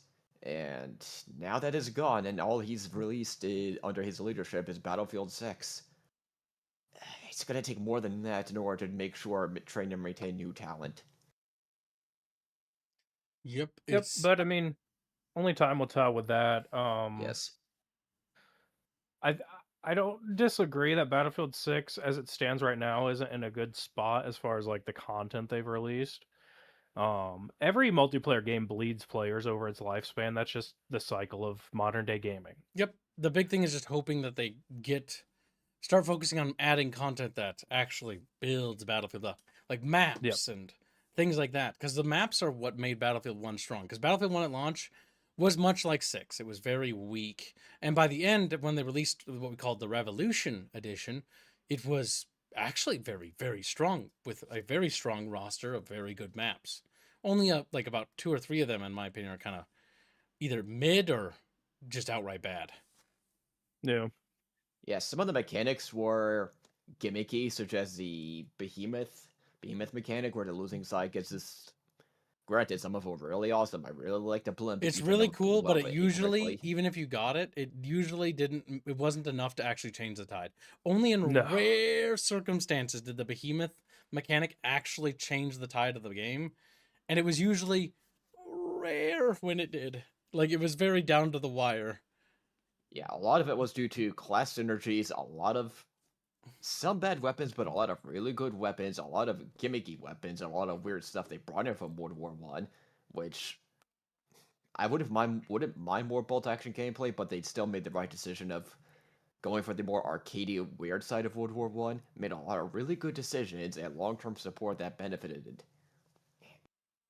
Was Still it lasts last to week? this day. Which one was the battlefield that had all that controversy about the the robot World female War II? soldiers and the Oh, Japanese that's guy? 5. That's Battlefield 5. Battlefield 5. Yeah. Battlefield 5, because Battlefield 1 came out and did incredibly well. It destroyed Call of Duty. Battlefield 5 it completely face planted its launch, almost recovered with the Pacific expansion, but because they had already basically deemed it a loss, they abandoned it, and so it didn't matter. Yeah. It was two factors. One, the attitude of much of the leadership and the developers. I can't remember his specific name, but I think it's one of the higher ups at DICE at the time, not there anymore, that said that players were uneducated for criticizing the game. They were uneducated and to not buy the game. Now, you also saw a lot of infighting in the Battlefield community. A lot of the influencer crowd and a lot of people I actually know in real life were raging. Oh, go play Postscriptum. Stop raging. Is that supposed to be historically authentic? And yada yada. Never That mind the actually fact that they marketed as being World War II historically game. authentic. Yes. That was even though it's a World War II game, and that actually drove a lot of people away. Oh, you're gonna be a prick about it? Well, here goes my money. I'll go play something else. And on top of the leadership calling any critique stupid. That's what they're calling. Uneducated is just another word for stupid, which is what is wrong with you, Dice? Yep. There's a reason why those EA and DICE did the stupid thing of attacking their consumer base. Yeah, fucking retarded. Calling their audience Especially stupid. Unlike me. in an industry that is as big and expansive as the video game industry is, where people can just waddle over and buy a different game. They don't have to like wait for something great to come out. All they have to do is go, okay, what else is on Steam? Yeah, I'm gonna go play something else. Fuck you. Yeah. I'm gonna go. Somebody Which else is is getting exactly my what money. Somebody. Oh, and they well, they go did ahead. this. They did this. They messed up twice. I might add you, not once, twice. Battlefield for the longest time was a no-name.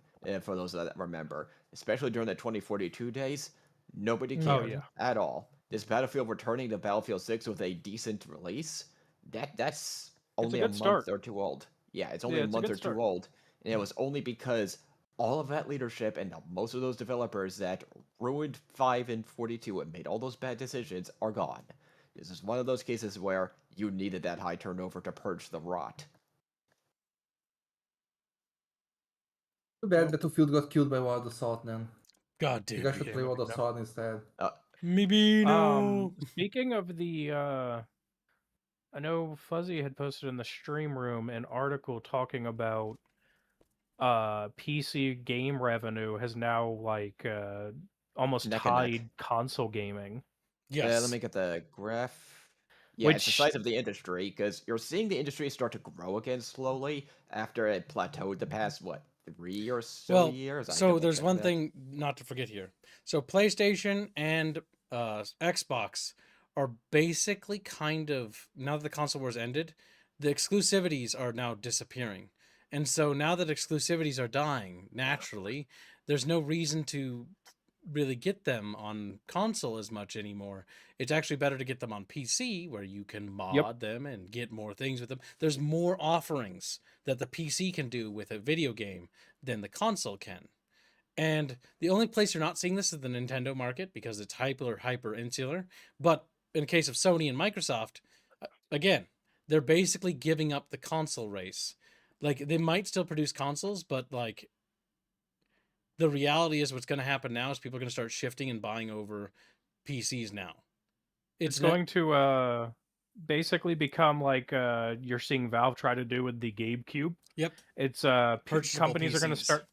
Yeah, they're trying to market HT PCs. Which, again, it's like what we talked about because we've talked about this for years now. But consoles, and I've always believed this, and I think a lot of people here also believe it.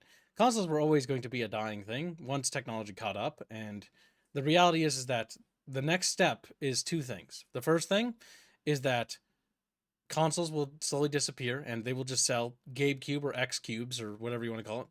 Soy cubes for the Sony. Soy cubes. But Snowy cubes. yeah, they'll sell those, and then that's what you'll buy to get into the PC market, right? And then all their games will be on PC, and they'll either be using Steam or maybe they'll use their own storefront. Who knows? But either way, it's good that they'll be coming to PC, right? Step one. Yep. The second thing you're going to see is either Microsoft or Sony, and Microsoft's already done it, where they've gone back or Microsoft for the first time really is entering the handheld market. The handheld market is like the Steam Deck market. Now, the Steam Deck markets thing, that's going to be a thing for a while along with the Switch, but that is also temporary as well. That will actually be replaced by the smartphone market once smartphones become more advanced. As they continue to become advanced, like they were able to play Empire Total War, it's literally just a matter of time before the interfacing either improves and then eventually the Steam Deck is then again obsoleted for the, Steam app. You can download and play your Steam games on your phone now, which is going to be the next step. To give a little bit of pushback, I don't think that phones will become advanced enough to compete because we are hitting the physical limitation of silicon as your actual medium for integrated conductors. So essentially, you're not going to see massive hardware performance increases because there's no way to get performance increase with the shrinkage that occurs at the smartphone level. So you're still we're going to be in this weird time for quite a while where handheld things like Steam Deck are actually outpacing PCs in terms of sales because they give you that in between the phone and the desktop kind of usability. Whereas smartphones are going to be good for certain things, but they're not going to catch up to the same performance or even close to, because of One the thing limitation of silicon as a medium. One thing that I do think though is that like phone games are is an incredibly wasted market because nowadays you can do so many games in your phones So and here's like here's the also thing with the with phone that. market. Again, phones for now are going to be a detriment, and they will remain a detriment for a little bit longer, probably a few more years. But you're already seeing video games beginning to evolve on phones. Granted, the predatory practices and gotcha games have been an unmitigated disaster for the industry. Like, if you like gotchas, that's fine, but it is worth noting, because it's a pure fact, gotchas are bad. They're bad, and Yep. they incentivize bad economics for gaming. Genuinely There's a predatory. There's a reason some countries have classified them at the same scale as organized gambling. They are. It is gambling, and they They should be are. classified as such, because you Yep. are gambling. In the same way that they were going to classify, fucking loot boxes as gambling for fucking Star Wars Battlefront 2 EA, surely gotchas fall under the same category because, well, they also have loot boxes. When you roll Yep, for I your absolutely waifus, agree. that is a loot box. You are just consuming what Not you the said. waifus. What's funny is that everyone said they were against loot boxes, yet here they are spending their money on loot boxes. Nothing Yep. changed. Just the If name you put changed. boobs on the box, you know what I mean? Like that Yep. proves Because my again, theory that their principles, when it came to the great deal of the issue, in this particular regard, were weak. The reality is that their bite was not anything. It was a bark, and a really sad, pathetic bark at that, which annoys me because I do believe that loot boxes are bad. I think that games should be allowed to have them, but I don't think that they should be regulated either. But at the same time, I also think that you should be smart enough not to buy them. Not to- Well, I don't know about them not being regulated, but that's just a difference in personal opinion. I don't want government regulation in the industry because I know it'll be bad, just like it always is. Mhm. Big government has always been a disaster anytime it's introduced into any market. And regulating the games industry is a regulation of entertainment, which again allows the government to start pressing their power upon what's already difficult to make games as is. Why we have an indie market and an indie market golden age is because there is no real crazy amounts of regulation. The regulation that we do have is relatively mundane, but it's also good protections against consumer stuff. That's the most important thing. If your game has gotcha mechanics, it should have to say it, and it should have to say the percentages, and it should have to be honest with that.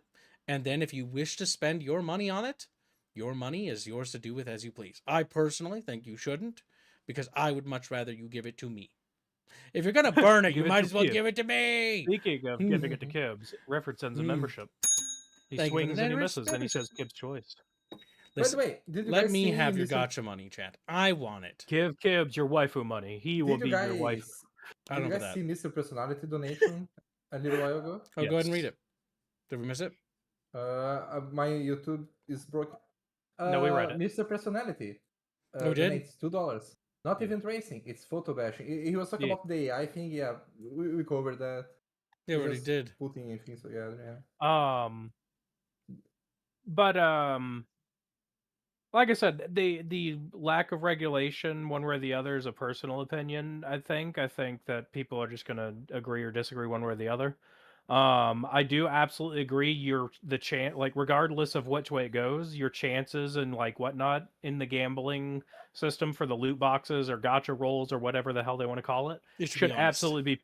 Yeah, it should be on it. No different than like when you go to a restaurant or a fast food joint and they have to list their health number, right? Same thing. Because I have a friend who's super into gotchas, and I know that they have what we call the pity thing, and so it should just tell you The like, pity pool. yep, the pity Yeah. pull was like, okay, you will at a certain threshold of you spending money, you will be given the thing you pay for. So basically, what it is that you pay this amount of money for a guarantee of that item, where you will get it, or you roll chances.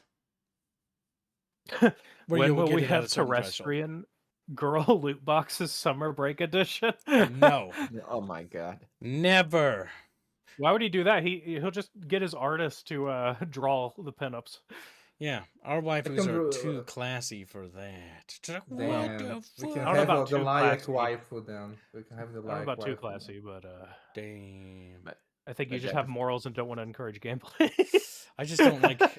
I don't know. Given how society is right now, I where have- it's like every company wants to gamble. Yeah, I've Eh, got go experiences gambling. family wise with gambling and the horrors Yep. of that. So I just don't want.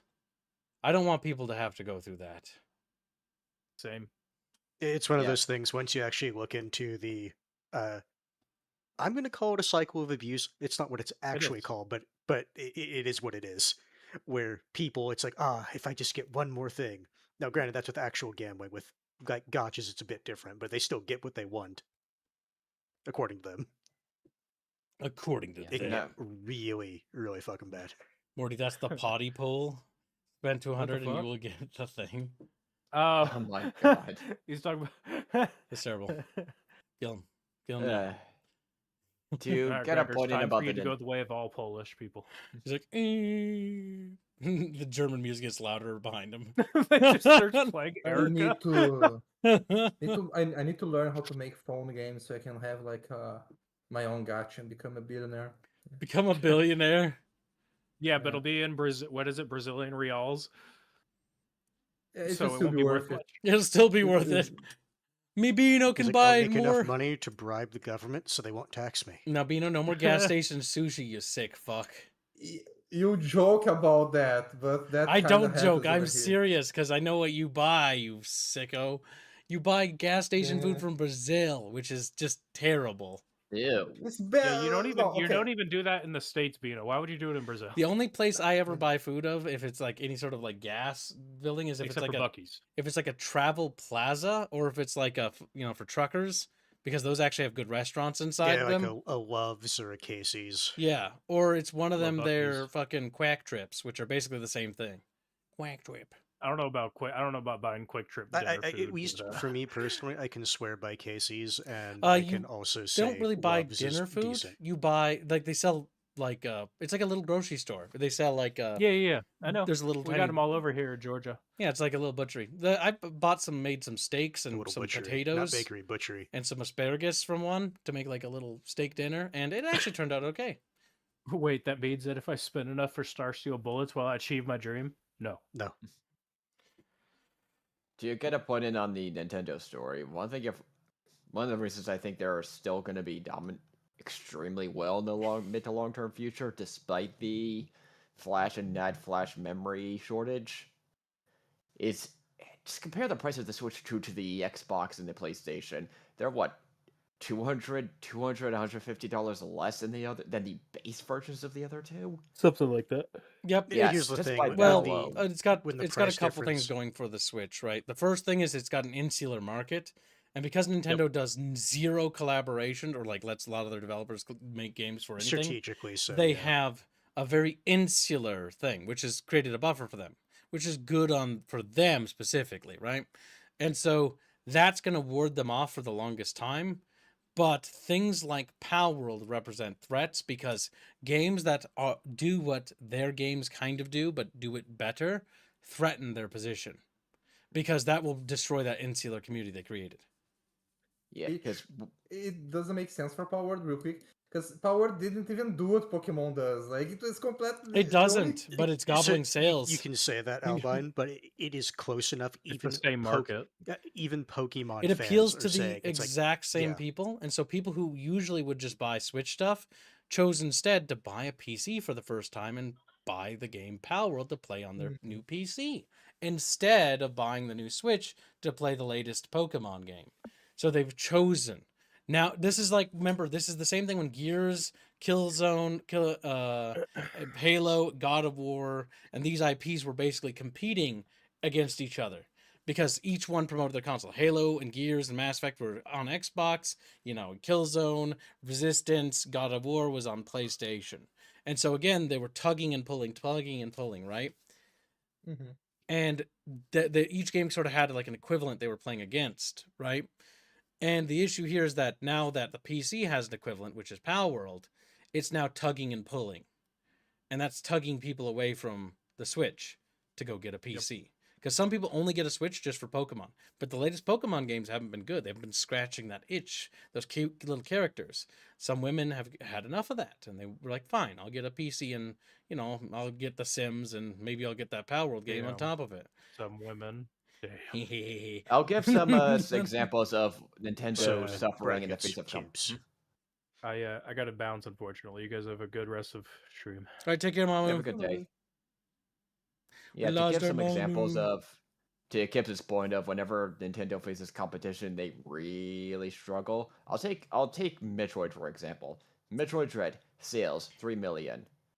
Let's look at Hollow Knight. Hollow Knight total sales 17 million. Dead Cells 10 million. Every time their games face a competition of their type of game, they just completely get obliterated in sales comparisons. It doesn't even. The issue is the Metroid one, the example you did, is not very good because they That's not the kind newest of Metroid. banned. Yeah, no. Oop. Also, there's the newest Metroid they did. They kind of okay. Not Prime 4 let's- Dread. Dread. Okay, but I was talking about the newest Metroid. They kind of abandoned the Metroid formula with this. Kind of like the formula they kind of helped cone, like Metroidvania. Literally, Yeah. Metroidvania. They abandoned Yeah, so that they type of thing. abandoned it. Yeah. To I, try to. unironically, I watched some gameplay of it. It suffers from the open worldification of certain games where they decided to make this massive open world but frickin' nothing in it, and it's like, Zelda. wow, so fun. Yep. It's what's funny, right? I've mentioned this story before, but a while back, our programmer, and my friend Robin, I was like, hey, I know you're not a big fan of shooters, you don't really like them, but you mentioned your favorite shooter was, the one you thought that had the most mechanics was Metroid. I want you to try a game called Prey 2016 and System Shock. And he's like, okay. And he went and played them, and he's usually not very big on the games that I recommend. He usually thinks they all suck. But for the first time in forever, he's like, yeah, I played these, and I think they were the more fun, the most fun I've ever had with a shooter or something like that, and even more so than Metroid. And it's because the reality is that Metroid is kind of like what we call an immersive sim. What's an immersive sim? It's basically an RPG shooter. It's a shooter that's more advanced than Call of Duty, more advanced than Medal of Honor, because anything that's more or less an RPG but first person usually has more mechanics and systems and things for you to interact with. Your choices in the game you make matter a great deal more than they do in, say, Call of Duty. Don't get me wrong, I enjoy playing through Call of Duty Modern Warfare every once in a while, but the reality is just a little action game. My choices that I make don't really matter. You play it for the set pieces, and the set pieces are fun to experience. But the reality is that playing different games is not. And the reality is that Metroid Prime is what we call an immersive sim, a light immersive sim. It's not quite an immersive sim, but it's closer. It emulates a little bit more of the same sort of progression and approach to multiple problems and stuff. And because it's very similar, you take a game that has more RPG mechanics and expands those subset of systems.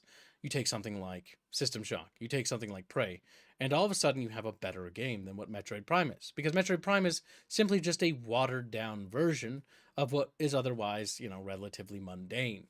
I've played both Metroid Prime 1 and 2, and after playing those games, I can safely say with confidence that they are neat little games, but the reality is that they're relatively hollow and simplistic. They're carried a great deal by their atmosphere and theme and setting, but beyond that, they don't really leave a lasting impression. And when you compare these, helps. The music does help. The composition skill of their composer is really, really damn good. It's probably my favorite soundtrack of all the Metroids. Yep. And I do like Metroid Prime, mind you. But I do think game-wise, they are comparable because they are both doing shooters, and they're both doing them in similar lines but different directions. And I really like, and maybe this is my own personal bias, and this probably is a great deal to it, but I think immersive sims are the pinnacle of shooters. I think that is where shooters should go in terms of game design. Multiple approaches like Deus Ex. I like the piss yellow Deus Ex. I know it's yellow. It's cute. One of the newer ones. Yeah, I forget its name. Yeah, I actually really like that game. Human Revolution. And I didn't think I would. Revolution. Yeah, Human Revolution. I didn't like the fact that it was yellow at all, but Yeah. I didn't like the fact that it wasn't. had the deluxe magical feel. But I to it, yeah. and I played Prey 2016. I like that, and I played System Shock, and I really enjoyed System Shock a lot. And I think You're welcome. those games are mechanically superior games. They're just there's a lot more choices and decisions to make, and thinking and game mechanics to interact with than there is in Medal of Honor or Call of Duty. Not that those games are bad, mind you. I just think that some games are better. A bit better. They're bigger. They're I'm tired better. of fighting the Germans for the billionth time. I want The new enemies. Germans. The Germans. Listen, we all like putting Vulpus down as much as the next guy. It's like, ooh. Red Dot Zebra donates 50 euros and says, what people want from Metroid Prime Isolation and from Metroid Prime, pause, Isolation and Atmosphere. Nintendo didn't deliver that with 4, so people want to hate it. Yes, the one thing that Metroid has going is it's very much isolated. Like, you feel alone and you're kind of exploring and you're kind of left to do your own thing. There are sometimes occasionally like characters or logs you interact with, but it's very, very, very short and very, very, very brief. In the sense that most the things you find from people that had messages or talked were dead. Logs of dead like troopers. And when it came to like any living characters like that one Chozo thing or bird thing or whatever, chicken thing in that one planet, like you talk to it briefly and that's it. Just to get a little bit of an idea, but you don't really go that much into these long like dialogue conversations. And again, that's the feeling, right? Like writing in a game is important, right? It's like what creates the mood and atmosphere. Mass Effects, like dialogue with the characters and how they interact, like how they feel, right? In the same way that when you're watching the Lord of the Rings movie, how the characters talk and how little they talk or when they talk carries weight to when they say something. The big problem with modern writing is that it's too much focused on ADHD, the sense of non-stop, like just blabbering, Quirkiness. saying so much, saying a lot, but saying really nothing at all. In fact, many times speaking without actually saying anything, if that makes sense. Try to substance. Like when they started explaining, like, oh my god, I just saw a hacking Metroid. I'm feeling so scared now, and they start explaining how they have like PTSD from like. And this or if you that. extrapolate like a lot of the little dialogue things from the new Metroid game, what you learn from that is you learn nothing about the world or the setting. What you do learn is that the writers are completely out of touch with the world. Because the minute your world stops being sincere, like characters don't treat things the way they should, right? How do you show reverence to something great and powerful? Something that's changing, right? Halo 3 did this relatively well in what I believe was a level called Crow's Nest, which is an early level. It's when Chief shows up on one of those little fire bases to help out and support them. Everyone's heard of this guy. Everyone knows of him. He's a legend by now from all the things he's done. And when they see him, it gives them a sense of hope. And they don't speak to him directly. They don't insult him by, going like, "Oh wow, it's the Giga Chief. Oh my God, that's heckin' wowzers." They're like, "Oh my God, it's Chief. No way, you're fucking with me," says the guy who's blind because his eyes have been blasted out. And it's like, "No, for real." He's not blind. It's more he lost his ability to see. But yeah, he lost his eyes. And he's like, "For real?" And it's like, "Yeah, no, he's here." And like, that's it. There's none of this, like, it's reverence. It's this idea of like, these soldiers, were beaten and battered.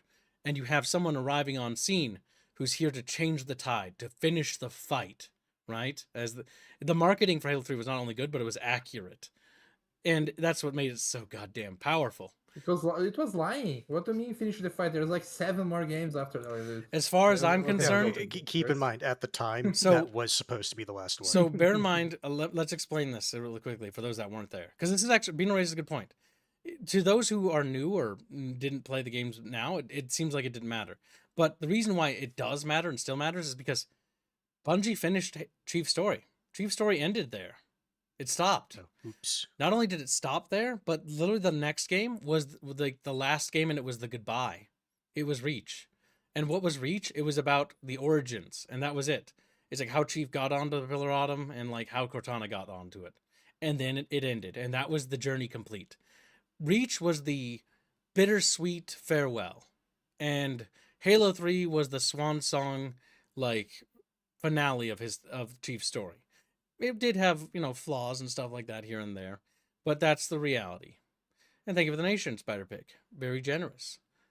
But I'm not going to answer things like that because there's nothing to say to that. So, literally, when it comes to these things, it's like that's what you do. Those are, how you handle those things and treat those things with reverence, which is the word I want to use and the word I intend to use. So, yeah, treating things with reverence and sincerity. That is what matters most. And that was what Halo more or less did. Even though there were flaws with 3, and there were flaws with 2, and there were flaws with 1. But at the end of the day, it was treated with sincerity, and that's what carried it forward. That's something that Squealy, our wise benefit Discord kitten, had said.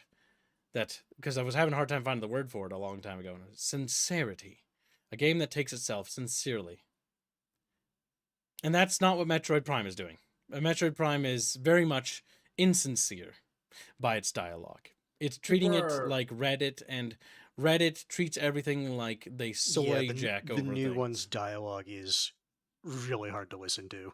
Marvel cringe. Apparently, what people are speculating, and with a grain of salt, by the way, is that they pushed all these guys in to try to make a cinematic universe because of how popular the Super Mario movie was. I don't know if I believe that. That sounds like a stretch. I think it's a stretch, but like they might try. Yeah, but they may try because like so many things that are super mega dumb people do. You get what I mean? Yeah, because financially speaking, in recent years we've had one revolutionary thing happen, and it might be good, it might be bad. It's got mixed results, right? The Sonic movie's success helped pave way for the Minecraft movie's success, helped pave way for the Mario movie's financial success. I'm not talking about like whether you like it or not. I don't like that's not about that. But financially, the point is they made money. They did well. For the first time in a long time, video game adaptations are doing well cinematically, and that's got blessings and curses. The Halo TV, or not the Halo TV show, sorry, that failed. But the Fallout TV show was like the first Fallout or TV show to be successful. It appeals to normies, but it has nothing to do with Fallout whatsoever. And the danger of these successes that we have yet to fully feel is that they will introduce, and I know it may sound hyper insular to say such verbiage as, the wider audience or the normies. But what I mean when I say that is that these people don't know what these settings are. Not only do they not know what these settings are, these TV shows or movies don't accurately represent or sell the setting faithfully. They're presenting conflicting directives and artistic visions that are not representative of the settings they're pitching to these audiences. So the reason why I may dislike them is because they're lies. They're selling lies about something and how it works. And so these new people that are entering these markets and these spaces are coming in with this new perception on how the world works in the setting, not realizing that that's not how any of this works. Fallout doesn't work that way narratively. It doesn't function that way.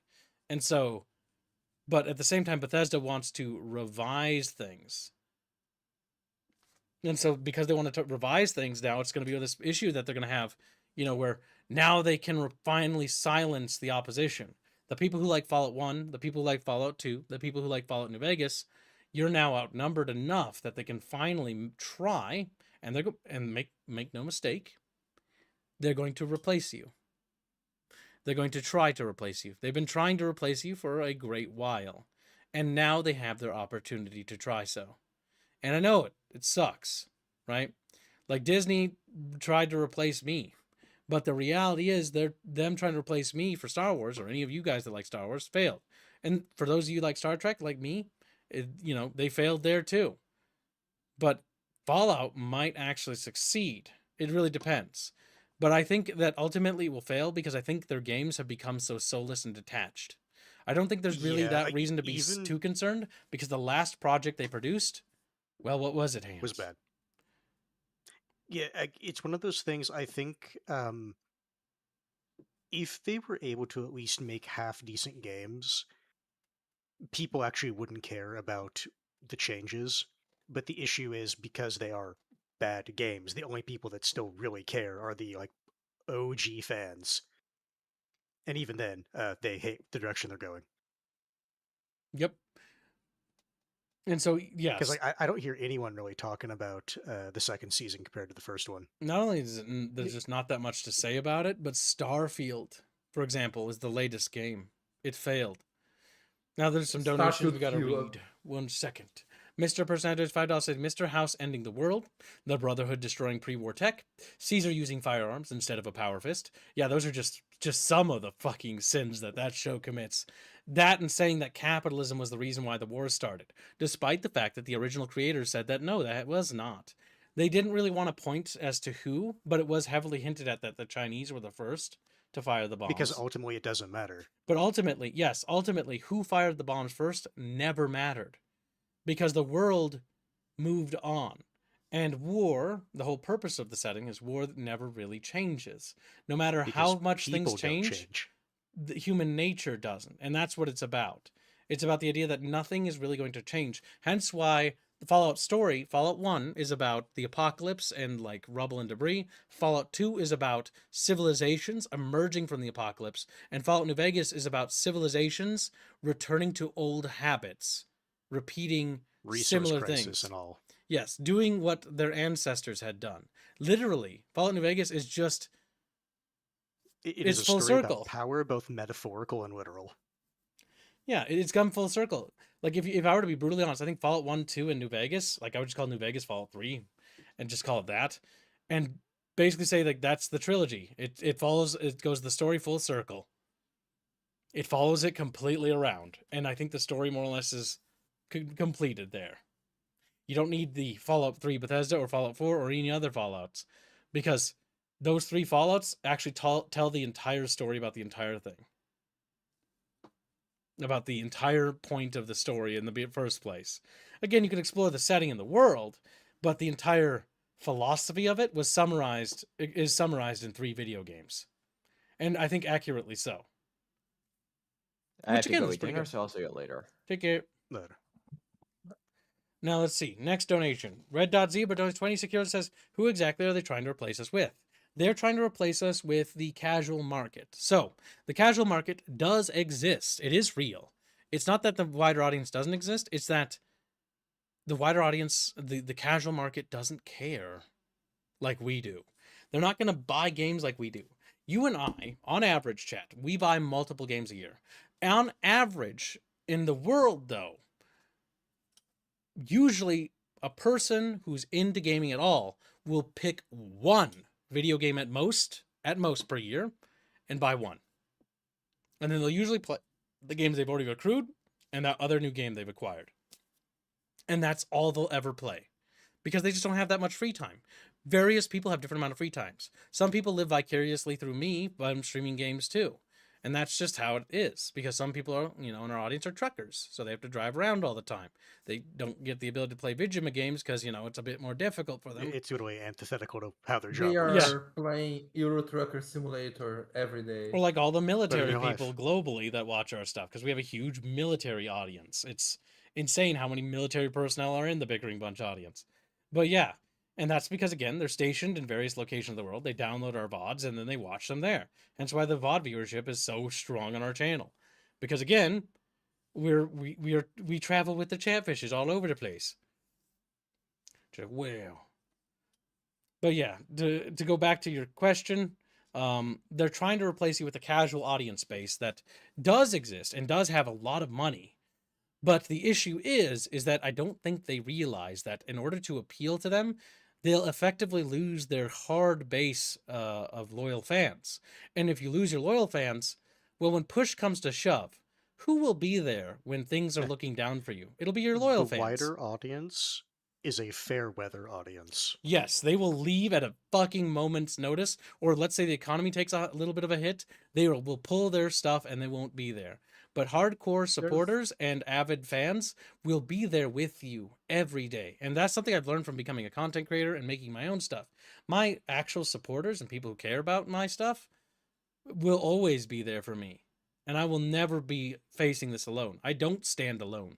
I stand with an army of Chatfish behind me.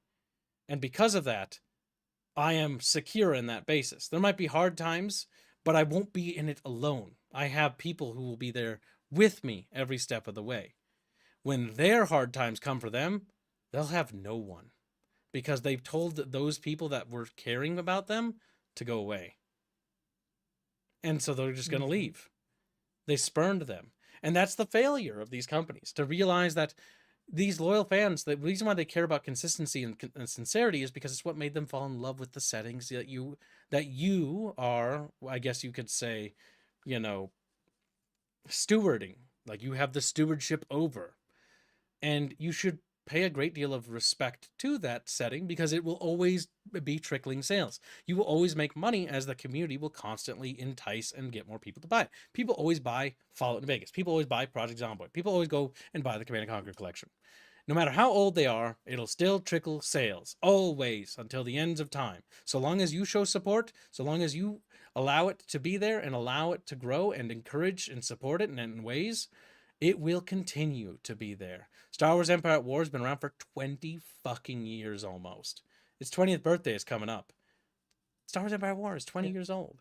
And it's got one of the biggest RTS modding communities on the market, with a very loyal and active player base. And Petroglyph still releases support and patches to this day. Forged Alliance Forever, also almost 20 years old, has a massive modding community and huge active games, like with a very active multiplayer base after 20 years. New people still come in and play it all the time. New people discovered it. Just this week, we introduced it to several people on the channel who are already absolutely infatuated with it. Again, good games that last forever. Passionate, dedicated communities. That's what they're missing out on. Go ahead. Not just games, like people are forgetting that the casual fans are not the ones that buy the merch. Like, no. Who do you think buys the $1,000 statues, the like 1-to-1 Master Chief helmet? It's not a casual fan that buys that kind of stuff. You know what I mean? It's this mega fans. It's the fans. Yeah, it's the fans. The fans will support you. And that's one thing that I think and I hope that the indies will recognize. And I hope that as a lot of these new indies become successful, which some of them are staying true to the principles, some of them not, and that's going to be the case as it always is because human nature. But we can only hope that this openness and honesty and transparency trend continues, and we must continue to encourage it to grow. Because while the AAAs may not be salvageable, unless some investor intervenes on our behalf, which is basically waiting for divine intervention, which is kind of what's happening with Creative Assembly. There is divine intervention behind the scenes. But again, it can happen just like that, and we're back to where we were, We lose everything. Any bit of goodwill, any bit of good progress, it's all gone. So that's why you always take it with a pinch of salt. Chow Chow donates $5 and says, I hope Bethesda Minecrafts, I can't say that. They play Minecraft servers and they have good times together. There we go. But yeah, that's not going to happen. The Elder Scrolls 6 will not be acquired by another company. That's just not possible. And if it does, that would be disastrous, even more so. It's not going to, because Microsoft's probably still filming that Starfield was such a disaster. Yep. So I'm not going to sugarcoat it because I think honesty is super important here. And I think that just telling you the truth is the most paramount thing. Even if the truth is not something you want to hear. The Elder Scrolls 6 will not be acquired by another company. It will be produced by the company that made Starfield. It will be produced by the company that doesn't particularly care about accuracy or authenticity to the setting of the lore. And you should be told that so that you aren't lied to. So that if it does come out, to dumb down mechanics. Yeah, if it does come out, you can factor that in. And who knows? Maybe they'll look at Kingdom Come Deliverance 2 and they're like, maybe we should take inspiration from Kingdom Come Deliverance 2. Like, to be honest with you, I wish, if I could have my wish, I wish Warhorse Studios was developing Elder Scrolls 6. But they're not. I agree to disagree. I'll put it to you I also this want way. Warhorse Studios to do fantasy games next. But that actually would be cool. I know that it might be controversial. Here's what I'll say when it comes to Bethesda.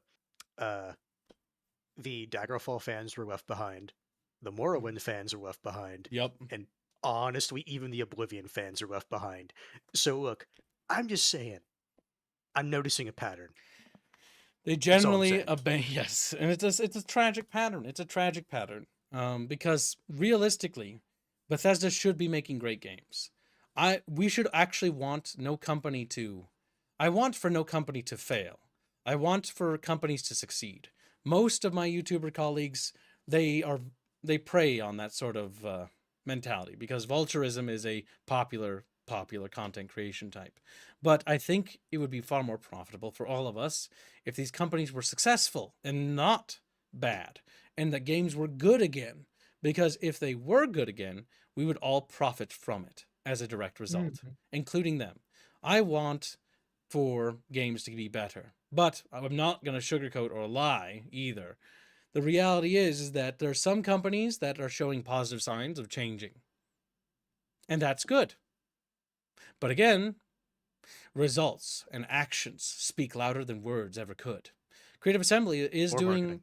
a really good job with a lot of the stuff they've showed thus far, and it's giving me a lot of interest in their setting. I will use the word Yeah, interest. I would word it as interest. I would not word it as anything other than that. It's Yes. like I am interested I'm not going to to see where they dare, go. as much as I would love to, I'm not going to dare to hope. I'm now interested. They've intrigued me, and I will be following them as they develop, the games further. But I also remember that this company has burned me for many years, and so I'm I not remember really. Rome too. I am I remember already Attila. prepared for the inevitability that we are just merely being lied to. Again. I am not under any illusion of anything otherwise until I get my hands on the damn thing and all of you get your hands on the damn thing at the same time. That will not change. And I have to word it that way because it has very special implications. But yes. What? Like there have been multiple times where it's like they've shown it promise and then all of a sudden they've like pulled back from it. And it's just like, but why? And it's like too hard. It's like, okay. With things like Baldur's Gate 3, can we say those fans are true left behind? The Baldur's Gate 3 fans, they got abandoned completely by Larian Studios. Baldur's Gate 3, like I remember they had like a full character creation, and then like they got mad that people were not making the kinds of characters they wanted. And I'm then not, they like yeah. scraped a lot of it and like, you can just choose presets. That was always what we envisioned. Like, no, you're not mad. We were just joking when we complained about it. I was like, sure. Yeah, so the big problem with Larian Studios is they've stepped in it multiple times, and reoccurring patterns are a thing, right?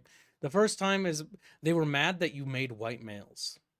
They So they unironically, genuinely got upset about it, and then they tried to the- backpedal afterwards. Yep, because they were mad that the most created character was, I don't remember if it was like a human fighter. It's a generic white Yeah. dude. Yes. Yeah, unironically, it was just like generic like hero bro, but in fantasy. They were mad that people were making that. If most people like to make self inserts of themselves in the video game world, and you know what? There's nothing It's like women wrong want with to like that. make hot women to play as. Men want to make strong dudes to play as. Yes, It's just exactly. human nature. Because it's their fantasy. Usually, men and women, when they have fantasies, they like to fantasize themselves as very beautiful, or in the man's case, very masculine and appealing, right? Because it's what you want to fantasize about. You want to be, I'm just a fuck. do you say I'm just a fox? Is that what you said? Yeah. I'm just. Hey, look at his name. But Beano's like, it's like in Beano's world, it's just like a little fox creature, like on the side of a road dead. He's like, I'm just a dead, Man. I'm just roadkill. Beano's so sad. But yeah, these fantasies are what people want to do, and that's what that game is supposed to let you do. Creative outlet. That's why you have a character creator. If you have a character creator in your game, yeah, people are going to make characters they want to play as. So allow them to make the characters they want to play as. I remember when BattleTech had their character creator and they blocked blonde as an option.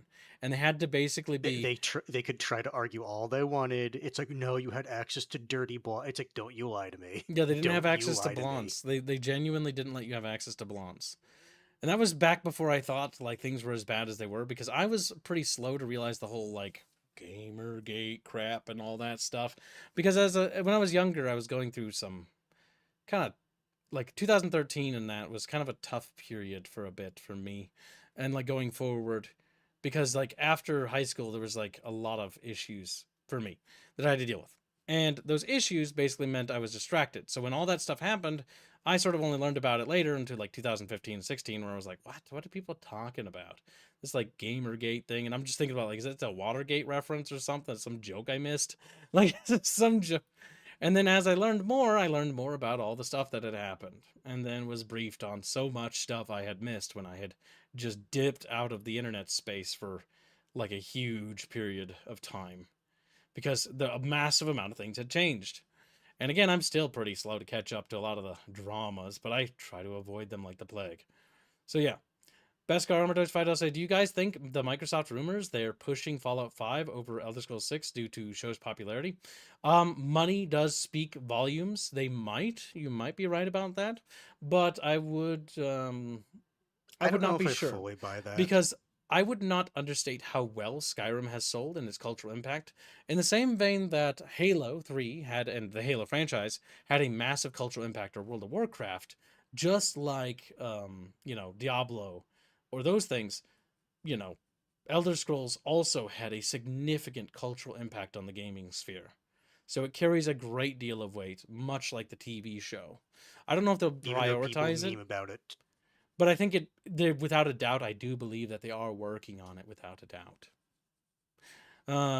But yeah, that's my opinion. I don't know about prioritizing it over it. I wouldn't think they would do that because that would be stupid. But then again, because technically one game should be further along than the other because it started ahead of it, but Technically speaking, Elder Scrolls 6 should be a lot farther in development. Elder Scrolls 6 should be further in development, but again, It's in dev hell. Yeah, that's just me saying like that's where it should be, but we don't know because again, developers like to do this thing where they're not honest and transparent about development. And it's one thing that I learned because originally when I first got into game making with my team, I was of the same opinion, actually, when I started. I didn't want you guys to know anything. I intentionally did not let anything be streamed or anything talked about because that's what everybody else was doing. And then when I lost my job, I was like, oh my God, things have to change. I need to make money somehow. I have to show people where their money's going. Because now I'm not using my own money. I'm using the money chat gives me to fund my dream project of making this game. It's no longer just, oh, it's my job money. And then I use the excess money I make on streams to, fund goofy little things for, our channel. That's all it would do. But then that changed, right? And when that changed, I was like, Robin and Carlos, like, if you guys want to stream any of the work you do, so long as you talk to me before you stream it, like what you're going to be streaming, so long as it's not spoiler or story related, you have the green light. Like if it doesn't, and I make, there's a list of items they're not allowed to stream.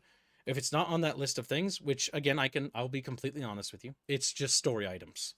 There's some characters that they're not allowed to stream them drawing art, and a couple of certain factions I want to keep as a surprise, that I don't want you to see, because I don't want you to see it before they're ready. And I will, when they're ready, I'm more okay with it. But I wanna finish shaping them before that, And so that's what I talked about, and that's what we did. And Robin streams this coding every week, like 2 times a week or 3 times a week. Carlos, sometimes we'll stream our concept art, he has the green light to do that. I even gave Echo permissions she can stream working on the spell cards. The other artists also have my permission and consent to stream most of the work, so long as it's not spoiler related to the story. Everything is more or less greenlit, and we have a very open door policy on people being allowed to ask questions and stuff like that. But also do not bother or harass the artists. That's the only thing I will say. I'm not going to name names, but leave the artists alone. If you start pestering them about story questions and stuff, they have been told not to answer story questions. Not to... Very quiet about that. No risks. But yeah, so... You can ask me all you want. I will get wrong answer only, but yeah, because Bina doesn't what read anything. Start steal is a stealing technique. What is the secret race? It's a race of fox girls. It's like, God damn it, Albine. Yeah, but that's the thing. So like, the big thing is when it comes to that.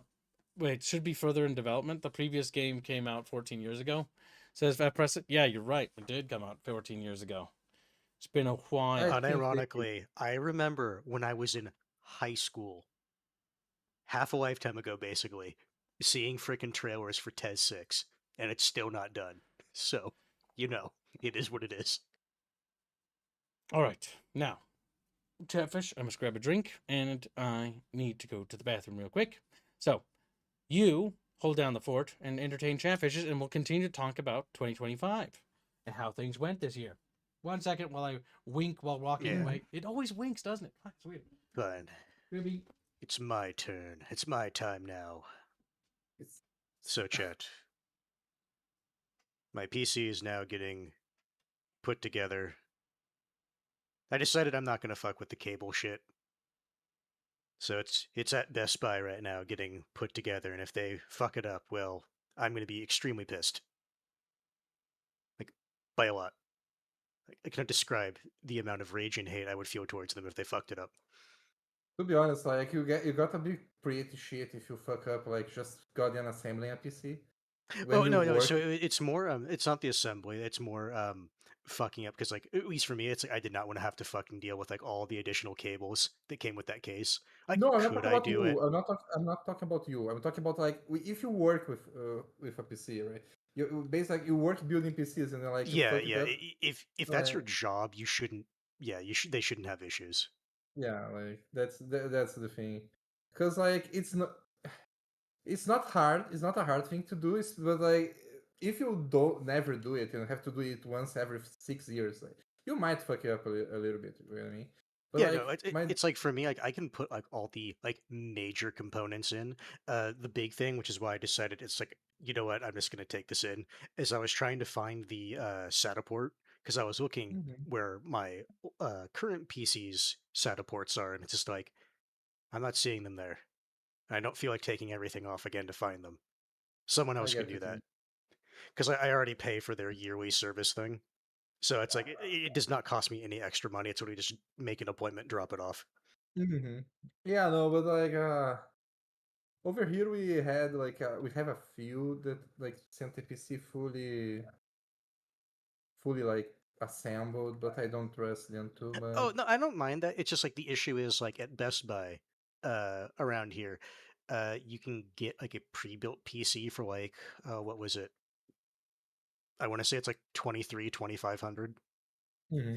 And I was looking at Honestly, the specs, and it's just like, how to make my own. I get what you mean. I All over right, here like the Vic. computers are way too expensive. Yeah, This no, feels back. it's one of those things. I keep looking at my PC's parts picker, and I just keep seeing the price go up and up and up and up. This Because when kid's I bought back. I it, need to go to the no, bathroom. I'm going he to was die. back here. He was back here for a Yeah, you second. can You saw take the your little bathroom eyes break. blinky blinky. I was just Alright, grabbing a you're drink. around. Had to wash my hands. Oh, it takes a second. Now But yeah, before we when I start- first like bought the computer, it was like 3,500 somewhere around there, and now it's like 3,900, just because of the inflation of parts. Okay. Also, before we sit down, need to do my stretches. Catfish, as a reminder, don't forget your daily stretchies. Always good to stretch if you do desk work. A squat a day keeps the clot away. Oh, that's good. That rhymes. Death hands. He's like, ooh. And then It's a we lot, can man. play Sins 2 without my game fucking slowing down. I like how Hans is so excited. He's like, finally, no lag in Sims 2.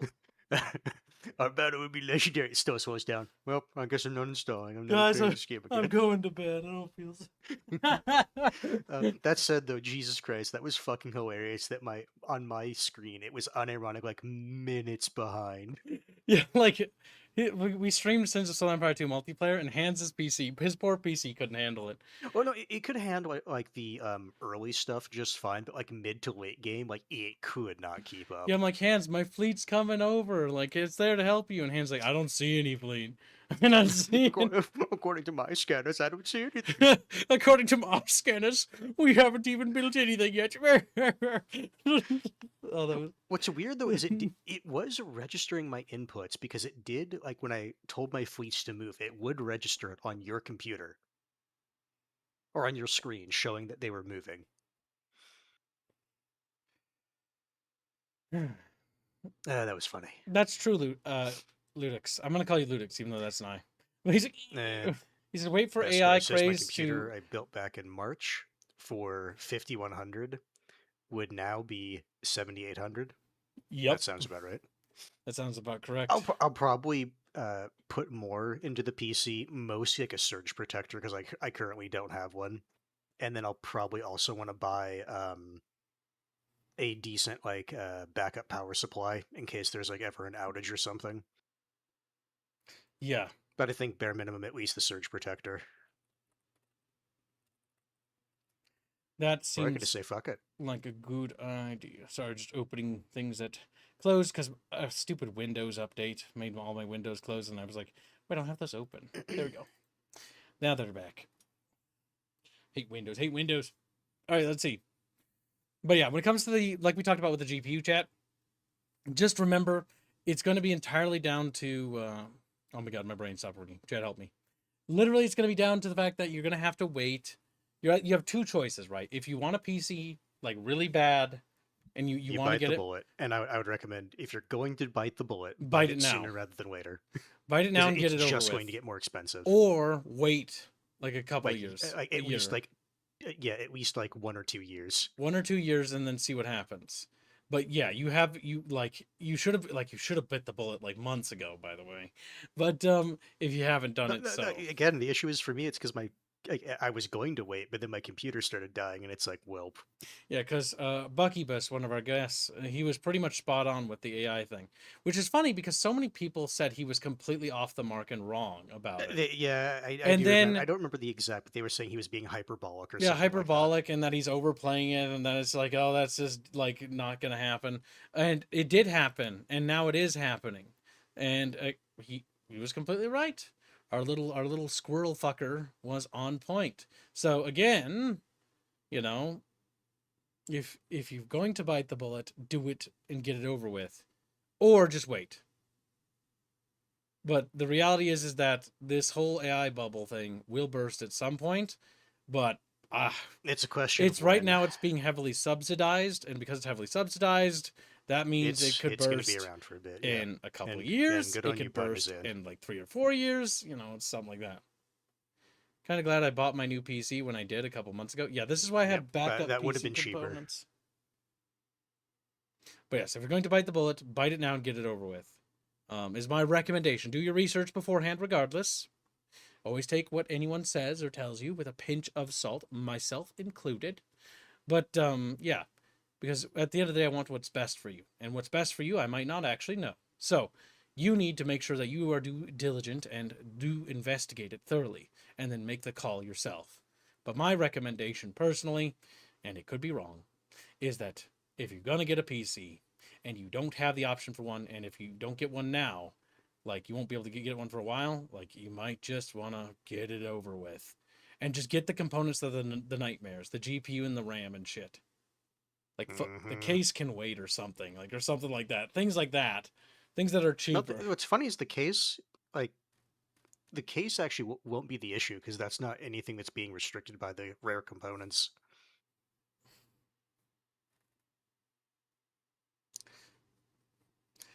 Yeah, I mean the GameCube might be a solution, but we don't know what the price is. We have yet to learn. So again, if you wait until the GameCube comes out, just bear in mind that it's a risk.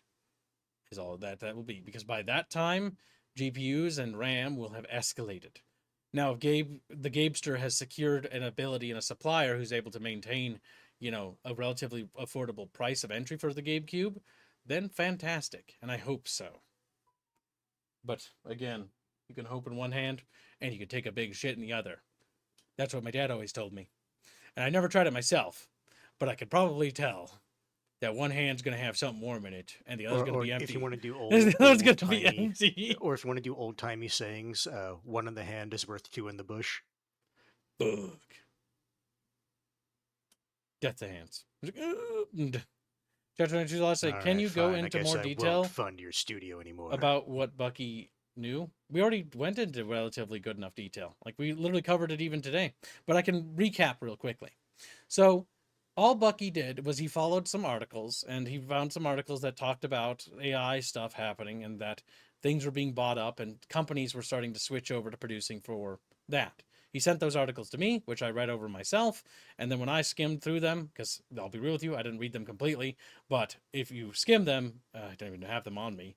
But if you skimmed them, they basically amounted to shit's going to start getting bad. And it's going to get bad by the end of the year. So if you're going to be buying any PC parts, consider doing so quickly, as it looks like NVIDIA and a lot of these corporations are dipping out of the market and transferring over to private markets with these larger corporations, and basically not worrying about the consumer anymore. They're kind of like just going for these corporations, for these AI farms, because they want to get in, because security contracts. Because they're worth more money right now. Yeah, because like the government's going to start subsidizing these data centers with security contracts, which again, if anybody knows about military budget spending, it's basically infinite money.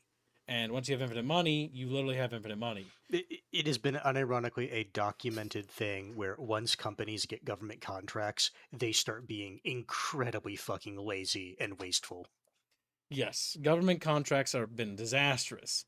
And that's why it's really, really surprising that there's no organization dedicated to cutting that shit down to size. But still, yeah, that kind of spending, like the consumers, you and I, all of us combined, can't, like, and even the normies can't compete with them in terms of finances. Yeah. Because what was it? We talked about this last time. Like, was it ChatGPT or was OpenAI? One of those. One of the AI companies, I'll word it like that, bought like what was it, 40% of the like raw like RAM before it was even like processed of like the global supply. Yep. Something ridiculous like that. Like, yeah, it's bad.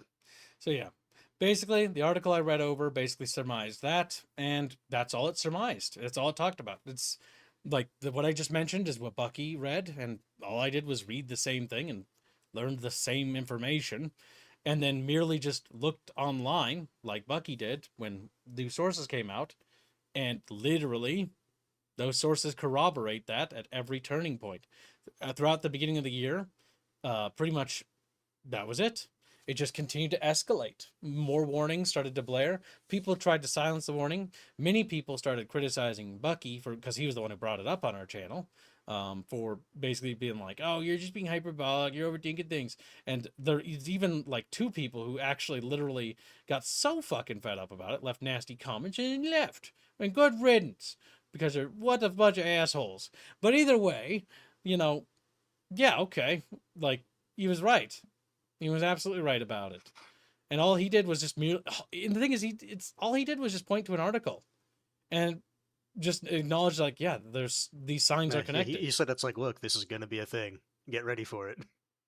Yeah, it's not like he's like literally blackpilling. He just said the truth, and the truth wasn't something some people wanted to hear. So that is what it is. But the big thing is that now that we already know it's true and it's going this way, because nobody wants this to happen, mind you, at least not me. Just be advised. We're just telling you because we care. It's doing my job. You guys pay me to tell the truth. It's like, wow. I mean, I would have done it for free, but I'm glad you pay me to do it.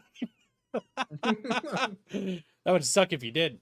If you got paid to lie, we would be politicians. If you got paid to lie, If I got paid to lie, I would have taken a lot of those Hold fucking on. That's not deals true. that I get. If he was a on politician, my he'd get paid to emails. do nothing. Because I get a lot of those. Well, not so Yeah, much that's true. anymore because I block so many of them, but I used to get a lot of them. Let's see. Spider-Pig gifts a membership. Thank you for the gift of membership. Very generous.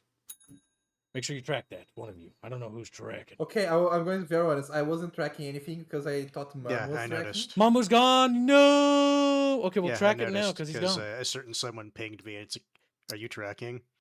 And then I looked and it's like, It's no, Chumpus. I thought Albine was doing it. I thought Mom was doing As it. soon as No, he was, and then he left. protocol. Let's go It's over fine. It's getting protocol. tracked. You little goobers. So, but Bino, as soon as Mamu leaves, Mamu is gone. He's got life stuff he's got to deal with. I appreciate you guys volunteering, and if you don't want to do it, all you got to do is just say so. No. I know. That's the thing. Like I know. It's a purely volunteer thing. So if you like doing it or you don't mind doing it, great. If not, don't worry about it. We'll track it afterwards. All right. Either way, back to the point. And thank you for the gift of membership. He says, Hands has become sentient. Hashtag cookie. What's the hashtag Hands has become sentient? Is that like Hands' choice? because I think he does have a choice. That's how I interpret that. That's how I interpret that. I will point out there is more private equity firms than McDonald's. People are going broke at a record pace. Oh, and not only that, like so many companies will not even mind like gambling with other people's money, and then when they fail, they'll go to the big government and it's like, "Can I get a bailout, please?" And Mhm. it's just like they want to privatize the fucking profits, but as soon as they fucking like go broke from like their like risky fucking gamble, then they want to what was it? Like what was the wording I'm trying to God damn it, I had a good wording. Oh well. They Socialize the want to losses. they want to like yeah, they want everyone to have to deal with their loss. And it's like, fuck you. You took the risk, you take the loss. If you want the fucking profits from it, then yeah, that's the risk. You know how the fucking game is played. Don't get mad just because that's how it is, which is why they want to change it. Yep. It's going to explode in these people's faces at some point because, like, No, we're too big to fail. No, you're not. you're not too big to be nationalized because it's one of those things. Like, every time I see a company started doing this kind of stuff, there's a point that someone in the government goes, "Wait, if we are having to pay for it, why don't we just get it and like we handle it?" I'm not saying it's a good idea, but it does happen. My God.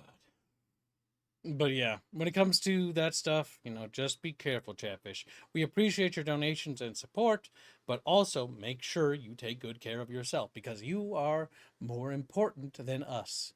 We always say that because that's important to note, as much as it hurts me to say it. I'm just like, ah! Let's see. The money is getting extracted from everyone, not at the top. Standard socialism. Damn. Yeah, extracted from the bottom to go straight to the top. Here I am sounding like a crazy conspiracy guy. But now, as an adult, I realize it's all true. I realize it's all... It's true.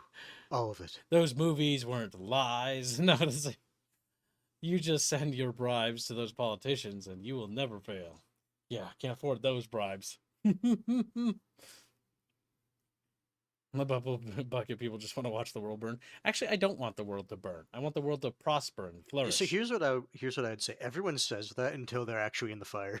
Yeah, because it's like that kind of mentality is. I remember when those riots used to happen in the United States, or well, they haven't happened in a while. But like where there'd be like people that go around and be like, "Yeah, burn down everything, burn it down," and then like the little angry mob would arrive at their town. No, not my town. It's like, yeah, who do you think they're gonna burn down? And it's like, Who do you think it's going to be next? it's going to be the mom and pop shops, the little innocent people caught in the in-betweens. Yeah, Do you think the like, people everyone at the top are actually going to feel anything? Everyone No. remembers the Targets getting looted, and then what happened? Yeah, the Targets were still there, but the family that like their entire like livelihood was that one business. They had to close up shop. Yep. Mm-hmm. Big corporations that. weren't punished.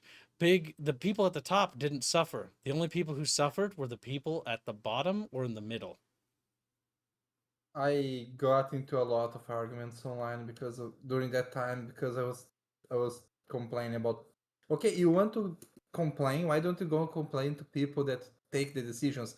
No, I need to go and burn my neighbor's house down because his car is slightly better looking than mine. Therefore he is like the power that's oppressing me. It's all that there is to this kind of thing.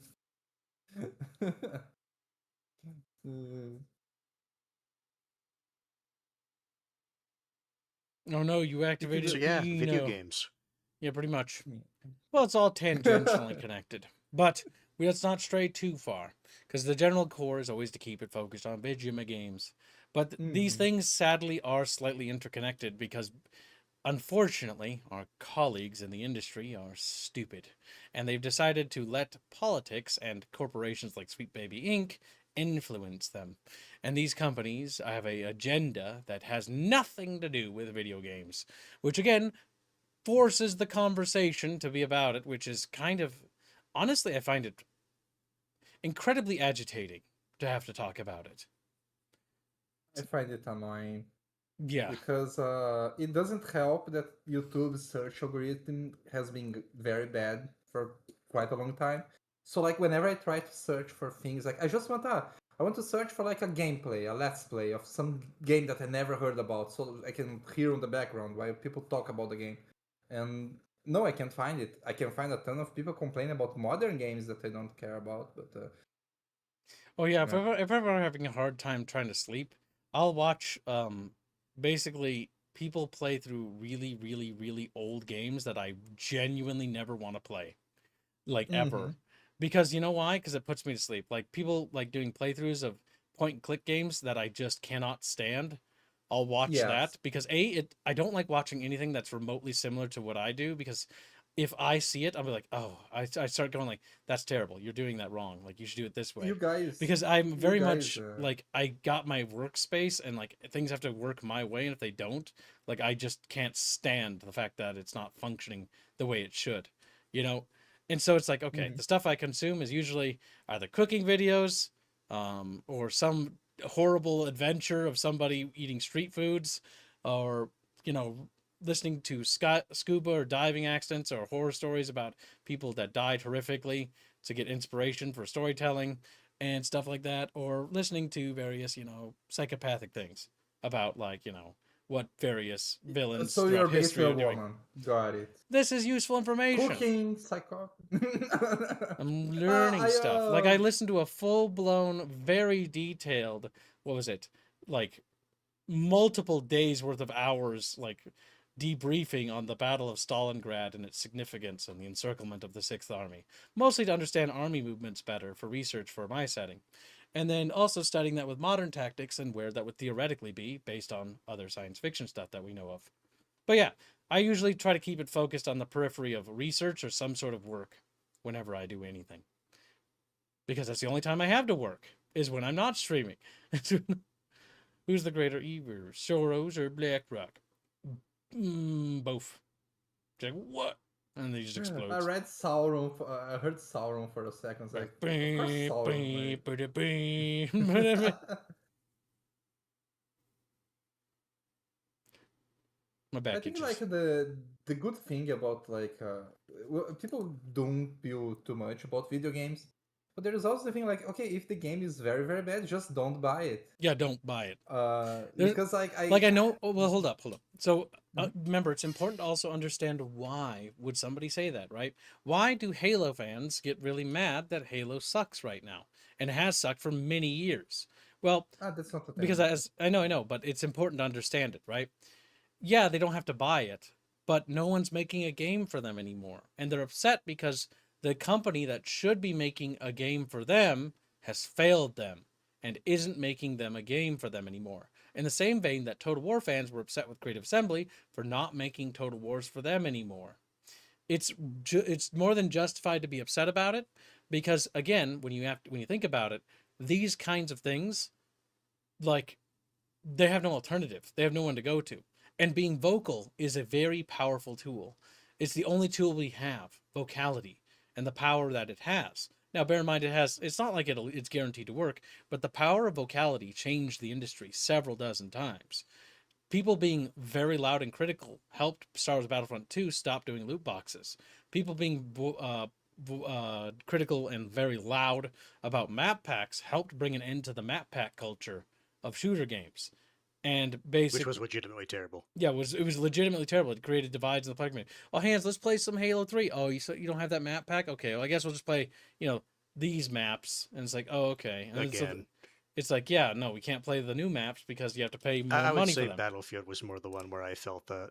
Battlefield was, yeah. But the first time I ever noticed map Let's packs play was the when I played Halo fucking 3, and I'm like, what? There's map packs? What the yeah, fuck? or it's like, hey guys, let's play the Vietnam maps. Oh, I don't have it. It's like, God damn it! Oh, Battlefield Bad Company 2, yeah. It's like, guys, let's do the Vietnam mode. I don't have it. Fuck. Like, okay, I guess we'll do the regular. You poor broke ass bitch. And then I remember, like, my friends, what I would do with my friends in high school is I would try to scrape together whatever money I could to go to the store and get them the thing, because I didn't like leaving people behind. God damn, I wasted so much money on that stuff, but it's not really wasted, is it?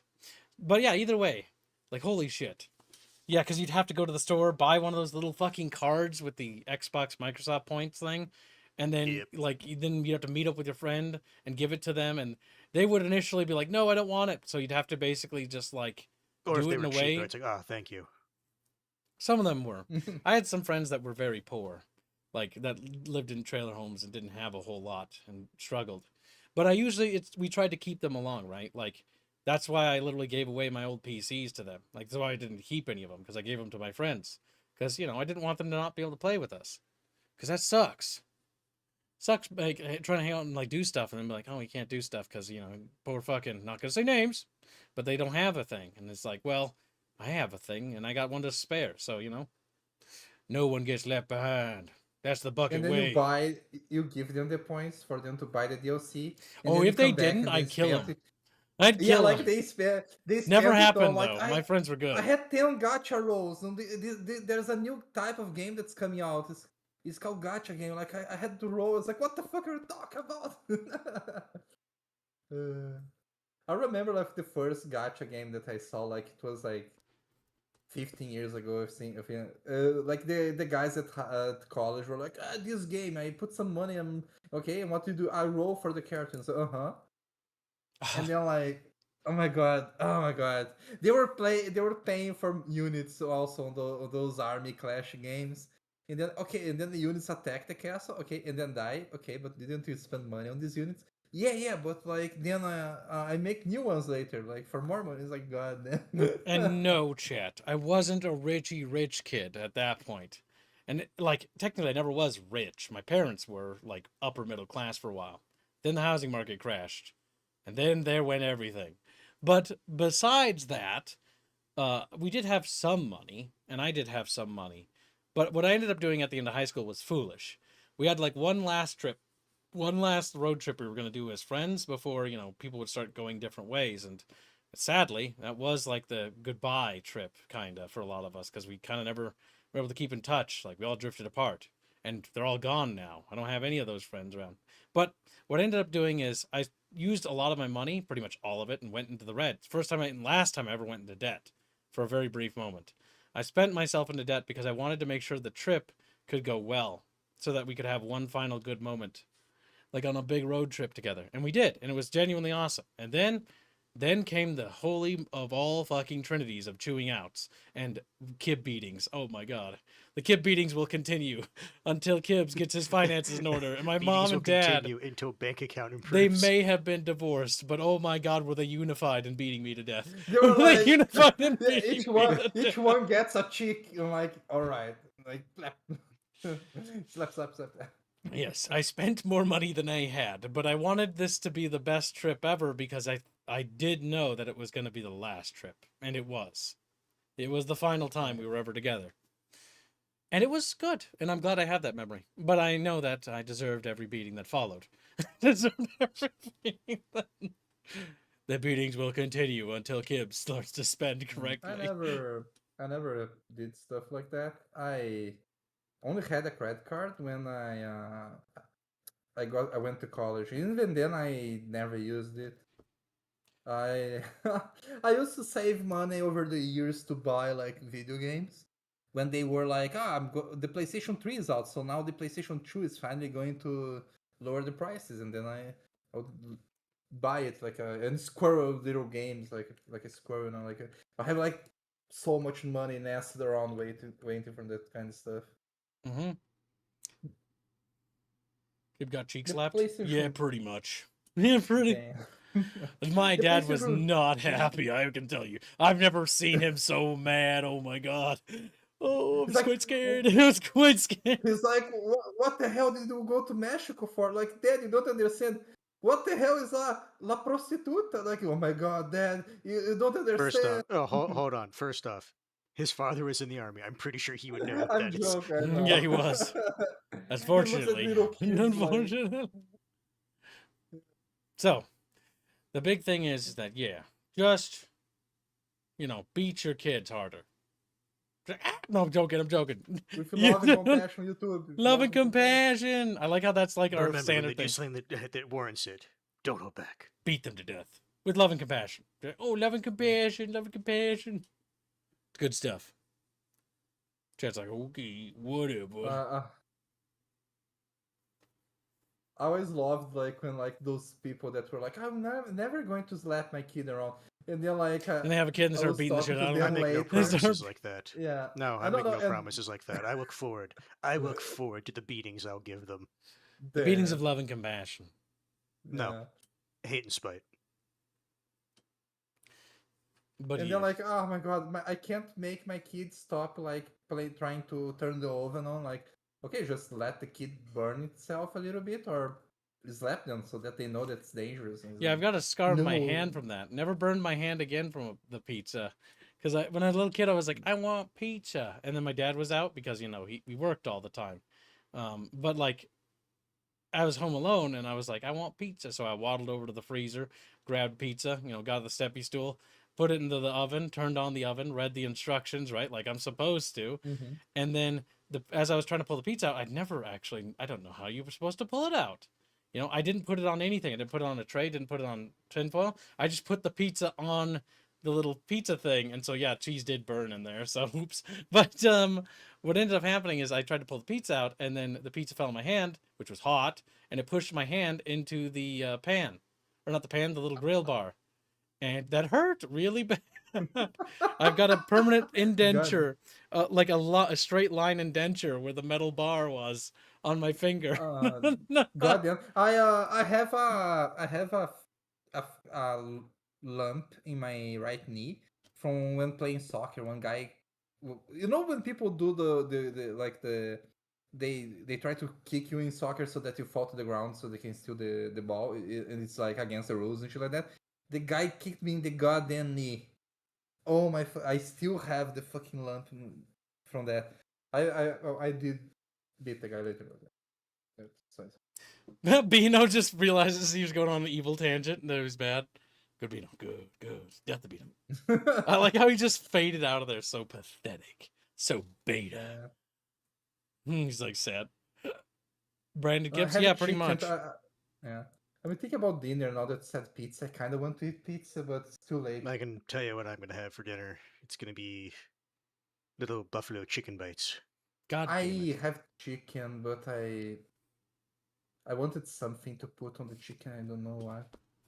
I have, was it 3 terrible dumb scars from dumb things. One, the first scar is on my forehead, and that is from when my cousin threw he threw one of those what do you call it, corn cobs, but like it was dry and it was already like picked clean by animals, so it like cut my forehead. Oh, the core, yeah. Yeah, it cut my forehead and like it made me bleed so bad. Like my parents were like freaking out, like, "Oh my god, call an ambulance!" because my face was covered I in blood. might have My a scar face was on my covered. head because this was way, way back when I was maybe 5 or 6.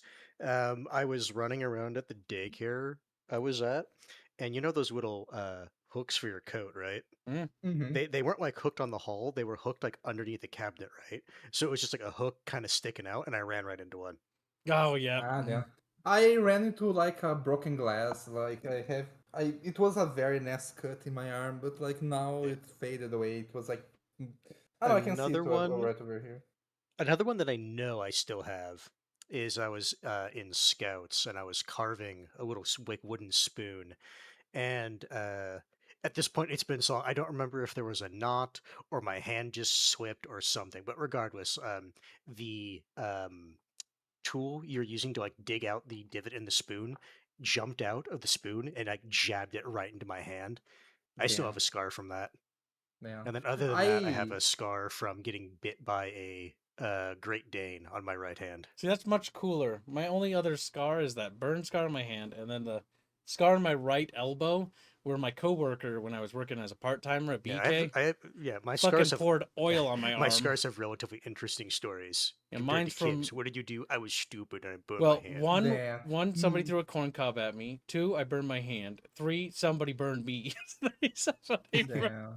And then I also have like a bunch of like just like random scars on my legs from like helping my folks like with like gardening and crap like that. Yep, cut Where of it's weeds. like one of those like little like sticks like whacked my leg and it's like motherfucker, and then it's like, well, there's a scar there now. It's like, you little shit, I'll kill you.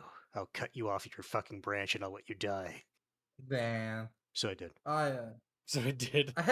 I never liked the the Boy Scouts because over in Brazil, because the one time my mom took me there to like, try to see if you like it. And I was like, the issue is that they had girls there, right?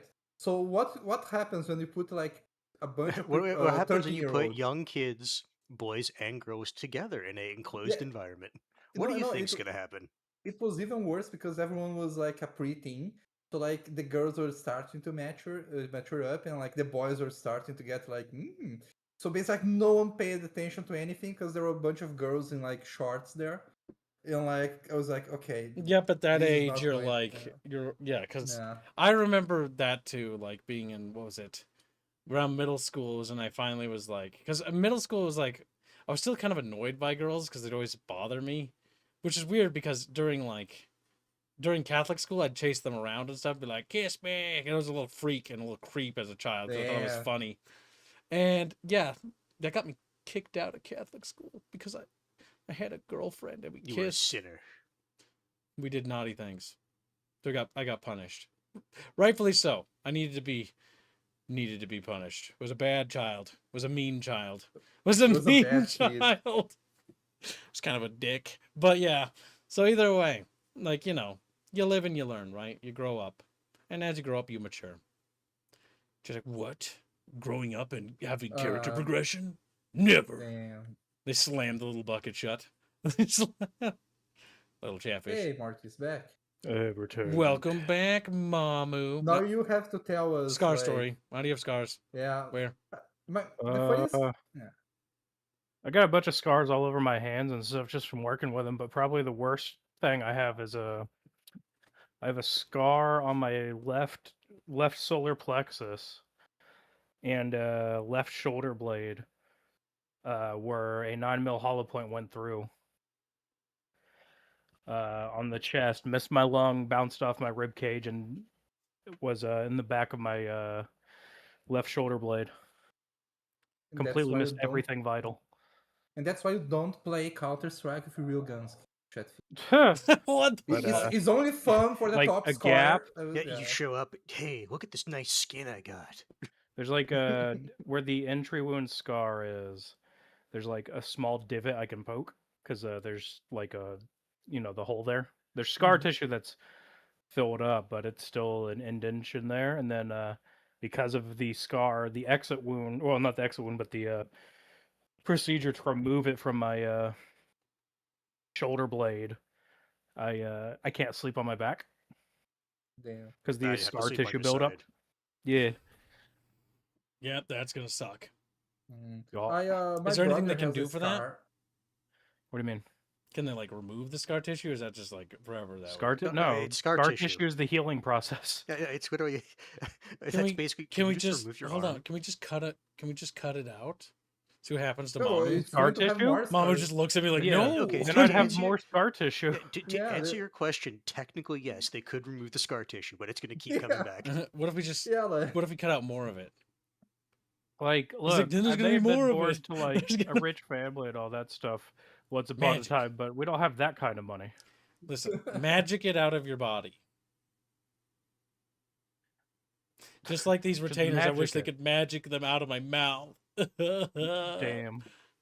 These are gonna be here Other than forever. that, I've got some scars on my knees and stuff where like just doing stupid shit as kids and running into like the worst one I have on my knee is where I was on a 4-wheeler and ran straight into a tree doing about 40 damn. and flew My off of brother it and a branch stuck into my knee.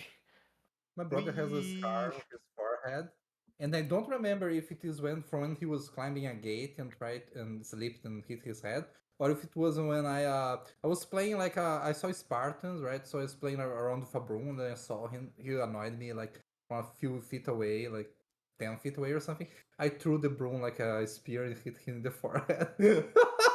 Nice. You killed him. So Rapier says, I have scars from when I put my hand through a glass door, got stabbed, had my knuckle almost cut off when I was attacked with hedge clippers. Holy shit, man!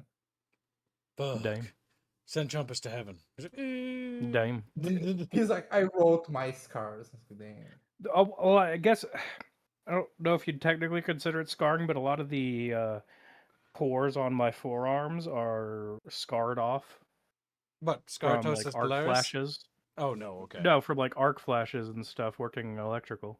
Here, I So, thought like, somebody had the same skin condition as me. I was like, oh, No, damn. I'm not a mutant. So like most of the hair on my forearms comes in very light or not at all because of it. So I have like weak boy-like arms when it comes to arm hair. I have like a tiny line and then the rest of it's just scarred. Kim says Kip says vitiligo. vitiligo. No, I have. Fuck. I think it's called Scartosis Polaris, not fucking vitiligo. It's basically where I get like Vitiligo. my arms. If you ever look at them, they have red dots all over them. You know, it's funny for being statistically incredibly rare. Like, I do occasionally see people like around that do have vitiligo, and it's like, I had a friend who had vitiligo. Usually vitiligo Only one though. has a lot of secondary immunoresponse issues that they usually die of. oh yeah, there's a reason they have it. Well, I hope he you didn't know, die of anything. But yeah, he. India says, dang. I once broke my head while sleepwalking. That's because you're Brazilian. Yeah, this one friend I had in Skill issue. elementary, he just had it on his hands. His hands, and then a His little bit on hands? little bit on like a corner of his lips. Because as a kid, I was like, you missed some milk. Like you got some on your," and he's like wiping it, and like it's not coming off. It's not coming off. I remember when I noticed that. I was so confused. Like, can you like scratch it harder? Can you like scratch it harder? Just it's stuck. Can you just take a cheese grater and just get it off there? And the worst part is, I didn't realize it, but he had drank chocolate milk, so like it wouldn't have been white. Chalky milk. Worst part is, I realized I was colorblind. I see white as black and black as white. Oh my god! And then Sandro says, "I have a what? Hold on. Oh, my mouse! No! Ah! There we go." Sandy Pants said, "I have a scar on the back of my head from when I fell out of my bunk bed and hit my head on a wooden ledge on the way down." That explains why Sandro's drawings always look a little off. No I'm kidding. He's like, "What?" It's connected. A little dent. So video games. Yeah. Well, we could talk about. It's a podcast. We could talk about stuff. No. It's focused on video games, yes, but it's also Just lost meant my to fingers be. multiple Only video times games. too. It's also meant. Wouldn't to be able to draw titties today. I've nearly lost my fingers many a But time. you've on, got feet, construction Indio. sites. Learn how to draw with those. Yeah, you can get way more money. Advertise it for like the feet bros. Oh yeah, you could do feet draw streams and then pretend Yeah. to be a girl because you certainly behave like yeah, one. just make sure your feet are really petite looking. There you go. It's like, Or, "Go." just accept that that's going to be like a dude's foot and then just Yeah. accept what comes. Yeah, feet bros like to. Feet bros are almost as bad as furries when it comes to throwing money at their fetishes. Everyone who's got one of those depraved little fetishes, if there's not money for it and there's a niche market, the money will find a way. Cha-ching, cha-ching. Fell in the shallow end of a river. If my chair didn't have a headset, I might have broken my neck. Dang. Damn. Going to Ragnarok of heaven. He's like, oh. Does that mean he gets 2 wheelchairs? He goes to heaven. He's like, The wheelchair gets as its the own pearly fucking gates heaven. open, like he's like rolls in and he's like, wait a minute, looks down, sees him in a wheelchair, and God's just smiling. Still in the wheelchair. He's like, It's like heaven was written by a millennial woman. damn. He's like, God's like, Fuck. God turns, he has pink hair, and it's like, I wanted to be inclusive. It's That's like, one of my no. favorite. No, that's one of my favorite D&D memes. It's like, I'm a cripple. I can fix it. No, I don't want to be. I want to be a cripple. I'm sorry, but I mean, my God says otherwise. you have people that are like that now. They have a form of like psychological Dysphoria. dissonance I know what you're talking about. I forget what it's called, but like there are some It's people called that it's like will dysphoria. actively. They'll harm Yeah. themselves. They'll cut off parts of their bodies. no, or They'll that- like that's the get ge- blind that's the surgery to general themselves. remove one. things. Dysphoria Yeah. is the general thing. I'm talking about the ones where it's just like the more specific conditions. Like they all have their own word. Yep. I think the So general term what I'm is dysphoria hearing thought. is, in the Builder universe, we're going to see people in wheelchairs, right? No, there aren't any. Right? There are no wheelchairs. Wow, not handy capable. I remember dig having to it? tell the artist, like, do any of these characters have glasses? And I just look at them like, why would they No, wear it's a glasses? perfect society. Their eyes are hold on, perfect. hold on. No, Eyes hold on, are hold on. No, they're perfect. beyond perfect. No, They no, no, see no. better Hold than on. what we You see. don't understand. They can have glasses, but like the glasses, like it's just an aesthetic thing, right? Like they don't have like any like lenses in them. It's just the Nice. fucking like rim of the glasses they wear. Hell yeah. It's like, why do you do this? It looks cool. They're going You the look- power and dingy route. If I wear these, it'll make me look smarter. And they it's like, literally, you look they literally can retarded. smoke with 0 repercussions because they're augmented. Like they can Yeah, I still literally don't think I would smoke, to be honest. listen. It's Even a if there were 0 repercussions. it's a fashion statement. Also, I don't It's a like smoke. fashion statement. What's funny is Unironically, no, with their technology, unironically, it is a fashion statement. with Yeah, no. yeah. Well, with builders, it's all about what we call presentation. God damn it, they're hipsters. A little Ugh. bit in a No, way. Megamind would appreciate that place. He would actually. Ragnarok says, if heaven gives me a wheelchair, I want a refund. Shows up at the pearly gates, turns and looks at, who is it? Michael or Gabriel or whoever's supposed to shepherd him I in? thought Gabriel was the one that does it, although I could be wrong. Like he just I turns don't down, remember. looks It's at the been too long. little ramp that's like a handicap ramp for sloping down to Gabriel, hell. why do I have a It's wheelchair? slowing Because down. that's how God made you. God made you. You know, God had a plan, and God's plan was that you just be in a wheelchair because it's funny. Ragnarok immediately rolls over to an outlet socket in heaven, just stabs a fork in. No. So then Gabriel looks at you. Yeah, I would say you can just walk away, but you know, situation being how it is. Yeah. God has a What about plan. glasses for the aesthetic of it? Yeah, if they think it's fashionable. That'd be so fucking stupid. I want it now. I need it. Yeah, you see it. That's what I'm saying. Perfect post Imagine- scarcity society. Someone's fucking hipster wearing glasses with no lenses, just Yeah, exactly. cause. Yeah, There's I'm no telling you, lenses. It's the funniest shit you've ever seen. Listen, I will say Alright, that hear some me of out, their kids, come fashion on. is quite cancerous, depending on what world. Come on, Kibbs. Come on. You know you want to do it. Come on. Come on, buddy. I don't have a world yet where they have that because each world has different fashion. The only 2 worlds we Goddamn. finished was Ephemera and Berserk. Wait, hold on, Morty. He's saying there's a chance. There's a chance. There is a chance, and a multi-billion star empire. Like, there's a good chance that there's Well, if they're extra galactic, then it's trillions of there's stars. definitely a planet that fucking is like that. Well, they don't have total galactic dominance. You know what they do? You know what they do? When they don't like someone, they break their legs, put them on a wheelchair, and be like, "We could heal you, but we won't." But we won't. Yeah, because remember, they only occupy 50%, about 50%. That would of the be galaxy. actually the worst fucking thing you could do. Permanently maim them in a society that can otherwise fix it and not fix it. You assholes! I But can't make sure to hear keep you. them alive. I can't Like, hear you all the way Jesus. down there. The It's two- kind of like you inject them with the nanobots that cause like infinite like. They're called itching on your Shadowbots, nose. nano machines. But they also like cut your tendons on your arms, so you can never like raise your arms high enough to Oh, See, God. nanobots would be a very bad idea in a society where you have the dreamscape and you can just think and interact with machines. No, it's fine. That might it's be a bad Right. idea. That's why they use AUG cells. so you can not you can fucking get the nano robot. machines. You can No. get So they the close Hog their cell, eyes. son. So they close their eyes and they start getting fucking ads just directed beamed into their brain. Just That's as their JP punishment. Morgan wanted. JP Morgan. Exactly. Oh, And it always starts with a fucking like sleep ad. It's like, "Are you having trouble sleeping? Fucker, let me sleep." No, it's even worse. Like, I see you're trying to sleep, but first you need to watch these mandatory ads. You know, like skip. Like, no, Oh god, skip. it's Twitch.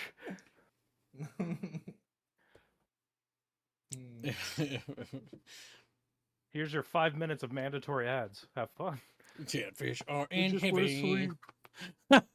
Beaming ads into your sleep. Oh my god, that reminds me of that Futurama episode. Mhm. It'd fucking cook your brain is what it would do. It's like your brain's supposed to be resetting. Now it's seeing ads. Now it's seeing... He looks at the ceiling. AI, am I cooked? No, but you will be in 5 seconds. You will be in 5 seconds once these radio waves hit your brain. Oh no. Fuck. Dying is funny. Dying is funny. That'd be a terrible way to go. Microwave Getting radiation to your microwaved. brain. The- Oh my god.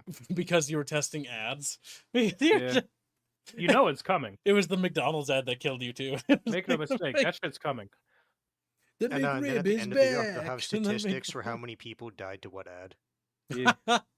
The McRib ad killed the most. You're gonna then have people trying to like die via a certain ad so they can be a part of it. When the Temu ad starts rolling, people like go insane in their sleep, you know. Also, as a reminder, Chatfish, because I do have to remind you, don't forget to like the stream. You guys always do this. There's so many of you, yet you forget to press the like button unless I tell you to. Otherwise, I die. Like that. Yeah. Should Otherwise, like, it goes into the wood subscribe. chipper. Feet But first. yes, I think we've wrapped up our gaming stream. And I think 2025 was a strong year for indies, is I think the reality yet again. Which seems to Ye- be the running trend now in the industry, which again is better than no trend at all, I suppose. Better than no trend. But yeah, we'll see you guys in the next stream, which will be starting in a few minutes. We'll be playing Warcraft 3 Frozen Throne and continuing our campaign. So see you over there. Goodbye.